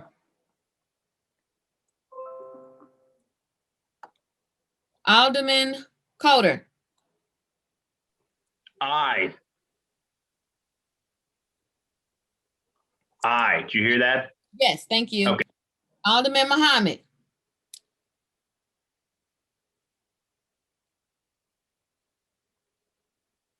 (24 aye votes and 4 no votes. All right, vote, staying the motion of the Alderman from the 23rd. Now, Alderman from 23rd, would you like to make the motion to adopt resolution 106? I would like to make the motion that we adopt board resolution 106. Been moved by the Alderman from the 23rd. Entertain a second on that motion. Second. Seconded by the Alderman from the Previous roll. 22nd. Previous. There's Objection. an objection to previous roll. Any further discussion? Any further discussion? Alderman from the first. Oh, I'm sorry. I didn't mean to raise my hand. I Okay. lowered my hand. Okay, Alderman from the 22nd. Yes, Mr. President, with the Alderman from the 23rd yield. Alderman from the 23rd, will you yield a question to the Alderman from the 22nd? Yes, I will. Thank you, Alderman. I'm looking through here real quick. It's a long rules deal. How are we addressing the continuous service if somebody came in as nonpartisan and then they became a party affiliate as a Democrat? Because the challenge would be if you were initially elected as a nonpartisan person and you served 4 years in that capacity, and then you became Democrat, in my mind, you're not entitled to move those years of service as a nonpartisan person aggregately with your partisanship and then potentially jump over somebody who has been continuous as a party affiliate person. Well, I think first off, it's continuous service no matter what. You know, Fred Hydrant, who was here for years and years, was always at the bottom of the list. Those keep in mind, I had to run as an independent. The very, well, I lost that time, but I did have to run as an independent. Sometimes, even though you are a Democrat, because of the way elections fall or somebody leaves, you have to run as an independent. I believe that those folks that were there were Democrats from day one. This gets continuous service without it getting so convoluted that, you know, and you're right. And I think some of them will jump up, but oddly enough, in that group, they kind of all draw cards, sort of, anyway. So no, it does not address, it is all of us who have been here. The reason, and for this, I think the people are here that have been here, you know, the more you're here, and again, I've been here 12 years and I'm still trying to figure all the rules out. You know, it would be very difficult to start saying, well, we're going to do this and this. So no, it does not address that. It will let, in particular, Alderwoman Rice and Alderman Green to actually move up. But we have to address in our rules what the will of the people. And I'm gracious and very thankful to the people that supported this, that have somewhat to lose in it, you know, as far as, you know, seniority, but it does not address it. And it's continuous. If you're here, if you were here and you're still here, you know, it doesn't address someone who was gone for a bit for whatever purpose and comes back. And you might see that in this next election. You may see, you have other people running that have lost their seats, and then maybe they'll come back, maybe they won't. But you know, this it's just, it's simple. Okay. For me, Okay. simple is good. Okay. I wasn't addressing that piece. If you Okay. left and came back, too bad. You know, we're talking about continuous service, which I support. I was just curious as to if there was a fix for people who were nonpartisan through a special election and then they became partisan. Personally, I don't think that's fair that you continue, you know, you capture that service time and potentially jump above somebody else. But it doesn't impact me. So thank you. No further questions. Okay, thank you. All right. Any further discussion? Any further discussion? Alderman from the first. I want to address what the Alderman from the 22nd Ward said. It is fair because now they have been put on notice. The people who are deciding to do this have full notice that this is what's going to happen. And if they're voting for it, then that's perfectly fine. Long as they know what they're doing, that is fine. Nobody cheated them. Nobody stole their vote. Nobody did anything. They have a right to do that. And I applaud them if that's what they do. I don't really have a problem with those people moving up. I wanted them to know what was happening. And if you vote and you're not fooled in any way, then you are supposed to let that happen. Thank you. All right, thank you. Any further discussion? Any further discussion? Okay, Alderman from the 23rd, you're recognized to close. I just renew my motion, and I would call for previous roll if we can do it. Objection. Been an objection to previous roll. It's been moved by the Alderman from 23rd that we adopt resolution 106. There's been an objection to previous roll. Madam Clerk, please call the roll. Alderwoman Tyus. No. Be quiet. Alderwoman Middlebrook. Aye. Alderman Bosley. Alderwoman Evans. I'm sorry, aye.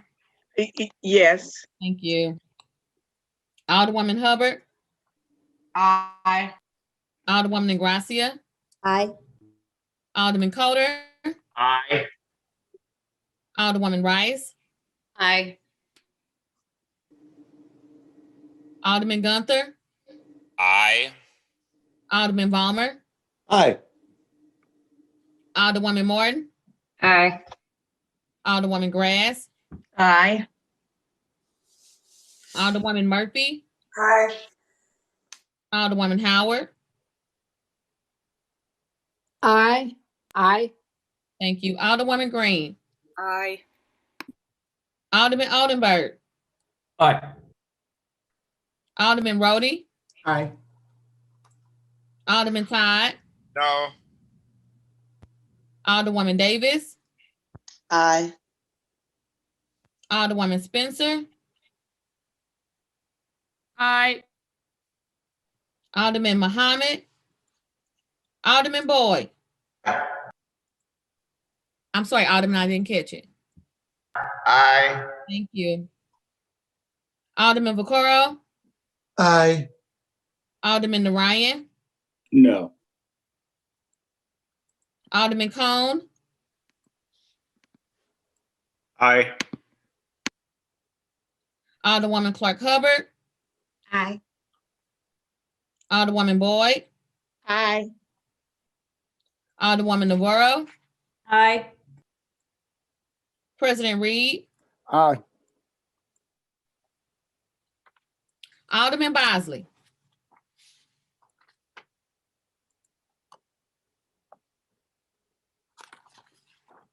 Alderman Muhammad.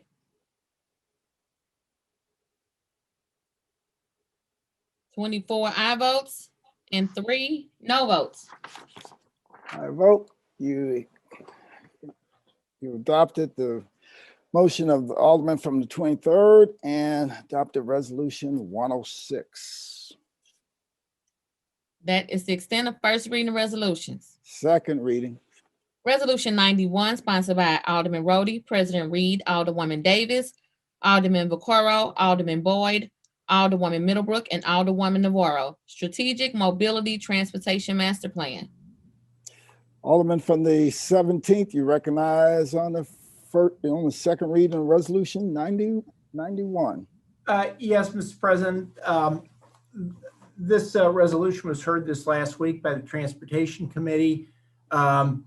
This is, I guess, an outgrowth of some of the work we've been doing in the HUDS Committee. We began, as chairman of the HUDS Committee, I began looking into incentives several years ago.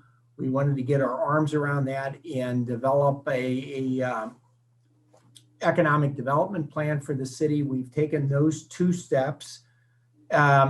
And as we go ahead and get a better handle on how incentives are being used and for what purposes they're being used, as we begin trying to reduce the amount of incentives, the question becomes the role of community benefit agreements. We've obviously got a lot of discussion going on about, as we reduce the benefits, should we be thinking about we reduce benefits in order to the schools, or there's been some discussion of using community benefit agreements to begin creating affordable housing. Do it in that context, then the issue becomes, we're in essence taking money away from the school districts. We're using it on affordable housing, and as an example, recently Kansas City has now required affordable housing being used in their new apartment developments. Question arises, well, will that just add additional development to strong neighborhoods, or will that, how is that going to go ahead and disperse development throughout the city? And then, so we began an affordable housing study to take a look at best practices. That's underway. The pandemic has kind of slowed us down, but the idea would be is we would also take a look at transportation solutions and the role that transportation might play in, affordable transportation might play in both reducing our development costs by reducing the number of parking spots required for our commercial developments, but also the role that that might play if it's targeted to lower income households by being able to reduce their transportation costs, thereby giving them more disposable income to spend on housing, which might be an alternative solution to affordable housing. In other words, if you look at affordable housing, the cost of housing is including both transportation and housing. If we're able to reduce the cost of transportation, that frees up household money to then in turn spend for housing. Much of our city right now, actually, while we have an affordable housing problem, the notion of we need to increase there's a big gap between development cost and market values, and we need to do what we can to increase market values. If you're going to start seeing substantial developments in other areas, providing additional funds for transportation might be a means of doing that. That and a whole bunch of other reasons that we've covered in the committee. It's late in the day, so I'm trying to keep my remarks brief. But with a number of the committee members, we had shared a plan that our transportation planner, our former colleague Scott Ogleby, had come upon from the city of Austin, which takes a much more holistic view of it. Their goal is to dramatically reduce the single occupant car trips every day in commuting. So that's in essence it. What we're trying to get at is develop a more holistic view of transportation in the city. Okay, Alderwoman from the 1st. Alderwoman from the 1st.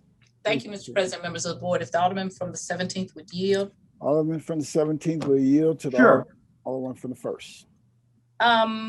Now, is this a addendum to a plan that we had before? Are you looking for a new plan?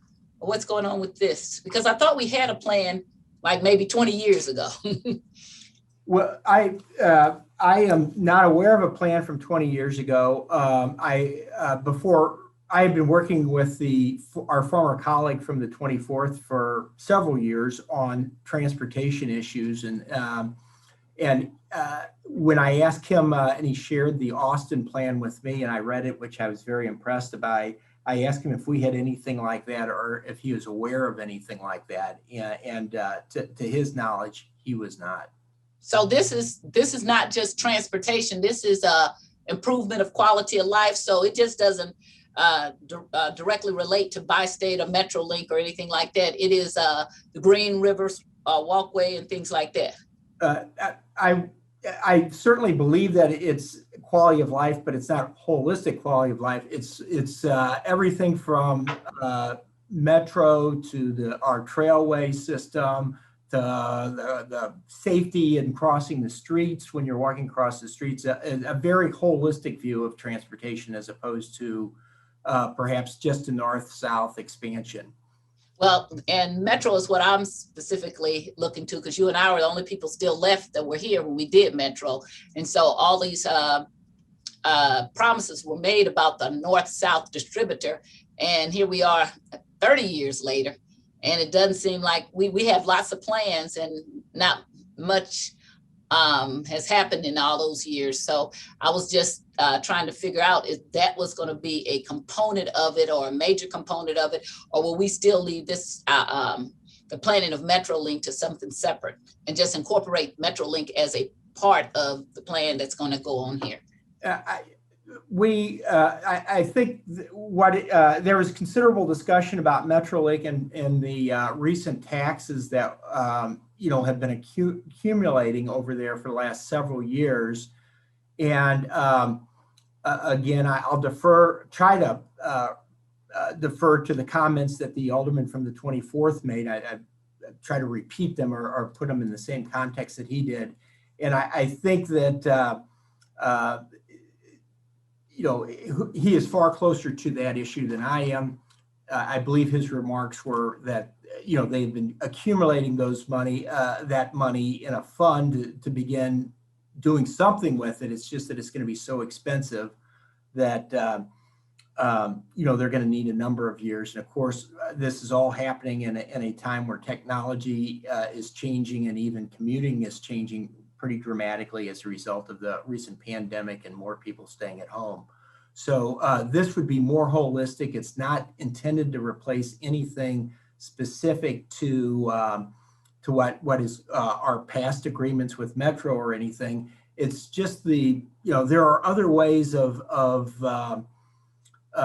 encouraging shared ridership other than mass transit. There's there's walking or reducing auto commutes. There's everything from walking to biking to carpooling. There's perhaps the role of hourly car rentals that are out in neighborhoods.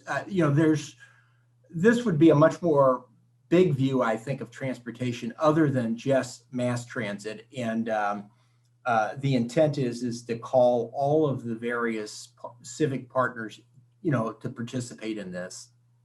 And your verbiage that you use makes me nervous, because the whole point of the mass transit when it skipped over North St. Louis was the promises they made us to both North and South St. Louis that you would get this, that this would be coming forth and this would happen and we would have a North-South corridor. We actually planned at Lexington School in the 20th Ward for years. We had all these meetings, we drew up all these plans. And when you start talking about there's other ways, that reminds me of the trolley on Delmar.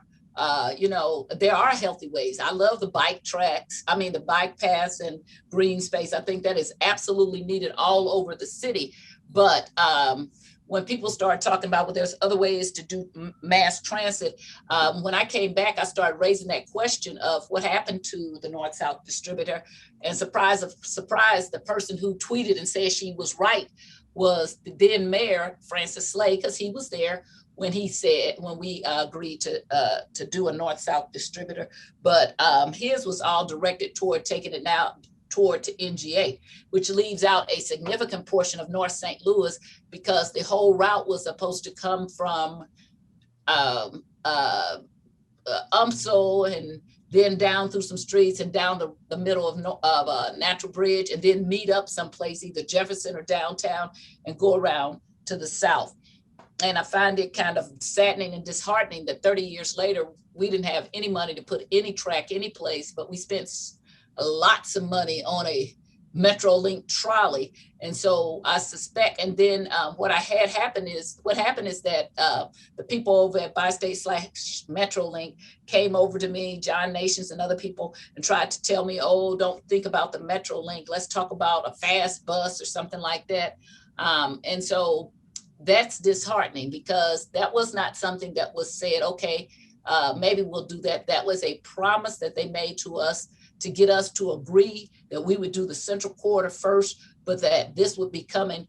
And then for 30 years, not to put anything into effect is shameful and awful. And so when I hear you, I don't disagree with what you're saying about that there's other things, but I just suspect that this is going to be just one more lost promise of don't believe that it's going to come later, because if you give it to people up front first, that they'll find a way for it not to come later. And I think North and South St. Louis have been greatly shortchanged, as I've watched all the people. I remember Clayton not wanting to have it, and now they got all kind of stations there.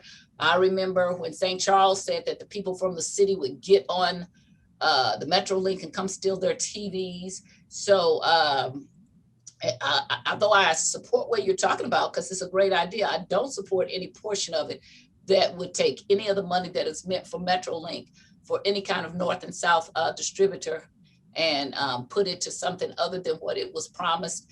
And to me, they could have been putting a few tracks in the road by now they at least would have got one part of town done. I just find that disheartening. That's all.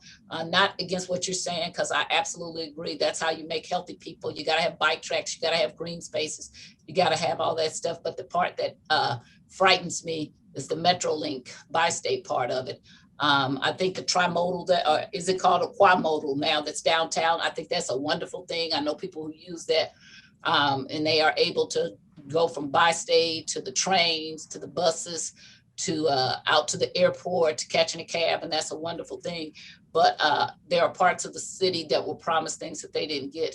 And I hope that this money will not come in any way from something that's supposed to have been done started 30 years ago. Thank you. Have no further comments. Thank you. Alderwoman from the 8th. Thank you, Mr. President. Could I inquire of the Alderman from the 17th? Please? Alderman from the 17th will yield the question to the Alderwoman from the 8th. I think he's. Alderwoman from the 8th, please proceed. Thank you so much. Thank you, Alderman Rhodey. I know that this is a passion project of yours to get this in place before the end of your tenure here. I was wondering if you have an estimate on cost, or when we might know what something like this might cost, or what this will cost for the city. Well, what it costs the alderman from the former alderman from the 24th, Alderman Ogilvy, said that it potentially would cost $1 million. This is a resolution, and I guess the intent of the resolution is several. One is I would hope that the work that we have done on incentives to try to understand those, and we get to the point of doing community benefit agreements, or if we decide to go that direction, that the work that we're doing in the affordable housing space and the work that we're doing with this transportation study gives us the analytics and the data necessary to kind of begin making rational decisions. Sure, and I don't mean to cut you off at all. I absolutely agree with your goals on this. It was more a matter of just a ballpark figure of what you think it might cost. Well, let me. I think if I explain the purposefulness of it, so okay. The idea of the resolution was to make sure that everybody's aware of this, so that we don't do a study that just collects dust when we're done.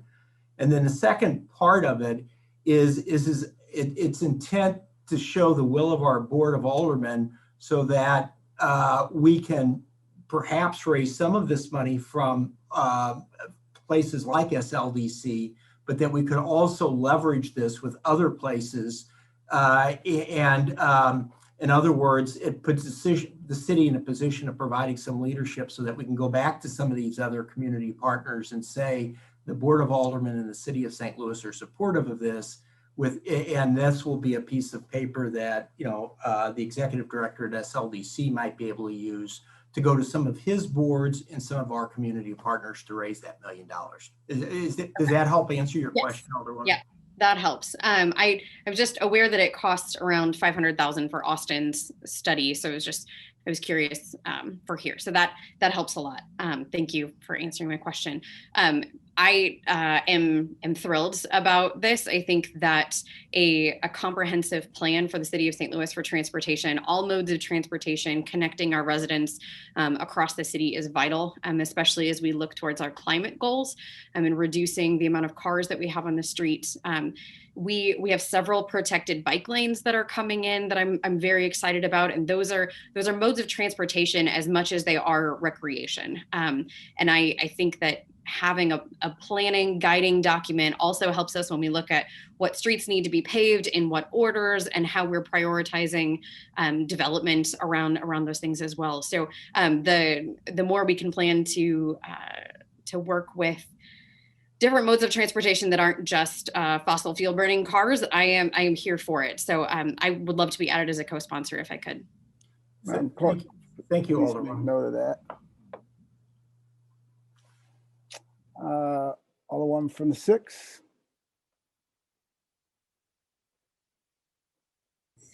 Thank you, Mr. President, members of the board.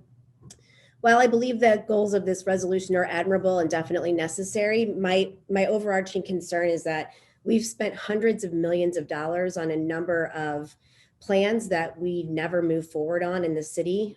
We just spent an additional $1 million to redo the study that we redid regarding North-South Metrolink. And so I think the city really should be focusing on moving forward the pieces that we already have plans on before we start committing to undertaking another $1 million study that we probably won't be able to implement for a very long time.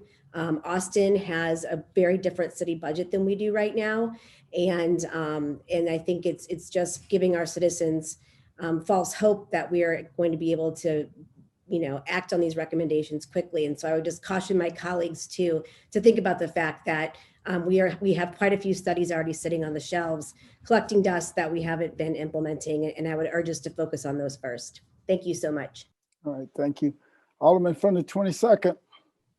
Yes, thank you, Mr. President, members of the board. I'd like to echo what my Alderwoman from the 6th Ward said about a waste of millions of dollars, $2 million to upgrade the North-South Metrolink study was ridiculous and total waste of taxpayers' dollars. When you do those type of studies and you're not ready to actually apply for the funding, it's a total waste of taxpayers' dollars to spend. And that was a boondoggle. We got absolutely nothing out of that. The community got no real briefing about the report and what it looked like. So I agree, that was a total waste of money. But I am supportive of this resolution because we can incrementally do something. I mean, it's not like we just have to go apply for some grant and hope the federal government or the state would buy into our process and what we're trying to do. We can take micro steps to really make an impact on our transportation infrastructure. So that's why I'm in support of this. And I'm really excited that Bi-State and Great Rivers Greenway is willing to be a partner in this process and could also potentially offer funding to do the study or to implement or the implementation of the plan. So thank you. Thank you. Any further discussion? Any further discussion? Alderman from the 17th. You recognize. Yes, Mr. President, members of the board, I'd like to perhaps put a little bit more flesh on the skeleton that I talked about earlier, and that's when we're doing dense commercial development in the Central Corridor with regard to, for example, new office spaces in Cortex, our office spaces in downtown. The current requirements set by our financial institutions to loan money to those projects is that we need 4 parking spots per 1,000 square feet of space. Each one of those parking spots costs about $20,000 per parking spot, more than what a surface space would cost. In other words, closer to $25,000 versus $5,000. If the city of St. Louis could somehow, because of better transit, have a parking requirement of, say, only 2 parking spots instead of 4, which is, what you'll see in other large cities with strong transit, it can dramatically reduce the cost of development for office space. The flip side of that is as we go ahead and I think the alderman from the 16th could verify this, or anyone who's worked in affordable housing. Each time we build or subsidize a workforce housing, and that's not even the real deep expense required, for the deep subsidy projects, you're talking minimally $50,000 a unit.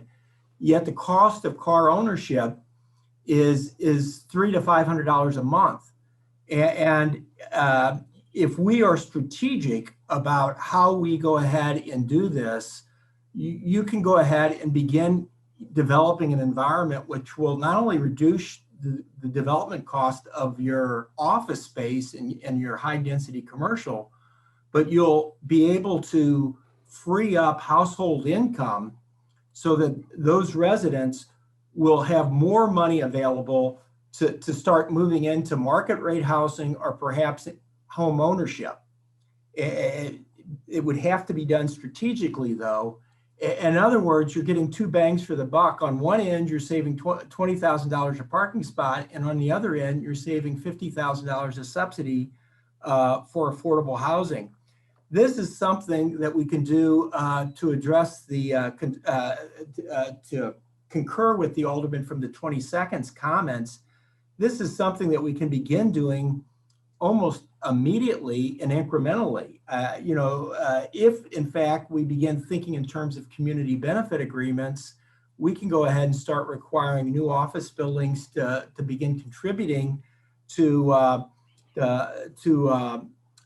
transit funds that could offset some of the costs of transit passes for some of our lower income households.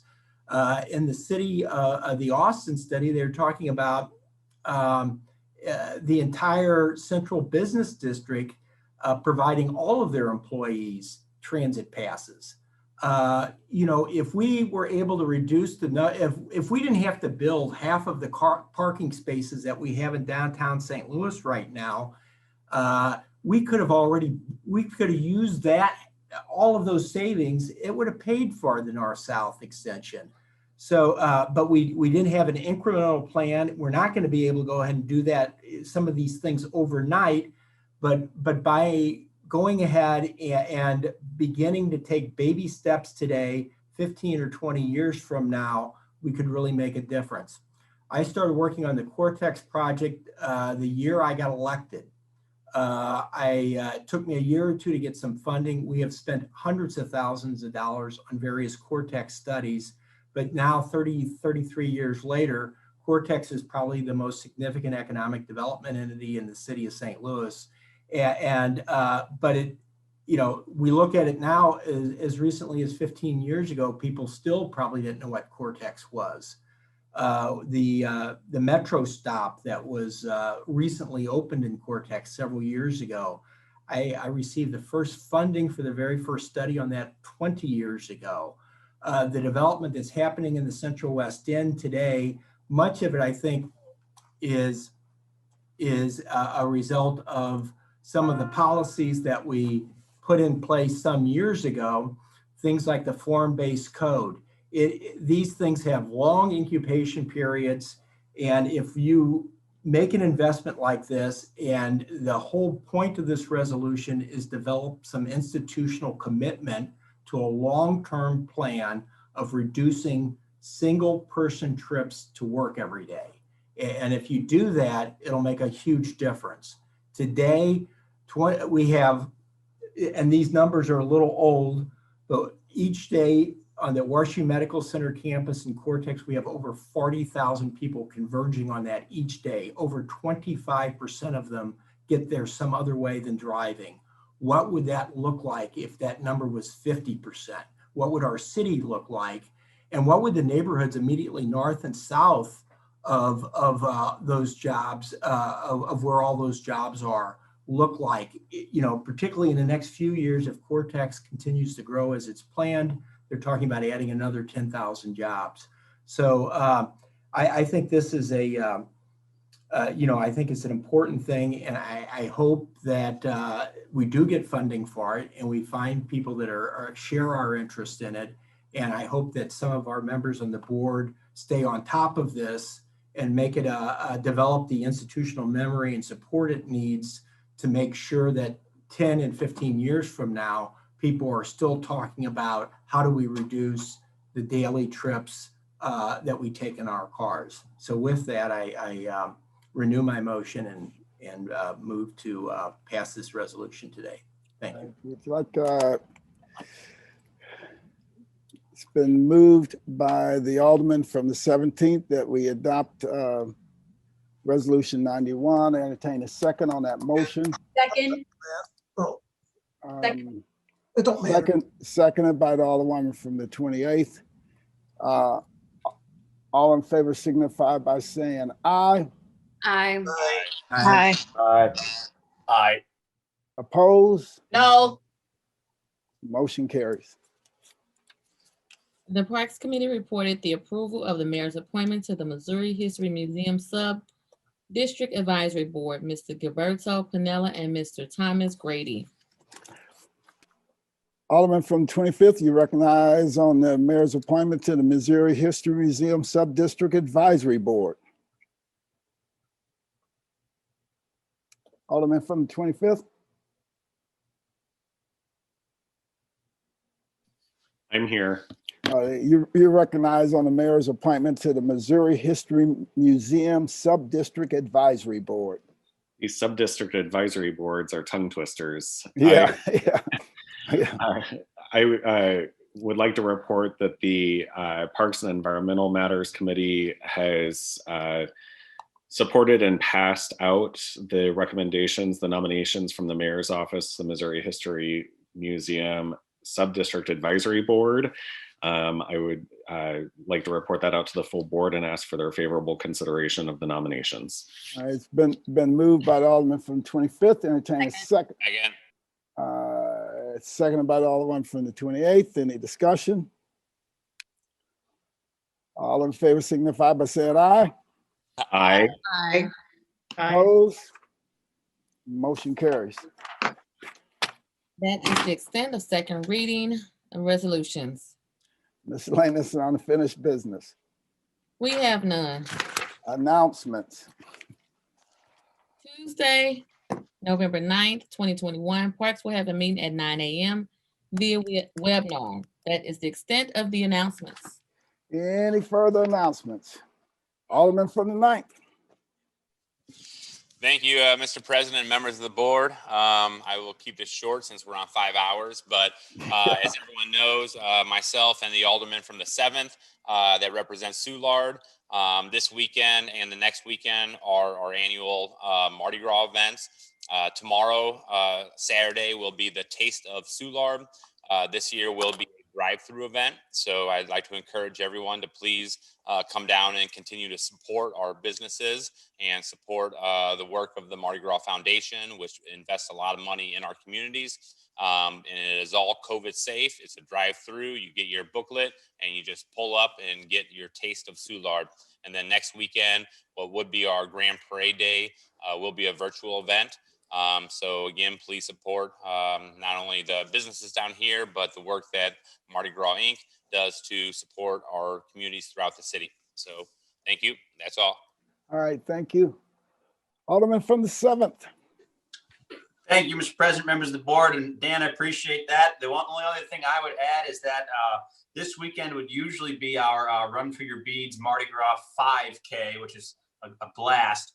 In lieu of that, we'll be doing a virtual on your own 5K. I'm planning on running it in lieu of the Grand Parade on the 13th. If anyone wants to join me, I'll cover the admissions fees, but on the morning of February 13th, instead of the parade, I'll be running a quick 5K, rain or shine. If anyone wants to join, let me know. All right, thank you. Alderman from the 19th. Thank you, Mr. President and members of the board. I just wanted to share with everyone that as we move forward in the next few weeks, we need to encourage everybody to register somewhere or many places in order to get their vaccine shot. And also, I didn't catch the first 2 minutes of opening, but I didn't know if we recognized the passing of Dr. Janetta Haley. No, we did not. Would you like us to take a moment of silence right now? If you don't mind, she's a former educator of this region. She was former leadership of the AKA, served to support Harris Stowe and a number of other nonprofits, and she was a mentor to many of us. So I'd like to give some recognition. Thank you. Okay. Ask the members of the board and people who are watching to join us in a moment of silence for Dr. Janetta Haley.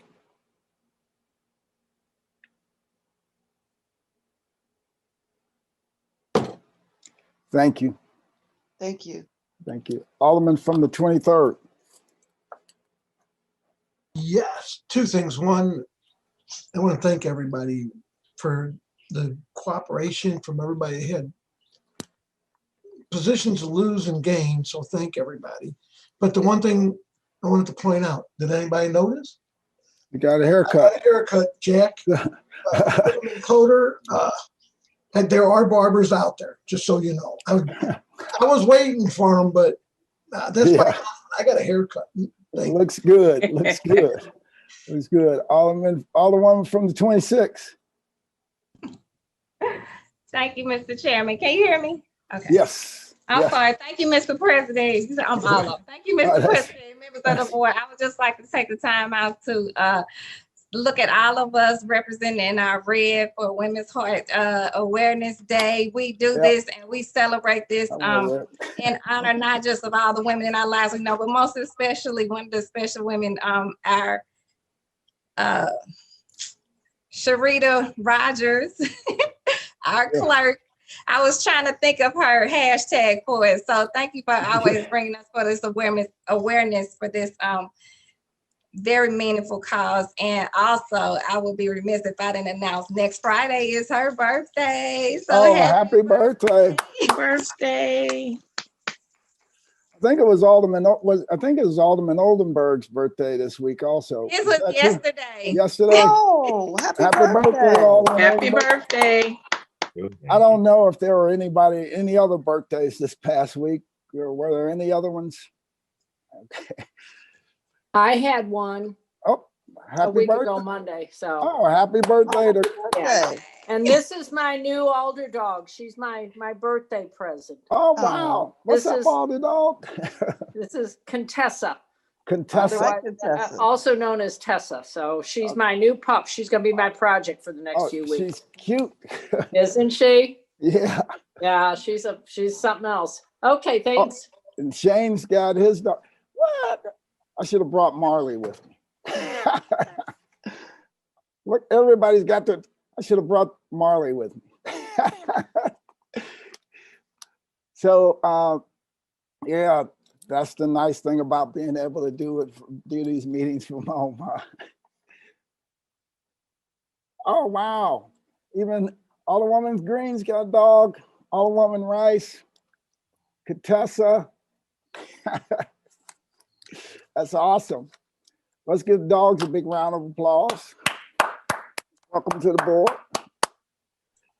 All right, so Alderman from the 10th, you're recognized on the motion to excuse. Thank you, Mr. President, members of the board. I'd like to move to excuse the Alderman from the 21st for necessary absence. Moved by the Alderman from 10th. Entertain a second on that motion. I'll second that. Seconded by the Alderman from the 23rd. Any discussion? All in favor signify by saying aye. Aye. Alderman from the 10th, I have the great pleasure of saying that you are recognized on the motion to adjourn. Thank you, Mr. President, members of the board. We move to adjourn till April 19th, and I must say it this way, due to the neighborhood I live in, it is sine die. Sine die. All right. It's been moved by the Alderman from the 10th. Entertain a second on that motion. Second. Seconded by the Alderman from the 25th. All in favor signify by saying aye. Aye. Aye. Opposed? We stand adjourned. Thank you all. Have a great weekend and a great week. All right. You Bye-bye. too.